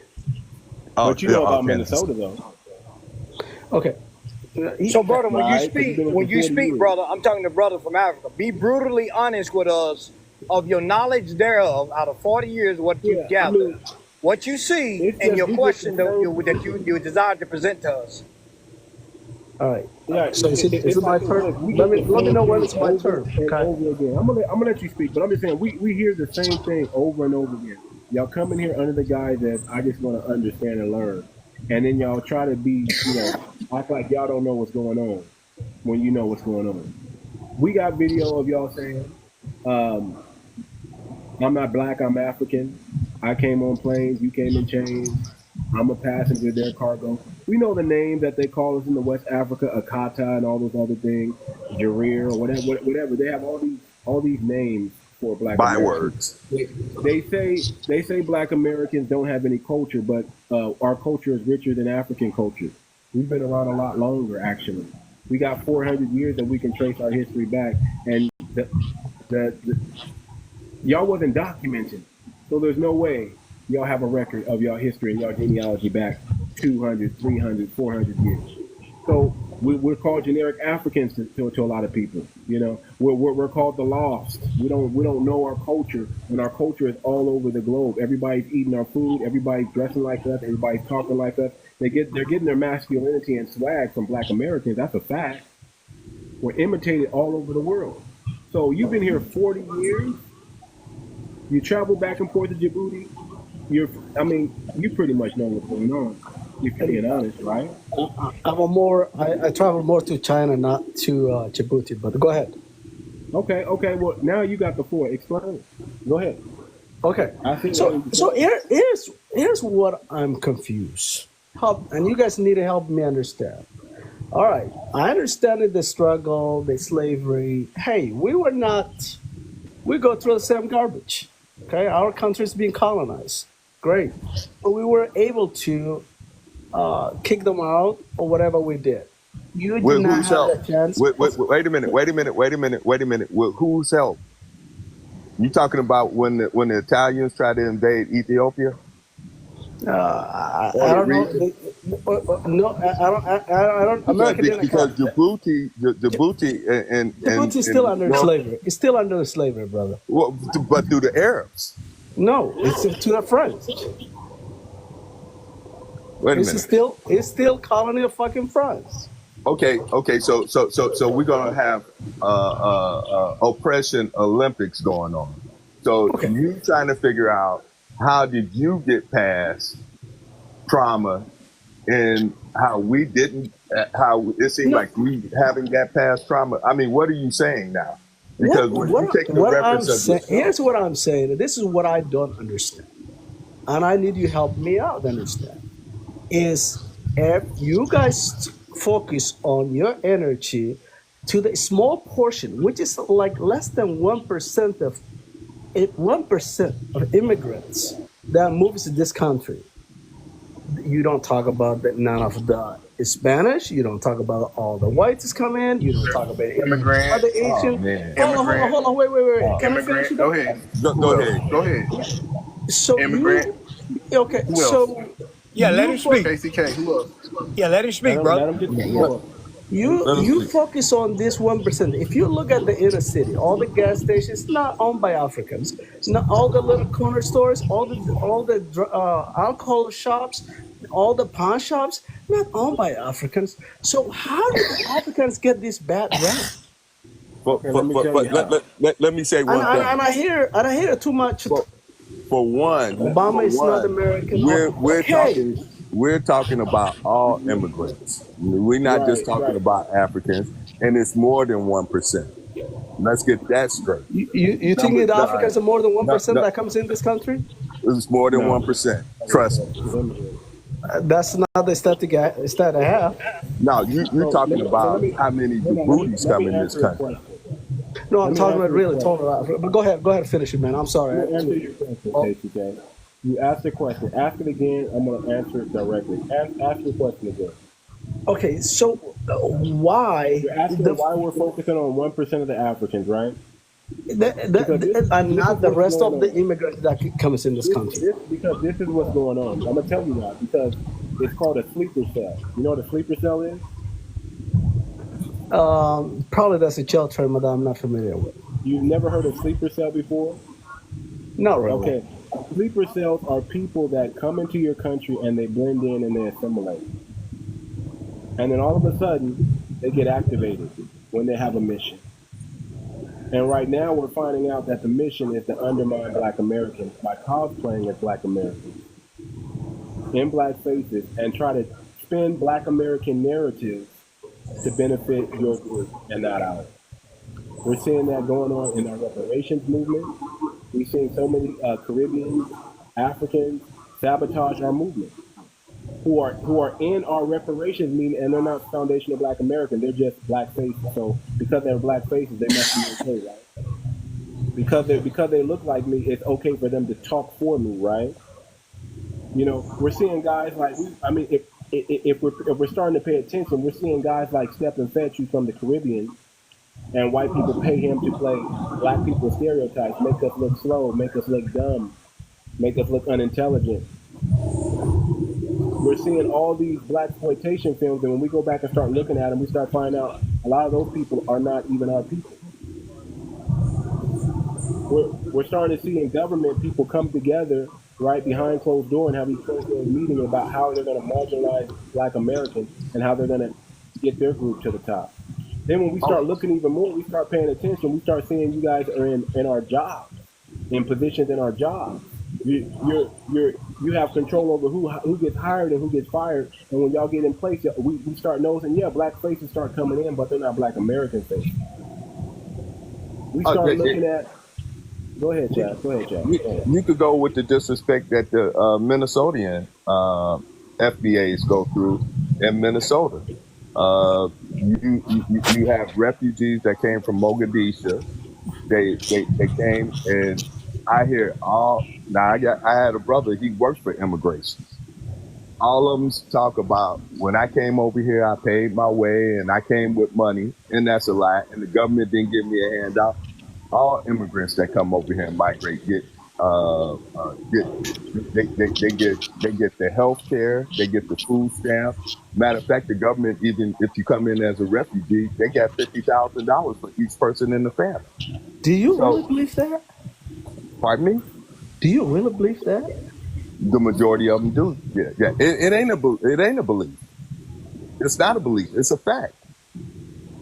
I would like to get that 50,000.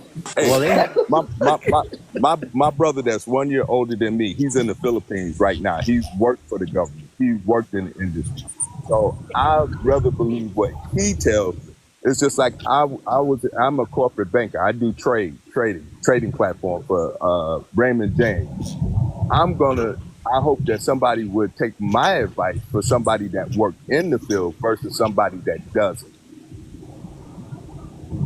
That's how I look at it. I don't go, and I'm not saying that every person that migrates here, that's the case, but the majority of them that come over here in vast numbers, that is the case. Brother, how was your personal experience moving up? How did you get connected to get to where you are now? And you got to be honest, man. So here's how we did. My parents was both college educated. We moved here. They didn't speak English. They speak French. So they started working in a factory. Okay, we got 8 kids. We went to inner city schools, and we live in a 3-bedroom apartment. And we lived there about 6-8 years. Everybody works from McDonald's everywhere else. We all went to University of Missouri and Kansas. Where did they go to school at? They went to school here or over there? Kansas City School District. Okay, now, so no, I meant your parents. Let me interject your question. My parents went let me ask you a question before you continue. Now, you said it was 8 of y'all, right? 8 of us. Yep. Okay, now I want you to be brutally honest with me, my African brother. You mean to tell me 8 of y'all, I know they work, but you tell me the truth. You got no assistance. Your parents got no assistance, none. None. I think we got first when we moved in, we got 3 months of food stamps. My daddy believes he's college. He don't believe government assistance because he feel like that will not gonna be a man and it will destroy. So were they on visas? Were they on work visas or school visas? Yeah, H-1B1 visas. No, we actually, because my dad works the government and he ran away from, so it was a political silence. So so you're a refugee. Oh, you're a refugee. You're a refugee. Yeah, So see what I mean? get into the truth. Call that, but it was political silence. So I go back to what? It's not. We ain't jumping on you. We're just showing how. Let me finish. We got 3 months of that. No. We live in an apartment for 8 years. Yes. Yeah, let me finish. That's good. Yes, but no, it's good. But no disrespect to you. We just know the pattern. Let me tell you. That's all. Okay. No, we appreciate your honesty. Yes, Continue. yes, we do appreciate you, brother. Hold on. This is the host. Listen, that political asylum, that's a trick bag. Oh boy! Did you know that a lot of Africans that come over today, especially who are coming over without papers or anything, are coming over through the form of they're being political refugees. They're being persecuted by home. they're being persecuted by their own husband because they're being beat on, and their country won't protect them, so they can come in under political asylum. Did you know they can do that? A lot of them do that. That's a trick. That's a trick. Listen, my country is a dictatorship. You cannot come against it. If you come against it, you'll get killed. My dad can never go back to it. Exactly, but that don't mean they're abusing y'all. That don't mean they're abusing y'all. But y'all come over acting like, oh, the country's trying to take me out. The country, but that's just so y'all can get over it. I want to hear the end of the story because he said, "Yeah, I want to hear the end." Yeah, I do. I just wanted to throw that in there. That's what they do. Okay. Yeah. These people over here been living in apartments for generations. Continue. It seems like he's pretty honest with us. Go ahead and continue the rest of the assistance you guys, how things went down for you. Listen, we're good. Hold on. God was good to us. Listen, God was good to us. Hold on for a second. All right, sure. Hey, hold on for a second. Sure. I need to get a little bit of clarification. Okay. You said your dad worked for the government. Did you say that? He did. Okay. Who government? They're talking about political refugees. Djibouti. Who government? Djibouti. Okay. Yeah. Was he a sellout? Did he sell out his own people? He didn't sell out his people. He just didn't want a dictatorship. Okay, so who was he working with? The French. The country is run by French. Same family. And they put a puppet He's in working there. with France. No, He's working the with government France. put a puppet. The French put a puppet government there. Absolutely. How do you get? Against that? Hold on a second. Hold on a second. How'd you get political? How'd you get from Djibouti? How'd you get political asylum in the United States? Because you have to leave the country. For 10 people? That's pretty far, man. That's pretty far to have to go. You have a lot of bad. We don't just you have a name for yourself to go out. Okay. Yeah. Wow. Let me explain something to you. For one, I went to school at the University of Minnesota. My father lived in Minnesota. He was a veteran and stuff. And at the time, in the 80s, the refugees that was in Minneapolis were 𝗖𝗍𝗄𝘁, which are just Vietnamese from the Vietnam War. So they migrated there. The federal government, if you come in as a refugee, they do give you assistance. They do give you money because it's a different status as what you see with the Hispanics coming up through South America and some other African groups. That's a different classification, totally different. So when you said that you didn't get any government assistance, I can tell you for a fact that's not true. No, he said they got food stamps. He said they got food stamps. I was trying to get to the point where he said they You guys never let me finish. You just let him continue, guys. I think he's been honest. Yeah, go ahead. Listen, we didn't come just to move from Djibouti to here. It's a process. We were a third country, hideout country. We go through a process. We got fed. Then we move here. Okay. When we move here, hey, my parents was not as fortunate as a lot of the other parents. You know, they will have to work factories. Okay, but tell about all the assistance too now. Yeah, but you know, we did not need it. My dad works, I don't know, $6 an hour back or $5 an hour, whatever it was. And that was enough for our apartment. Our apartment was, I don't know how much it was. Was that enough for 9 children, 8 children? With 8 children, three bedrooms. But guess what?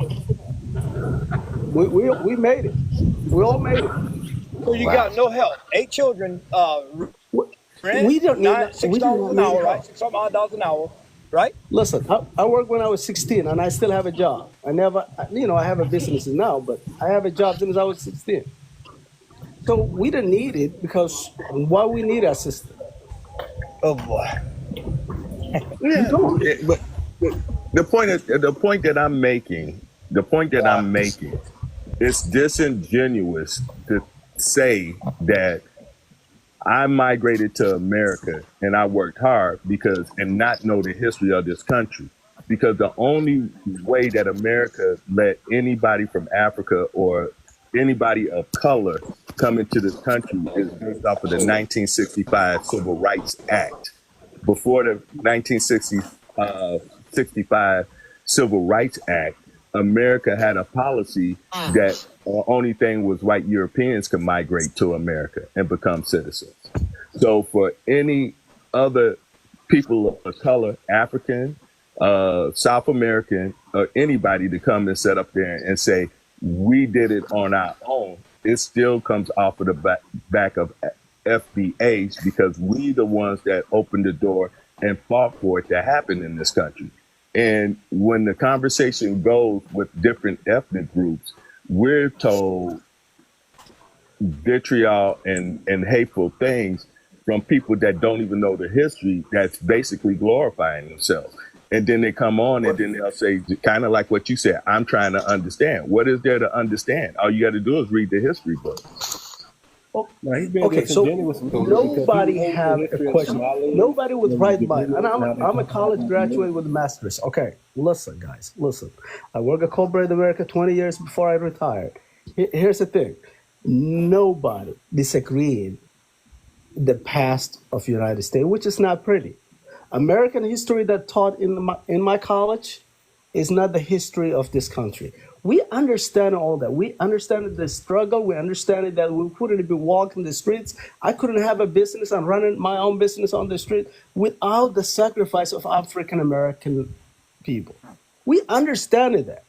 The question I'm coming with is, hey, if you want to give a cause to get far, you have to have a friends, and you have to build the people that the same color with you. Because when I walk that street, if you're Joe or if I'm John, we are the same black man walking down that street.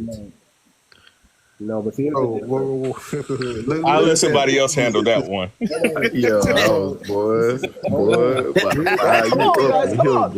on, bring it on. First of all right. Well, I want to say this. What you're really, a lot of what happens too, that a lot of y'all don't think. A lot of y'all put down white when it comes down to the ethnicity. He probably is too. So. Oh no! A lot of y'all put down white. A lot of y'all put down white. He knows what they do. A lot of immigrants put down white. You ain't hear him say he got to go to school and everything. How did? I want to ask, and I'm not trying to be funny. 𝗖𝗂𝘁, how were you able to afford going to school, or what did that look like for you as a refugee? And then 2, when did your family actually get citizenship status? 5 years after we got here. Just 5 years after you got here. Now, how were you able to go to college? I get loans. What kind of loans? I got subsidized loan and I got unsubsidized loan. I got both, and my master's is paid by my ex-employee. Oh wow! All right. Subsidized. All right. I mean, I could go for that. I was just asking. Okay. All right. Hey guys, we're exchanging ideas here. Everybody else. We appreciate. But sir, one thing. I appreciate you guys too. One thing that like what you said, FBAs need coalition. Well, the whole premise of the civil rights movement was to create a coalition, but out of the 50 or 60 years, the coalition never came together, and it was a one-sided issue with that coalition. So, you're gonna find some FBAs, Black Americans, that feel some type of way when asked a question in that, because it's not that we didn't want that. It's the fact that other people didn't want that. They disassociate themselves. And I go back to Minnesota. Because in that part of Africa, the people consider themselves Arab, separate. Yes, so they use that as a way of saying, hey, we're not connected and you're not my brother. That is not how we came off. And then I hear a lot of different ethnic groups set up there and give this false narrative that Black Americans are racist in themselves, which is not a truth. And they do most of the talking points that racist white America says because they want to be in proximity to white. And that's what we get out of it. Now, I don't know if that's how all of you think, but that's, you know, it's kind of like you can say what you want to say, but my eyes see something totally different. And the biggest lie of all is that we're lazy. Oh, absolutely. That's wrong. That's definitely wrong. That's definitely wrong. Hey, you know what? Let's just put it this way. Every group, every background, there's going to be some people that will say stuff that they don't think about it. All right. So, I mean, did you take that and slash that to the whole community? Probably we'll take that a little bit back. But hey, this was great conversation. No, don't go yet. Chad, can I ask you a question? Welcome to America. They generalize. Okay. But he been here 40 years, still got a thick accent. I don't know. Go ahead. Let me ask you a question, guys. Let me ask him a question. Yeah, it's a very important question, very significant question. Open years. I'm going to try to answer the best of my knowledge, okay? Okay. So, you've been here 40 years, right? Yep. You know somewhat about our plight as a people, right? Yep. Okay, I got a significant question. If you were in a powerful position, right, and had some severe, some very significant power, right, to influence European government in America, right, and you had to sit on the board to determine whether or not we get reparations, I got two questions. Would you be for us, even though you're from Africa originally, and you've been here 40 years? Okay, to be honest, yes, and here's why. Wealth, passing. 𝗖𝗫𝗂𝘁. Go ahead. 𝗖𝗫𝗂𝘁. Look, you shouldn't even be on the board. Can you hear me? You shouldn't even be on the board. Why not? Why not? Really a hypothetical question. Hey, can you hear me? That's so wrong. Why not? Can y'all hear me? He cut me off. So I had two questions. Listen, can y'all hear me? Okay. Can y'all hear me? We can hear you. I have two questions. So you're on the board, you vote. Okay, what would you base it on, and why would you say agree with it? Now, do some critical thinking. What would you vote? Why would you vote for it? And then what would be the significant reasons for doing so? Okay, so, oh shit, man, I'm an old guy. I'm trying to get out. Man. Okay, so here's why it should happen. Because of not only the sacrifice, it been cheated, wealth, education, rights. There's so much things that African Americans lost. Land ownership is a major thing, which African Americans miss. So all those, because the wealth being coming from generation to generation, passing along, African American didn't have that. So why wouldn't they get something? They built this country. They built the railroads. They create all these farms. They work all these farms. They built this country. So, but they never get any fruits. So why wouldn't I say yes? Well, the real thing about it, and this is my opinion, why reparations should be done, because everybody else gets reparations. Now, the fact of the matter that you came over here as a refugee is kind of America paying back the wrong that they did, because it wasn't just France. Let's be honest about that, because America support. They were trying to use us. Forget it. They're using me. They're using my children. They're using me. Look. Hey. Hold on. I cut you off there. I'm sorry. Go ahead. Don't automatically assume political asylum is a refugee. I'm pretty sure, and I hate to say this, okay? But if your dad was working with the government, with the French government in your own country, I think he was a sellout, and he had to get out of town. I don't know. That's just how it seemed if you're in the United States. Back in 1984. Was it 1984? Yeah, 85, It was 85, 1984. 85, 85, yeah. Yeah. It kind of has seemed like. The Okay, only so reason that I said that is because now you're talking about foreign policy. And America aligns its foreign policy with its interests with Europe.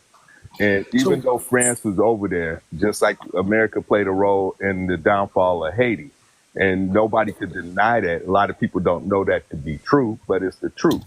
But then when they have, and he would be classified if there was a coup in this country in Djibouti, and he came over here seeking asylum. That's a refugee. That's just like the Somalians in Minnesota. They are refugees. They're not under the classification of immigrants trying to cross over borders to get here. America flew them over here. okay, I like to reserve refugees for refugees and sellouts for sellouts. I just want to let you guys know what's the point of America bringing people here. No, KCK, we need to know this. Have you thought about, like, dang, was he selling out our own people? But you want to let me? Do you ever let me answer on that? Let me answer on that. Okay, so yeah, like, have you thought about it? French run the country. Okay, they still run the country. All right. So what happens? They put a puppet guy there, and anybody against that guy, they will put him in jail for a long time or kill it. No question. So my daddy was, high official in the government, and he didn't like how things going, and he just ran away. All right. So he went to the embassy in Egypt, and that's how we move out of there. I didn't want to tell you how we get as a kids and family how we get out of there. It was crazy, but that's what happened. But let me tell you guys what. KCK, think of this, right? If America is installing puppet leaders, and you don't like the way your country's run, think about it. Just go through the logic real quick. You don't like the way the country's run. You know it's a dictatorship. You know it's a puppet leadership. You know it's backed by France, America, blah, blah, blah, blah, blah. Colonialism, white power, all that, right? But you flee to the country. Wouldn't you have a disdain for that country? Say that one more time. I missed that. Wouldn't you have a disdain for the country that is oppressing your people? Think about that. Okay, do you know the Bible? You know the Bible? Right. You know who Moses is in the Bible? Yeah. Don't you kind of feel a little kinship like that? Like, how can I be living over here when my people are suffering over here? Don't you have that? But you have two choices: to die or to get away. So you have to. Sometimes it's survival mode, brother. He choose to run away. And I don't blame him. Take that. Okay, now take that. We choose to run away. Okay, granted, that was the only choice we had. Now think about this. We're Black Americans. Right. We don't have that choice that you have, brother. We've never had that choice that you have, brother. We never had the choice to say. Can I enlighten you guys? There's a ton of. I just went to actually Africa last year. I was in Nigeria. I was in Ghana. I was this place. There's a ton of African Americans doing the business. Ton. I met so many of them. And I was doing the business myself. I'm trying to get started something out there because, I'm doing good here. Hey, but do you know what prisoners of war is? We're prisoners of war on our own soil. I'm so sorry. You guys are not prisoners of war right now. Okay, you can laugh, but I'm telling you, we're prisoners of war on our own soil. We've been victims of so many circumstances. I got it. Ask this question. Why is it that people that migrate to America, they always vote Republican? And even though Donald Trump got Project 2025, they still going to vote out of their best interest for Donald Trump. It makes no sense, but it's only because I'm not saying you. I'm not saying is that a question for KCK? past. No, first they I'm they still trying to vote finish my Democrat. question. I want them to They vote understand, Democrat. like Black Yeah. Americans, we can't. I'm gonna just be honest with you, brother. KCK, the reason why there's a disconnect right now, it's the mindset. It's the mindset. The fleeing mindset that we're just gonna run away. We don't Black Americans, we don't run away, brother. We gotta stand on business until things get done. You see how that works? All right, are we on this boat together right now? So I'm here. I'm here, guys, on this boat with you guys. How are we on the boat together when your mindset was fleeing? Be in front of us. And we're not Pan-Africanists. We're not African. So, and you guys over in Africa are not united. You're saying you're we're definitely not united, and that's a shameful. That's a shameful. Yeah. You're not united over there. You're not united. No, over we're there, not. brother. When we're fighting each other. So how can you help us then? How can you help us? And there's no way. And exactly, your tribalism and your mindset of it's okay to run away. We have a problem with that, brother, because that's not what we do. That's not in our vocabulary. That's not. I don't know if you were. We can even I don't think know about. if you were in my daddy's situation. What would you do? I'm not sure. What would you do? I'm not. No, listen. I understand. Sometimes you got to run away and live to fight another day. But here's the thing. Yep. When is that fight happening? It's been 40 years since you've been over here. When is that fight happening? How long are you going to take before you say, "Hey, man, let me stand on business and do something to better my country"? Why are Black American, even the poorest of us, we're not living in shanty towns, brother. Okay? Why are y'all standing for that when y'all are the majority? You see what I'm saying? And you're saying we're all one and we're dividing you and all this other stuff, and that's not true. The truth is you divided yourself when you got here when you said I'm not Black, I'm African. See, but you only picking a few apples. But the thing of it is, nobody from Africa is correcting their own people. So, like, say I'm FBA. If I say something wrong, any one of these guys out of the panel is going to correct me where I'm wrong. Well, I had to do some research real quick. So, Creed, going back to what you were saying, listen, Djibouti became independent of France in 1982. So if your dad was working with the French government, it makes perfect sense why y'all would have had to leave, because technically he wasn't working with the people of the country.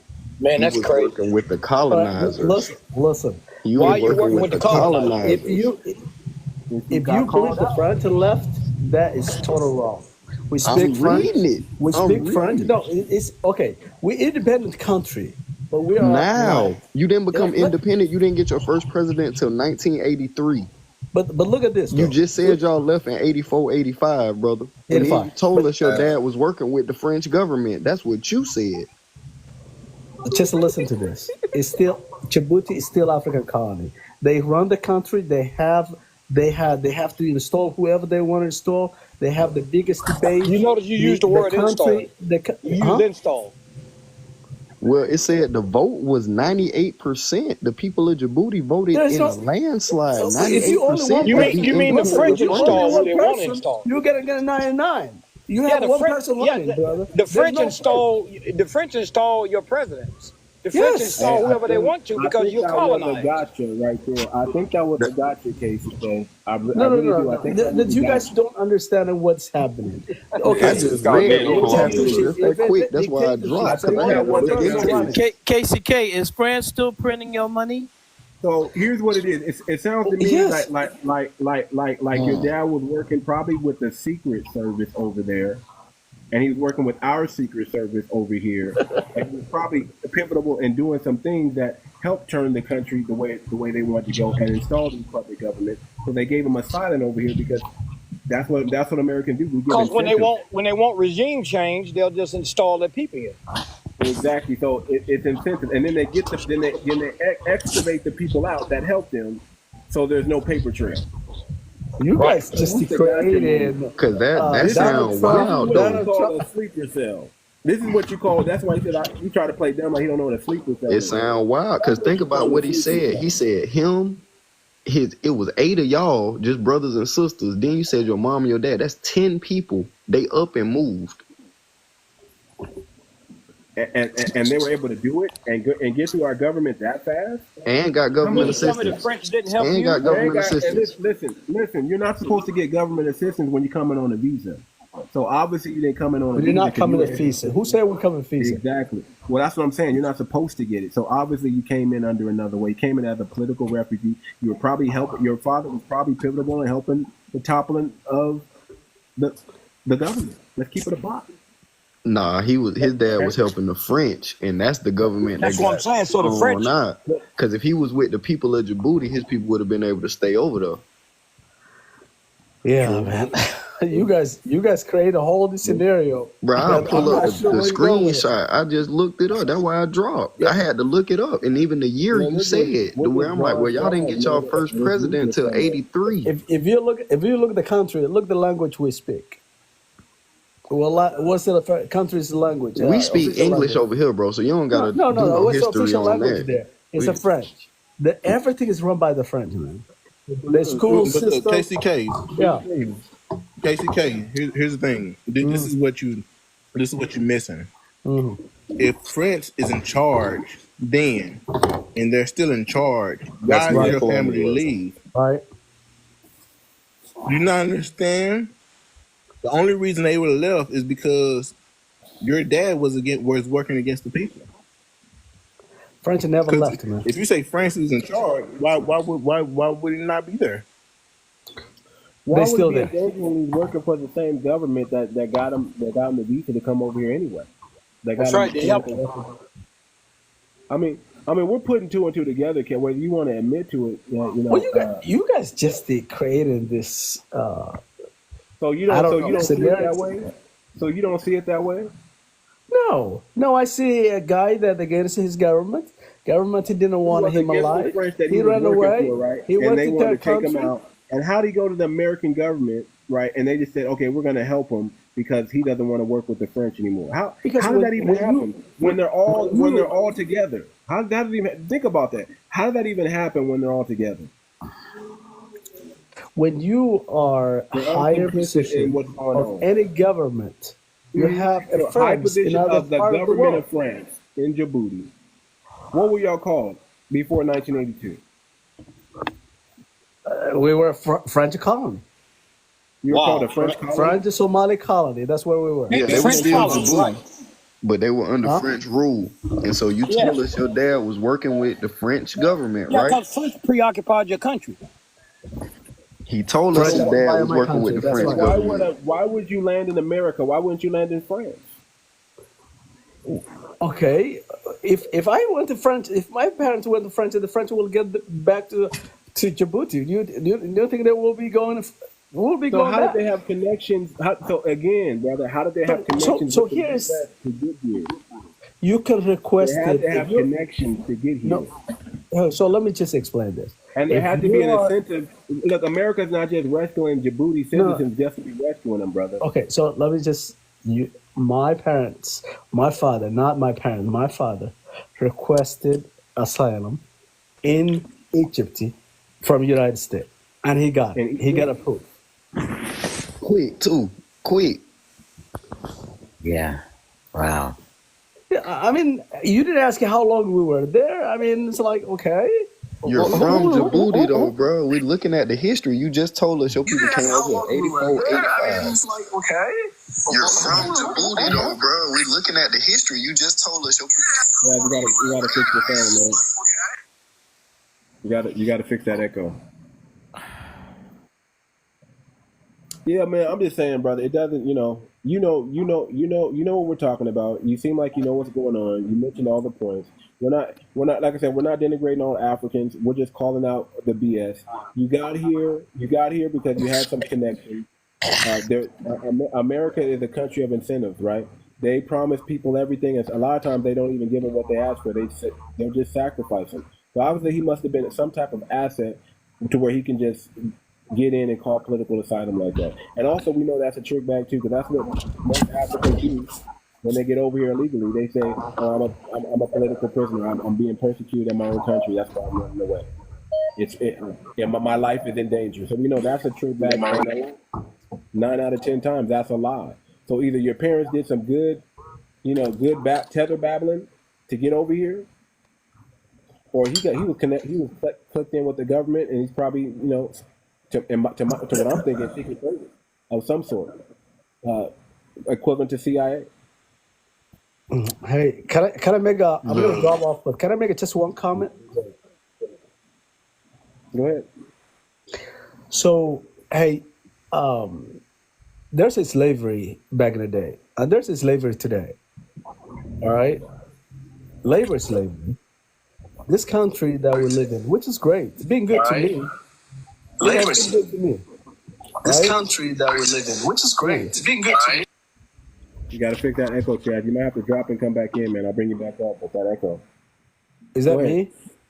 No, that's not you. Go ahead. Okay, so which has been great to me. Okay, my whole family, we did fantastic. I mean, we worked our ass off, but hey, thanks to everybody in the way that helped me from elementary school teachers to my college instructors, all the business, all the loans I take, whatever, all the challenges I go through.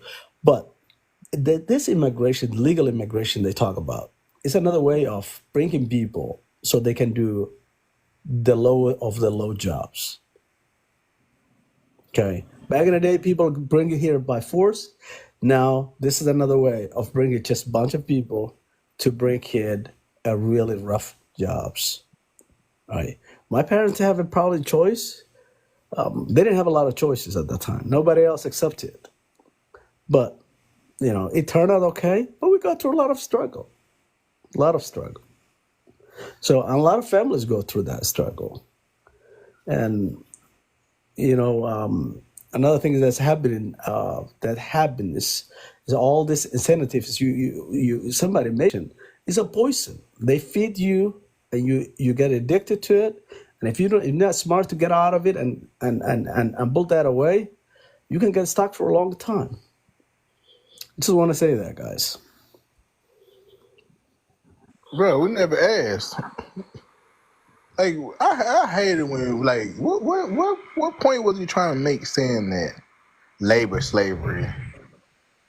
Well, as an immigrant, there's no question. Like, you don't think we understand labor slavery, wage theft? You don't think we know that? Like, why would you even bring that up? So, KC, what is the most vicious thing? KC, you're trying to center. Hold on, you're trying to center immigration as like, bro, your dad was a sellout. Like, and see, here's why I understood that, because you have a right for your opinions. No, I know it, man. When I was overseas, the people who helped as like translators with the American government and other nations, they was able to, they had to get them out of town, right? Because they was helping with the government. And so all these years that we've been in Afghanistan and Iraq, we had an influx of people come over here as political asylum, seeking political asylum, because they were sellouts. They were sellouts. So here, I guess 20 more years later. Hold on a second. Hold on. We call our I'm gonna land my plane. But here, 20 years later, you're gonna hear somebody say, "Well, my family came from Afghanistan, Iraq, political asylum because the government, he didn't want no dictator." They're gonna say the same thing. So, I mean, you ain't never had to think about it, but I understand how the process works. Put me on the big screen real quick. So, KC, what's the most... I don't know if y'all can read that. KC, I have a question. Go ahead, brother. What is the most disrespectful, like the most vicious thing you heard said about us so-called African Americans? What are some of down through your years, what are some of the most vicious things, vile things you heard said about us? So let's be honest, man. No, only being. See, I live in the Kansas City area, right? Just be area now. Be honest. Wait. I live in Kansas City area, so I'm between two groups. I'm in Caucasian or I'm in African American, a group. Okay, so I don't really have a lot of other group friends. I have a few Spanish friends now that work for me. No, I didn't ask you about friends. I asked you about what you heard. But I don't really. I mean, you hear. Let's be real, man. Here's the thing. Just is what I'm saying. When you with African Americans, that's you with African Americans. When you with the whites, they cannot say anything negative because you're a black man. So I don't really see a lot of things being said. I mean, I hear you never heard anything. I'm asking you directly. 40 years, you never heard anything. No, not really. Not really. What about y'all believe that? You never heard Somalians get Djibouti's? Come on, brother, because there's a whole thing on Twitter right now, X right now, where Somalians and Djibouti they get a room together, all of them team up, even a few Ethiopians, and they denigrate Black Americans, brother. But that's stupidity, though. I mean, I cannot never get on that. But I couldn't even listen to something like that. If it's a platform like this that we exchanging ideas, yes, I can be on it. But we exchanging ideas, yes, I can be on it. But yes. You might want to drop and come back up, brother. Let me let you down and just come back up, and maybe that fixes it. If you're on Bluetooth, you got to get off Bluetooth. You got to come back to the phone. So that's another thing that caused the echo. So let me just drop you down. You got to come back to the phone. So that's another thing that caused the echo. So let me just drop you down. Okay, he'll come back up. What are we reading over here, brother? No, I was just pulling up information on Djibouti's independence. And so the first thing I had pulled up, this is talking about when they actually became independent. And so when he was talking about his dad working with the French government, I just found it interesting. So I had to look and see what Creed was kind of referencing, to where, again, if you're working with the government that's the colonizer or occupying the area, and then they overthrow that said government or vote that government out, that would then make you leave as well. And so the first thing I pulled up was when the U.S. actually started doing diplomatic ties with Djibouti, which coincides exactly with the date when they would have became independent, which is probably how his family got asylum, seeing as we work so closely with France. Right. But they intelligence agency also works very closely with us as well, to the point where in 2002 we built a military naval base in Djibouti.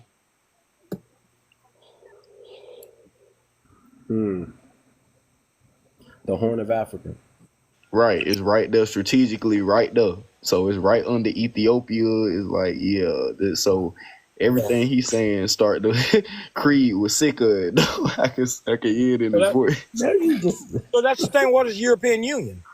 Of course they're gonna work together. It's a European front, world front. You know. So France and America are allies, and you can't go to France because they're gonna send you back to Djibouti, and then you're gonna be unalive. So you escape to America. Right. That's an interesting thing, man. Well, I need to pull it back up From my understanding, is when they go through the UN, because it's a program through the UN that America's a part of. So refugees can go to places like Canada, England, or whatever, but they choose the place that they think is better for them, which you really find out Canada is not a good choice, and certain countries in Europe is not a good choice. So a lot of them do come to America, but especially not now, not a good choice. Well, it pretty much what's happening over here is actually happening all over the world, because if you look at what's going on in England and France right now, you got a lot of Africans that's crossing the ocean over there, and going to Italy and stuff, and they having a lot of racial issues over there. Well, Chad, that's what I made that point. I'm telling you what's happening. Listen to me, fellas. European Union, what happens in UK? It happens there first, and we get it the next time. Because what's happening is they're starting to ostracize the minority, so what they call quote unquote minority. They're trying to begin to do the same thing here, but it's to ostracize us and influx others in. You know? Yep. Yep. We got to be on our P's and Q's. Yeah, we've been ostracized in this country, but No, it's gonna get. You know what I'm saying? It's gonna get worse because So where's everybody from, guys? the thing of it is that the system. Where's everybody from, guys? The thing of it is that the system of colonialism and what they've been doing for the last 400 or 500 years is falling apart. It's breaking down. It's breaking down. And the thing of it is that I believe Afro-Americans, we appreciate our brothers from overseas, but we get a feeling from you guys that you don't appreciate us.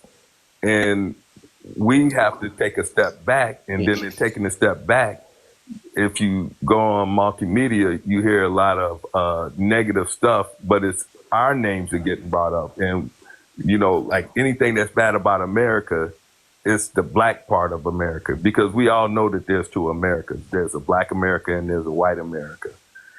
The things that immigrants benefit from strictly comes from black America. And 𝗖𝗁, you said your people can't even go back over there, right? My daddy cannot. No. I can't. I can't because nobody knows me. See? So you got a new name and all? Did y'all get a new name when y'all got over there?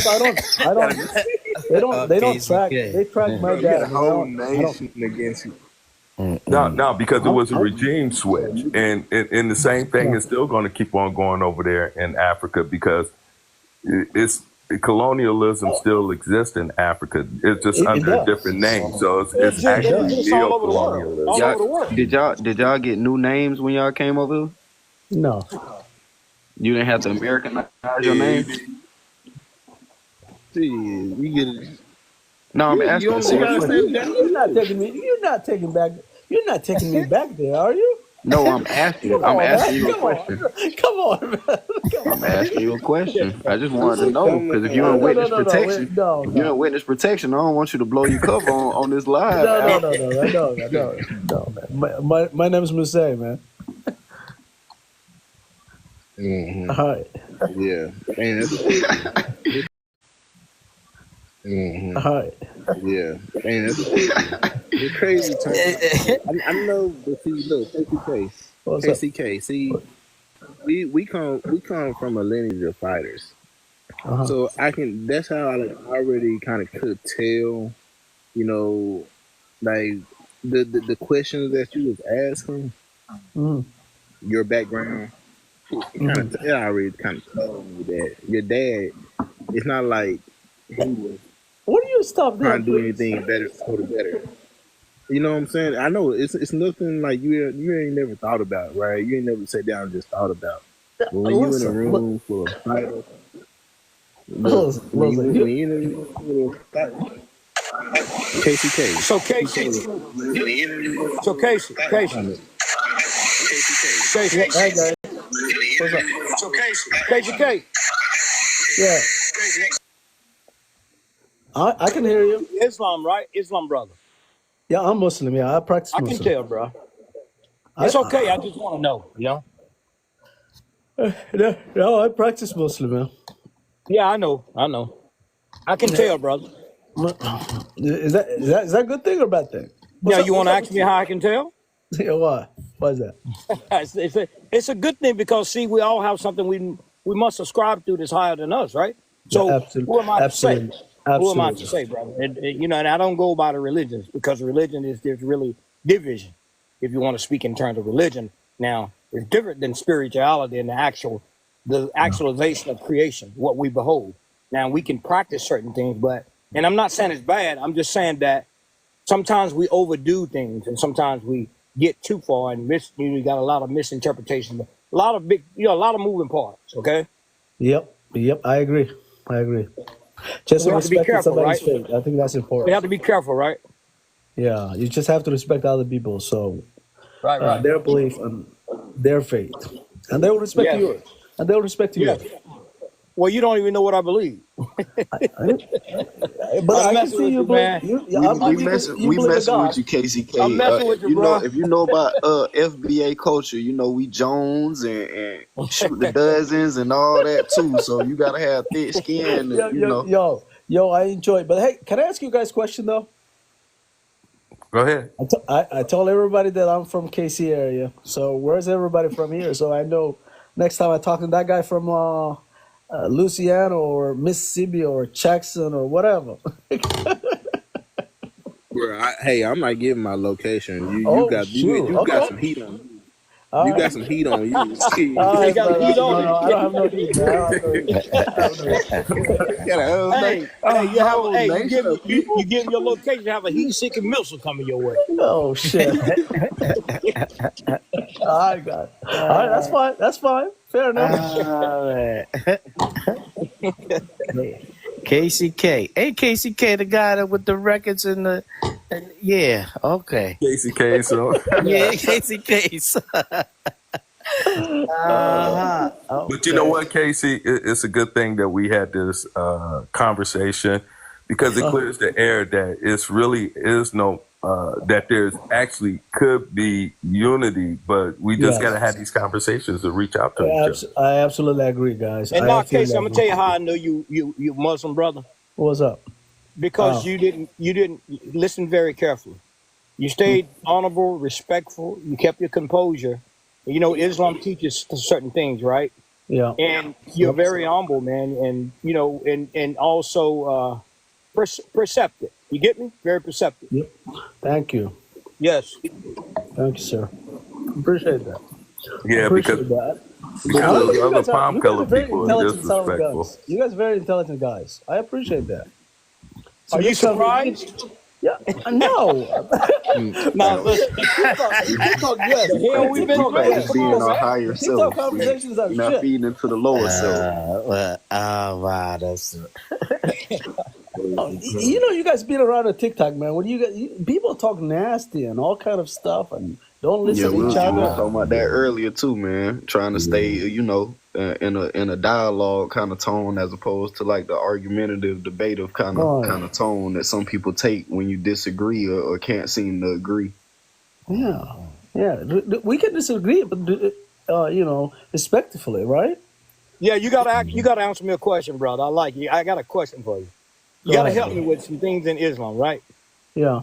So when I say la ilaha illallah, Muhammad, you know I grew up 𝗤𝗂𝘂. So hey, my knowledge is when not I say la ilaha Muhammad, can you understand what that is?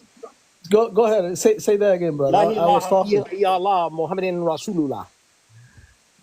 La ilaha illallah Muhammadin Rasulullah. Yes, sir. Yeah, okay. What am I saying? Can you help me? There's only God, which is Allah. Sir. Yes, There's sir. only God, which is Allah, and the Prophet, which is Muhammad. So watch. A'udhu billahi minash shaitanir rajim. Bismillahir rahmanir rahim. MashaAllah, MashaAllah. Okay. All right, brother. All right. MashaAllah, man. Hey, man. Hey, too much still on? Too much are you on? With all that. Listen, black folks, man. Listen, Casey, what you calling black folks? We're well-rounded, brother. Trust me. Yeah, man. This group is very well-rounded. No, I'm saying black folks, people. There's a lot of black Islamic people in the States. Oh, absolutely. In my city, yes, there is. You know, the first mosque we went, there's a lot of Islam now in Kansas City area. But first time we went to Islam mosque, it was a Nation of Islam mosque. Okay. Mm-hmm. Okay. Yeah. That's good, man. Okay. Yeah. 𝗤𝗂𝘂. Hey, too much. 𝗤𝗂𝘂. Something's bothering me, 𝗤𝗂𝘂. What's up? What's bothering me? Now? What's bothering me? Let's fix it out. I feel like, you know, if your dad sold the whole nation of people Hey, you hit them heavy, bro. Hold on, 𝗤𝗂𝘂. Let's be real. Get over it. Let's be real. No, but 𝗤𝗂𝘂. I understand we're laughing, right? But what makes it that you want to do the same thing? what makes you repeat that question one more time? Let me understand. How do we know? How do we know that you won't do the same thing that my daddy did? Because he like it over here. He ain't trying to go nowhere else. He like it over here. Oh my God! You know what? After you know, he's 67 years. Ooh. Okay. Mac, I think that's you, Mac. That's you, Mac. You got to fix that, brother. Go ahead, 𝗖𝗁. All right, 𝗖𝗁. I'm gonna repeat my question. No, I get What it. So make- when you say, Yeah. let me see if I can understand. How do we know? Hold on. How do we know your dad sold the whole nation of people out? How do we know that you won't do the same thing? Like, if you was asked, what would your response be? You know what? I'm my own man. Number one. Number two, I'm never gonna be in politics, right? So that's that question is it's not for me, brother. I'm not gonna be selling anybody. I'm just to go out there and try and make some money. Try to compete.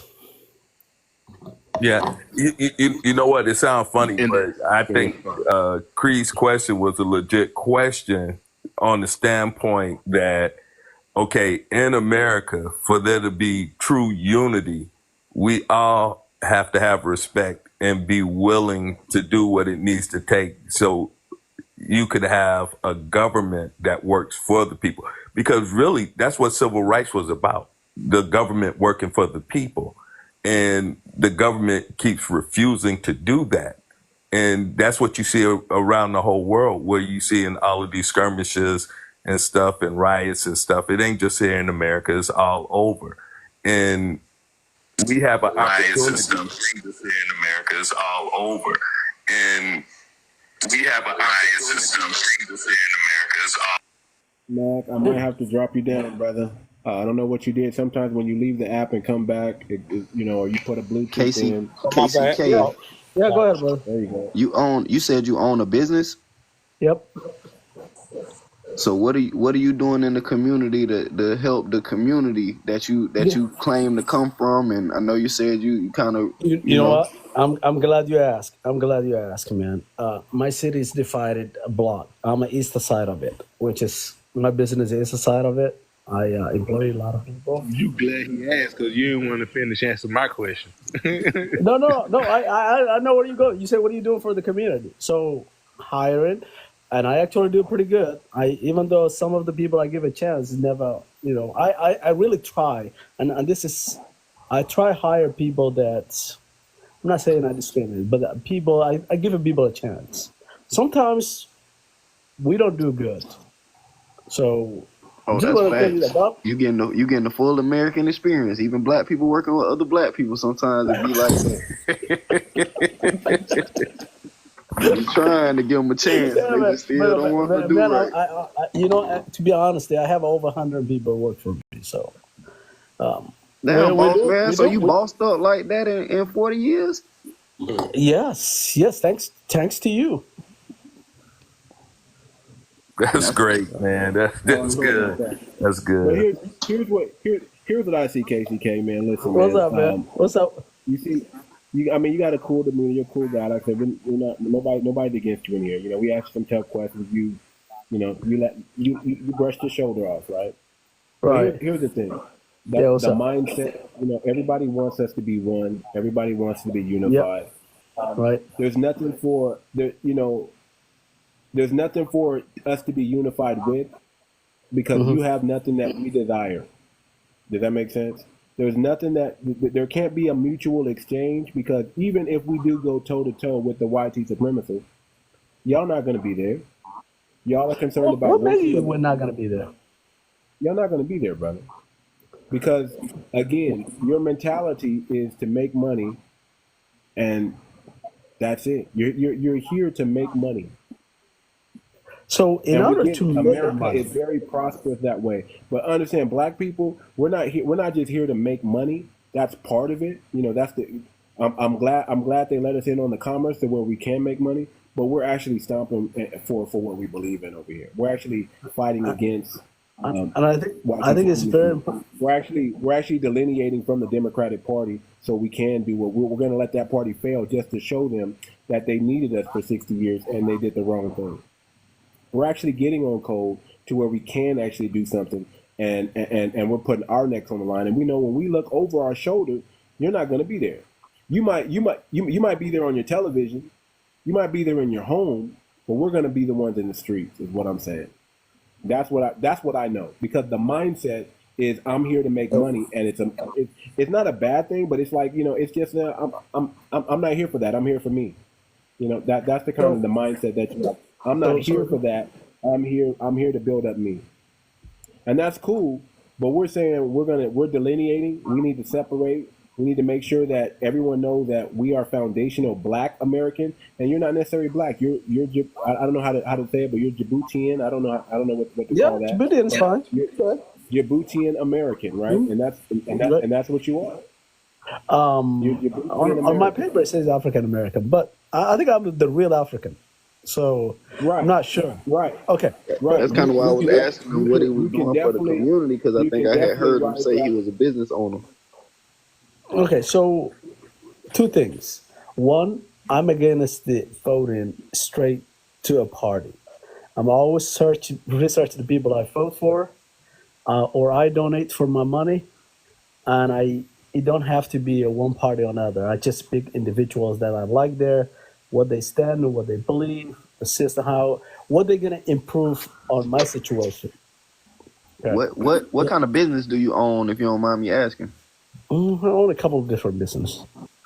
So you own a couple of different businesses, like what? Like doing what? I'm in real estate. In trucking, I own some trucking. I own some home healthy business. I have skilled nursing business.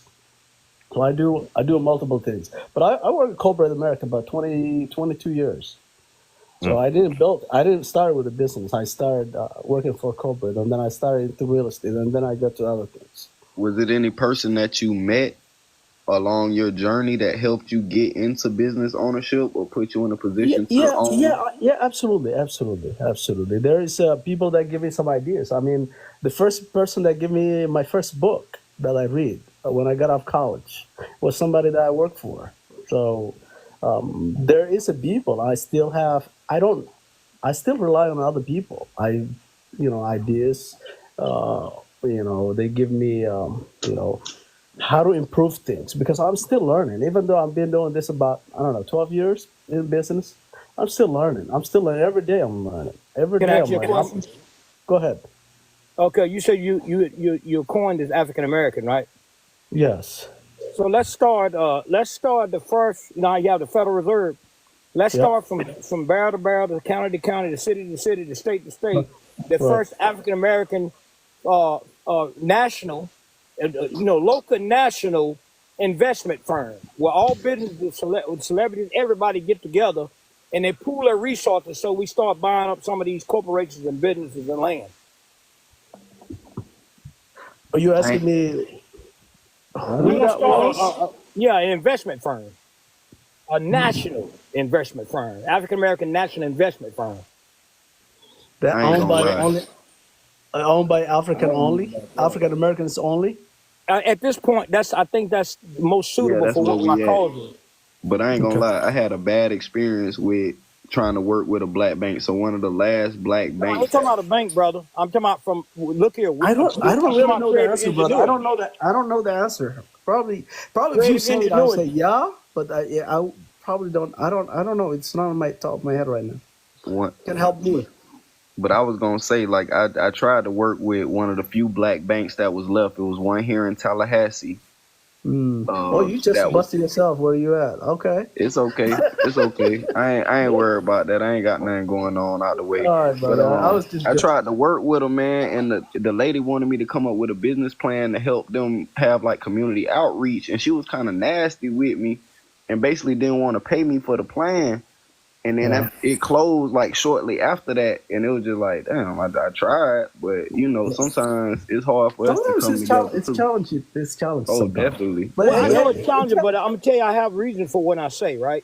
So what go I'm ahead and saying tell to you me guys, that, brother. I I'm didn't saying know to it. you guys is this, all of you.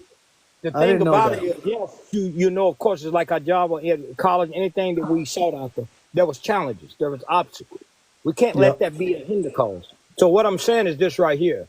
With that firm, we're talking about self-reparation. And then you cause the government, because they're supposed to promote the general welfare, to match your efforts. It starts with self-reparation. Then Oh. you do that. Then Oh. you go to government and say, look, you have to match this. And here's why you should match this. You see? So if we Yeah. raised $1 billion, we want it matched. We raised $3 billion, we want it matched. $4 billion, $50 billion, whatever. It need to be matched. But who's up for that kind of challenge? And that's a good question because I think Now you're getting into it, right? KCK, what he's saying is, okay, you're classified as Afro-American. We all, in a sense, are classified that. So when they say blacks got to come together, that means it doesn't mean where your nationality is, but it's who you are in this country. You got to come together.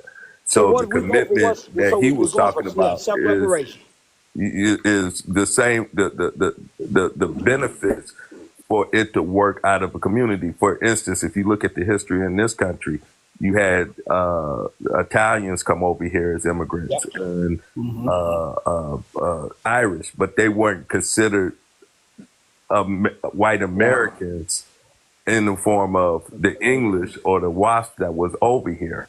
So they were like struggling until they all decided to create what they call the white race. And they all came together and collectively worked together for their own benefit. So I see what he's saying is all black people, no matter where you come from, we all got to come together to actually make the change. Yeah. No, and it's not going to be everybody. That's absolutely good way to put it. No, it ain't going to be everybody because like not everybody's going to be on board with that. But right, collectively, but you get what I'm saying. Oh, okay, go ahead. It's grassroots. You get what I'm saying. It'll start small, but it's like a snowball rolling down a hill.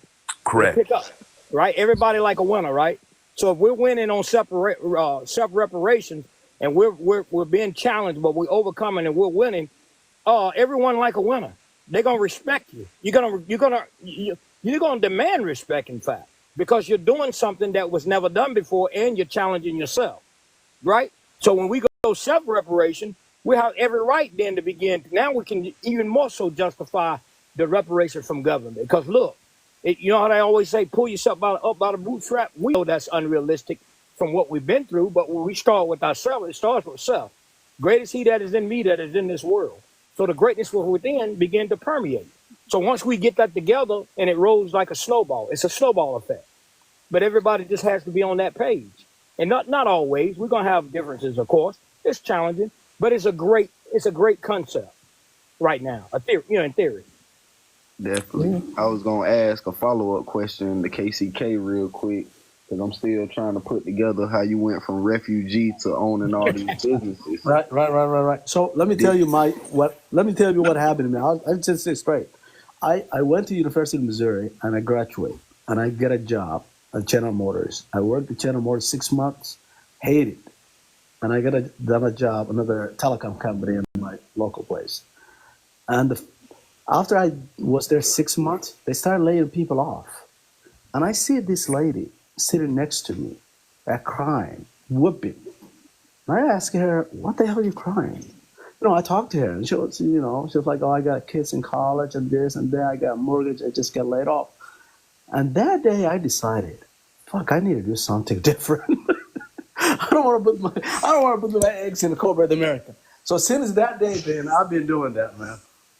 So did you take advantage of like a loan program or what I have a small you came to America and seen America and then kind of took advantage of the system, or like what was it from working to now I'm going to start a business, and then you now have, what'd you say, 3-4 different businesses?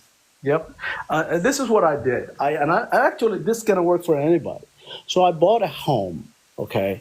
And then I did little good down. Wait, I want to stop you there. I want to stop you right there. Now, how did you qualify to buy a home? Was it money that you had saved, or was it a part of a program? Savings. Savings. Yeah, so I bought a home, first home. I put a decent down payment. And then I talked to one of my partners at the job place, and he said, hey, you can get an equity on that. So I take equity on that home, line of credit, and I started buying rundown properties. Okay, now let me stop you again. Go ahead. I know you know, just like I know, I'm trying to help you what I did. A lot of the plight with the FBAs, especially, in my generation, I'm 36. So a lot of the plight is we can't necessarily buy homes. Wow. So for someone to come into the country and then say they worked their way up and now you just bought a home and was able to take equity, and I think that's part of one of the barriers to that generational wealth gap, or that being able to start a business. Let's just step back. Remember, I'm not in. Hold on. Let me help some people out real quick. Listen, one thing I do, man, is I hold people accountable. I hold my people. I hold FBA accountable. I hold other people accountable. You can buy a home. Here's the problem: FBAs don't budget. FBAs don't save money. FBAs don't have financial literacy. That's the problem. That's the biggest issue in our community that's holding a lot of people back from getting to the wealth quicker than other immigrants. The street schoolers to spend our money foolish. They know how to save money. They know how to save money. And this is why I'm sharing with you guys this. Listen, we're on this platform and we're trying to help each other in our community. And I'm sharing honestly how I did it, right? And this is it's doable. It's challenging, but you have to be disciplined. Do this. Share this. How much were you able to save on a monthly basis? So I didn't have no wife. I didn't have no kids. I work a corporate job that pays pretty decent, and then I take another job because got out of college. I have a $30,000 loan. So first thing I did, I pay off my loan, working two jobs. Okay, but the question is, how much were you able to save a month? I was able to save in a year about $18,000. You see that? That's a big. I want y'all to hear that. Because I come from a financial background. That's the first thing. I was a financial advisor for 13 years. Okay. Yep. I managed a little under $1 million. That's not a lot of money at all. If you're really killing it in the financial industry, you're like in the 10, 20, 30, 40, 50 million, 100 million range, things like that. So I was a small boutique. So one of the things I can tell you that the biggest problem is saving money. See, it's very important. It's very important. I'm a minimalist and I'm an extreme budgeter. Okay, I only eat once a day. Okay, I save. Saving is the first thing on my mind. You should save 15% at least of what you earn. At least. You got minimum. Minimum. I say this. I got a book. Go check the link in my bio. It's called "Why Ball on a Budget When You Can Budget and Ball." Yeah. Okay. Literally, if you can't save a minimum $1,000 a month after you pay all your expenses, you're setting yourself up to be broke. I agree. I agree. So, you still have any questions for me, or good? Minimum $1,000 a month. Let me say this to 𝗖𝗄𝘁. So 𝗖𝗄𝘁, I'm from the Midwest too. Yeah. I live in Florida now, but I'm from the Midwest, so I know the dynamics of like Kansas City, Missouri, Chicago, and all of that. So when you said real estate property, and you said distress, it was in a black neighborhood because that real estate is actually real cheap, and then you rehab it, and then you can rent it out and everything. So even at $18,000 saved, once you go through the FHA loan process of HUD to get the property, basically it's like $5,000 depending on what area you're talking that you did this. So I presume it was like probably in the 90s, 80s or something like that. So that's totally feasible. But I think the gentleman that's 36, the real estate market is not what it used to be 20, 25, 15 years ago. So that goes along with the other gentleman was saying that the younger generation has the budget more. They more into like, I got to be flashy. I got to go out and party. And then they get these girlfriends that get the guys to want to spend more money to be with them. And that's what kills a lot of men, because you should be saving. Because it's a saying that the old people used to say, strike the iron when it's hot. That means you work hard, you save your money, you do what you got to do while you're young. So you could either play now and suffer later, or suffer now and play later. It's the ideology of it. You should take the blade totally out. Driving a nice car, to me, car is point to point. I don't value a car. I drive 1990, it's 2015, I think. Honda Accord, man. I drive. You're right, because the car gonna lose value. It depreciates. Yeah, I bought that new 2015. I still drive it. I get 180,000 miles on it. Because it's going to depreciate. I'm with you, brother. I'm not planning to change. I'm not planning to change. I can afford. I can buy any car I want. No. I'm saying I'm with you, Casey. It depreciates. Why spend a lot of money on it? Why spend a lot of money on cars? Yeah. So the younger brother, number one, start with your savings. Number two, get rid of high credit card debt. Stay away from that stuff. Don't buy if you don't need it. Don't just buy it because you want it. Right. Mm-hmm. No circumstances. Simple stuff, brother. That's simple stuff that nobody does. And you can build wealth, but you have to start first thing. My first book I read was this Rich Daddy Poor Daddy guy. It's just like it tells you, hey, start zero. And that's what's Napoleon Hill. Yeah. No, 𝗖𝗁𝗂𝘁𝗂𝘁𝗂 or something like that. It's an Asian guy. No, Napoleon Hill is Think and Grow Rich. That's right. Yeah. Robert 𝗖𝗂𝗂𝘁𝗂𝘁. Yeah. So he talked about, hey, start with zero. So if you get to, that's why I work at Pepsi Cola, work in a co-brand in the morning, and then I work at Pepsi Cola assembly line at night from 4 to midnight. So I can pay that freaking $29,000 debt I have a student loan. But I paid in 1 year, which was awesome. But I didn't have a life for that 1 year. I did not have a freaking life. Do you see that? No, that's the mentality you got to have in America, and that's why you won't fall. To be honest with you. And hold on. Let me say this. A lot of us, we don't do that, brother. That's why I can't denigrate this brother for telling the truth right now. And and you're trying to catch him in a gotcha moment, like the government helped him out. No, brother, it's just the discipline that he had. It's a different mindset. No, I wasn't trying to catch him in a gotcha. I was asking like a genuine question. We was already past Creed roasting him and stuff. Right. I was asking like a genuine question. I don't mind helping that brother, man. I don't mind. That's simplistic stuff that he really doesn't need to teach you. If anything, you want to talk about how do you pick a house and rehab it? That's a little bit more sophisticated question. I've been looking into tax lien properties. I got a business plan and stuff I'm working on. I'm a grant manager, bro. I manage millions of dollars in grants daily. So I got a business degree and everything. So I'm with him. But at the same time, I like to hear people's story and how you go from this to this. And so, like you said, that financial planning, stuff like that. And it's like, okay, you're hearing real testimony from real people as opposed to me just looking on the internet. And it's like, well, I got them here. That's why I was trying to ask. That's why I tried to pivot from, the conversation about where he came from to, something a little more productive to get us back on track to kind of what we was already talking about before he even joined.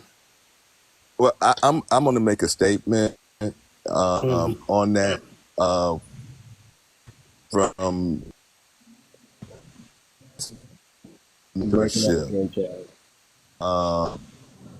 who get opportunities, some don't get opportunities, meaning that sometimes people could come into your life and be that one that'll spark the fire in you. So us as being Black men, we have to play a role of mentorship, because there's some of us that just don't have the proper mentorship in their life because they deal with a lot of other stuff. But then in our society, like I said, when I was at the Wawa's, how the people don't want to give money to the homeless people, and they come up with the reasons, and they don't follow their heart and let God speak to them. Right. To give them that discernment to say that this person really need the money, not that, oh, he want to do drugs or anything like that. Give them the opportunity, because God is forcing you to do the right thing. Now, if that person is not going to do the right thing, that has nothing to do with you. So that's one of the things, like by having this conversation and KC saying what he's saying, but the thing of it is, like he points out, people spark the fire in him to give him the knowledge. It's not something that's commonly knowledge that people should know, because there's some of us that are limited, that not everybody has the same background. We might be the same people, but life circumstances is different for everybody. Like I had a friend when I worked for LaSalle Bank, ABN AMRO in Chicago. His name was Anthony Rowan. He grew up in Stateway Garden Project, and you would never know it speaking to him. 9 brothers and sisters. Most of them went in jail. Most of his siblings were hooked on crack. But he went to University of Illinois with a bachelor's degree in accounting, and then got a master's degree in accounting.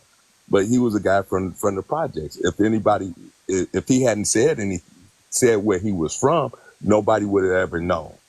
But he told me he wasn't the greatest student in high school, but when he went to the military and did the GI Bill, for something that sparked in his head, he performed real good in college when he got in. So Casey. Yes, brother. You know, I know you Muslim brother, so you know, with all of us brothers, what's significant too, we know we talk about financial saving and all that, but even so, what I found through my thing, you know, the word for you guys is when you give, the law of give and take, right? In the order of, let's say Allah, or we say God, however we say. Yeah. The law of give and take, we know we have to perform zakat, right? Yeah. When you do zakat, when do you do yours? It's like what time in there? What is it during Ramadan? Or is it, how you do yours? After the Ramadan. It's just right after the Ramadan. Yes. Okay, which my birthday is on Ramadan, but I'm just saying, how you do yours just after, right? Yes. So I guess here, you know, I guess I don't know. I guess Christianity would be like at any time, you know. But that's just I'm just saying I know it sounds like all people. That's a very important part of you receiving. You know that, right? Absolutely. You Yes. have to.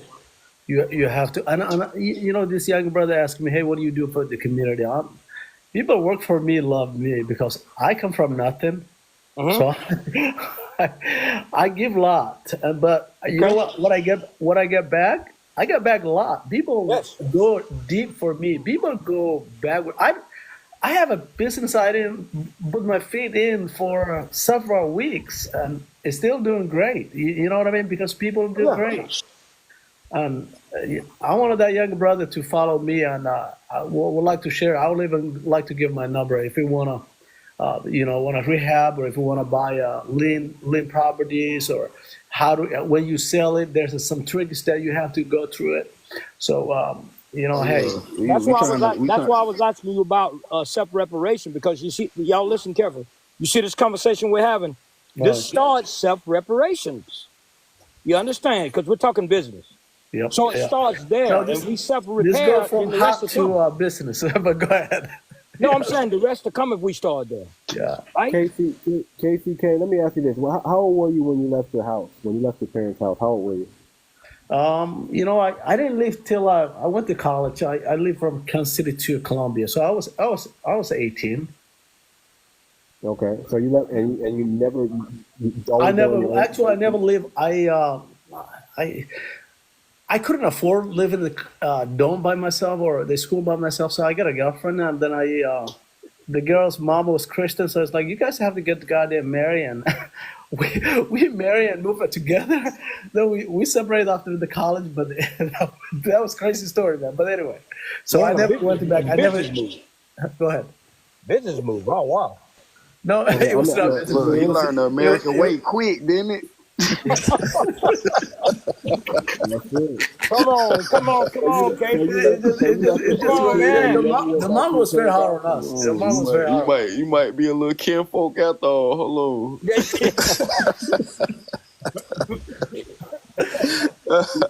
You guys are killing me. You guys are killing me, man. You left your parents' house and you never went back after college. I visit my parents, but I never lived back at home. Yes. Okay. See, I'm a proponent of, especially in today's climate, that kids stay with their parents until they're 30. I'm a big proponent of that. I don't think that kids should be leaving the home, especially when they're not ready financially. I think they need to be saving money. That's the most important thing. But do you think they should have some responsibility though? I got my own kids now, man. I got kids like my daughter is 18, and she still lives home. But here's the thing: I want her to have some responsibility, like insurance, and maybe pay the light bill or something. No. They need to pay. They need to pay rent to the parents. I agree that. We're on the same boat. And save money. That's what I'm saying. They're going to get responsibility, but keep it in the family. Don't go pay. I absolutely agree. Especially my daughters. I want to go to the University of Kansas City or something. I don't want them going anywhere. Yeah, they don't. That's the trick bag. The trick bag is in America. The American culture said kick your kids out at 18 and let them fend for themselves. When really all you got to do is you stay close to home. You pay me a little bit of rent. You show me that you're responsible. I watch you develop. You save money the majority of the time, and by the time you leave the home, when you're ready to leave, you can buy your house. You have a car. You're set up. You have your job is going to be paying a little bit better because you've been there for a long time. You're ready to get married. You're ready to start a family. All those things instead of just spend for yourself. And that's how legacy is built. Try to climb out the hole. That's how legacy. Climb out the hole. Now you're talking about legacy building. That's how legacy should be built. That's how That's how I think we need to encourage kids to, go to school. Yeah, you gotta send them to HBCU, man. You gotta send them to HBCU. Yeah. Any school, to me, any school, but get some degrees. Don't sit at home sitting around. Just get done something. Hey, when we gonna start this self-reparation program, man? We got a Discord, man. We got to start. If you're going to be serious about that, we got to get a written out plan of action of how that takes place. My thing is this, man: treaty, code of honor, think tank, and whatever the think tank does. If they say self-reparations, we go that route. If they say lobbyists, we go that route. If they say we stand on business and just get these reparations, we go that route. But as long as we have the brightest and the most brilliant of the minds of black intellectuals, we can get it done. Okay. I think it started with the youth, man. Some of these colleges have some very bright. I used to work at FAMU for a while, and so you'll be surprised when you give or put. It's already written up, but go ahead. Yeah, when you put these kind of things like you said, sparking that fire. I'm not really sure who said it, but sparking that fire even within the young people to where if I would have had this information at 18 or if I would have had this information at a younger age, and not to say it's too late, but it's just like, okay, if I can start there, you looking at him saying 18 and it's like it's 40 years later and he owned 3-4 businesses. And it's like, well, I was fortunate, guys. I was fortunate. Not everything's good. I was just fortunate. Not to cut you off though, 𝗖𝗁𝗂𝘁, but in our community, it don't really be a lot of role models like that, or people don't necessarily come from families that, and I know you as a refugee, you lived in a whole nother country. So I know when you got here, your motivation was completely different, or how people that immigrate to this country, their motivation be completely different as opposed to people who grew up here indoctrinated in the way we was indoctrinated in some of the things we seen growing up even. Right. Yeah, my thing is this. Look, I tell young people like this, man. Listen, if you're 18 years old, from 18 to 29, your only job is to fail. Because that's how men grow. That's how men learn. You got to fail and figure out what your superpower is. Figure out what you're good at. The moment you figure out what you're good at, you need to put your 10,000, 20,000, 100,000 hours in to become an expert and get advanced in that. And then you make money off that gift or that talent or that skill that you develop, and you make money. We got to direct and instruct our youth in that path. Too much. My thing is this. Listen. If you heard what he's saying, listen. This, I live this. I do this. I don't. I work 12 hours. I work 12 hours, 16-hour days, and I'm in my 40s right now. So imagine what a 20-year-old can do if they start out working 16-hour days. 4 hours gym included in that, by the way. You got it. Testosterone pills immediately as soon as you turn 18, you need to be taking testosterone pills because of all the estrogen you've been consuming your whole life. Well, can I tell you something? Too much. When my son was 11, I started my dog walking business, LLC, right? Okay, he made about $12 an hour.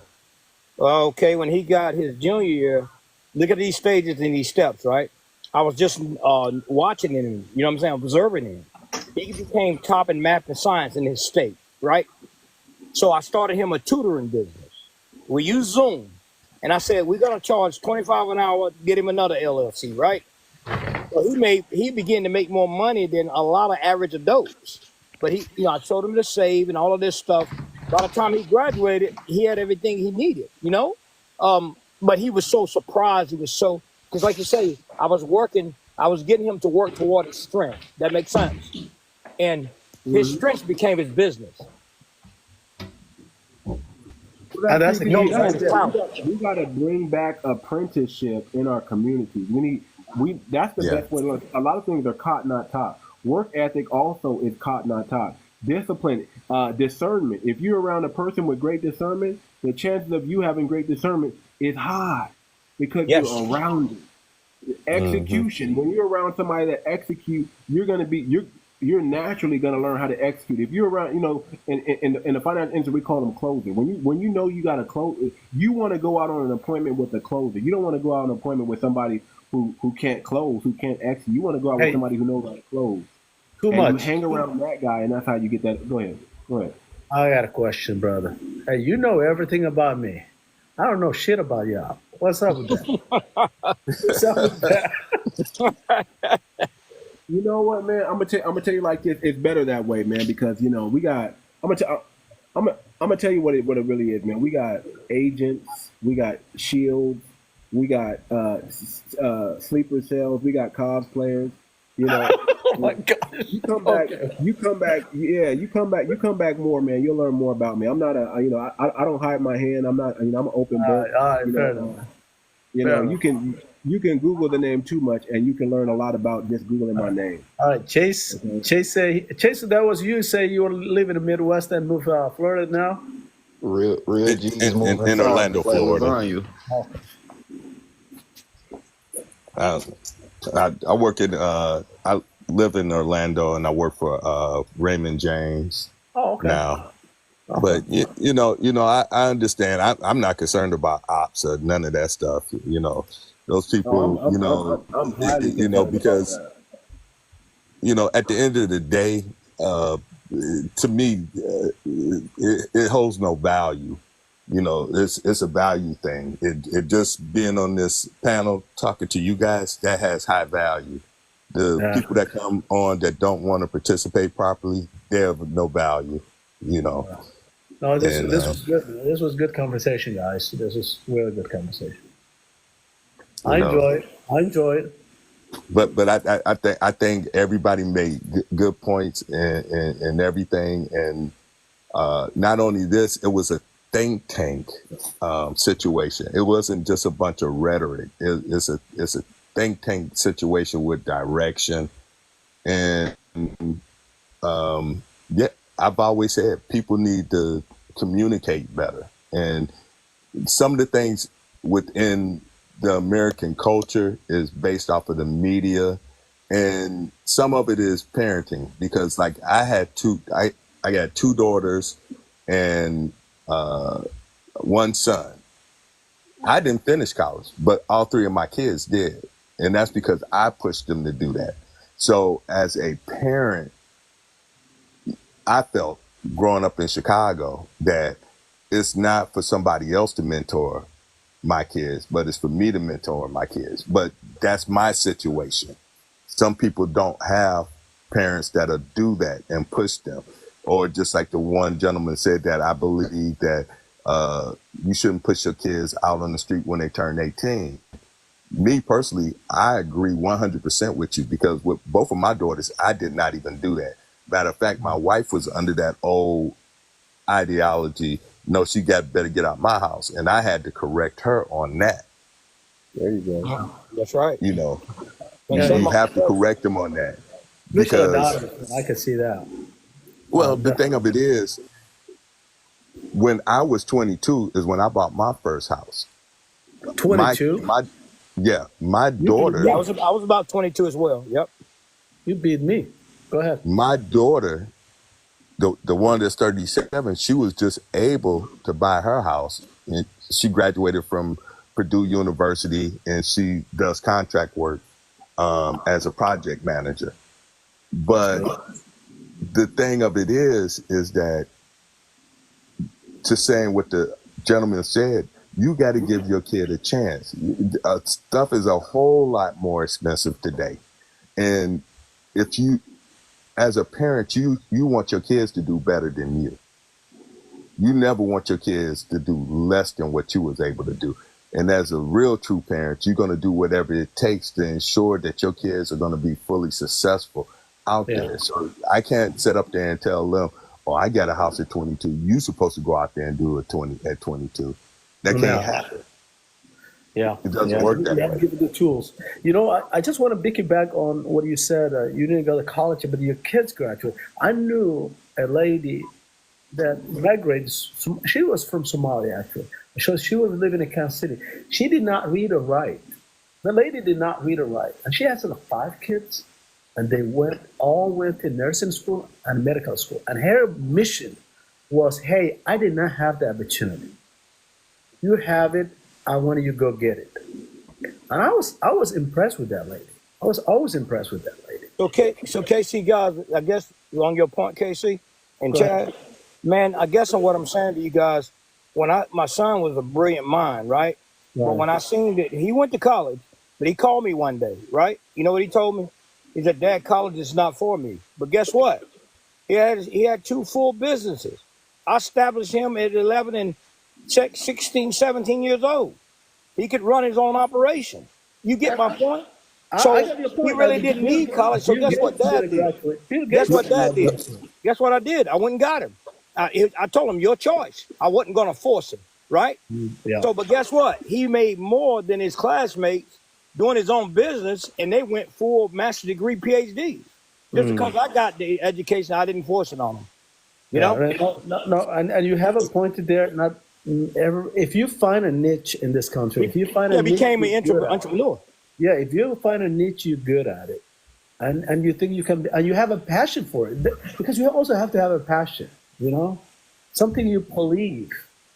Then you can stay with that. I mean, he's making 6 figures. But you know what, Matt? Hey, Matt, that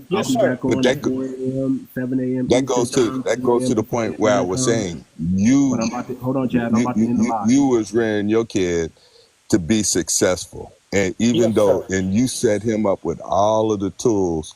And no, not everybody. Hey, I didn't complete college, but I worked corporate trust. I'm into trading and stuff. From coming from Chicago, where it's a lot of financial institutions, it paid off for me. I fell through those cracks and those holes and was successful at doing it.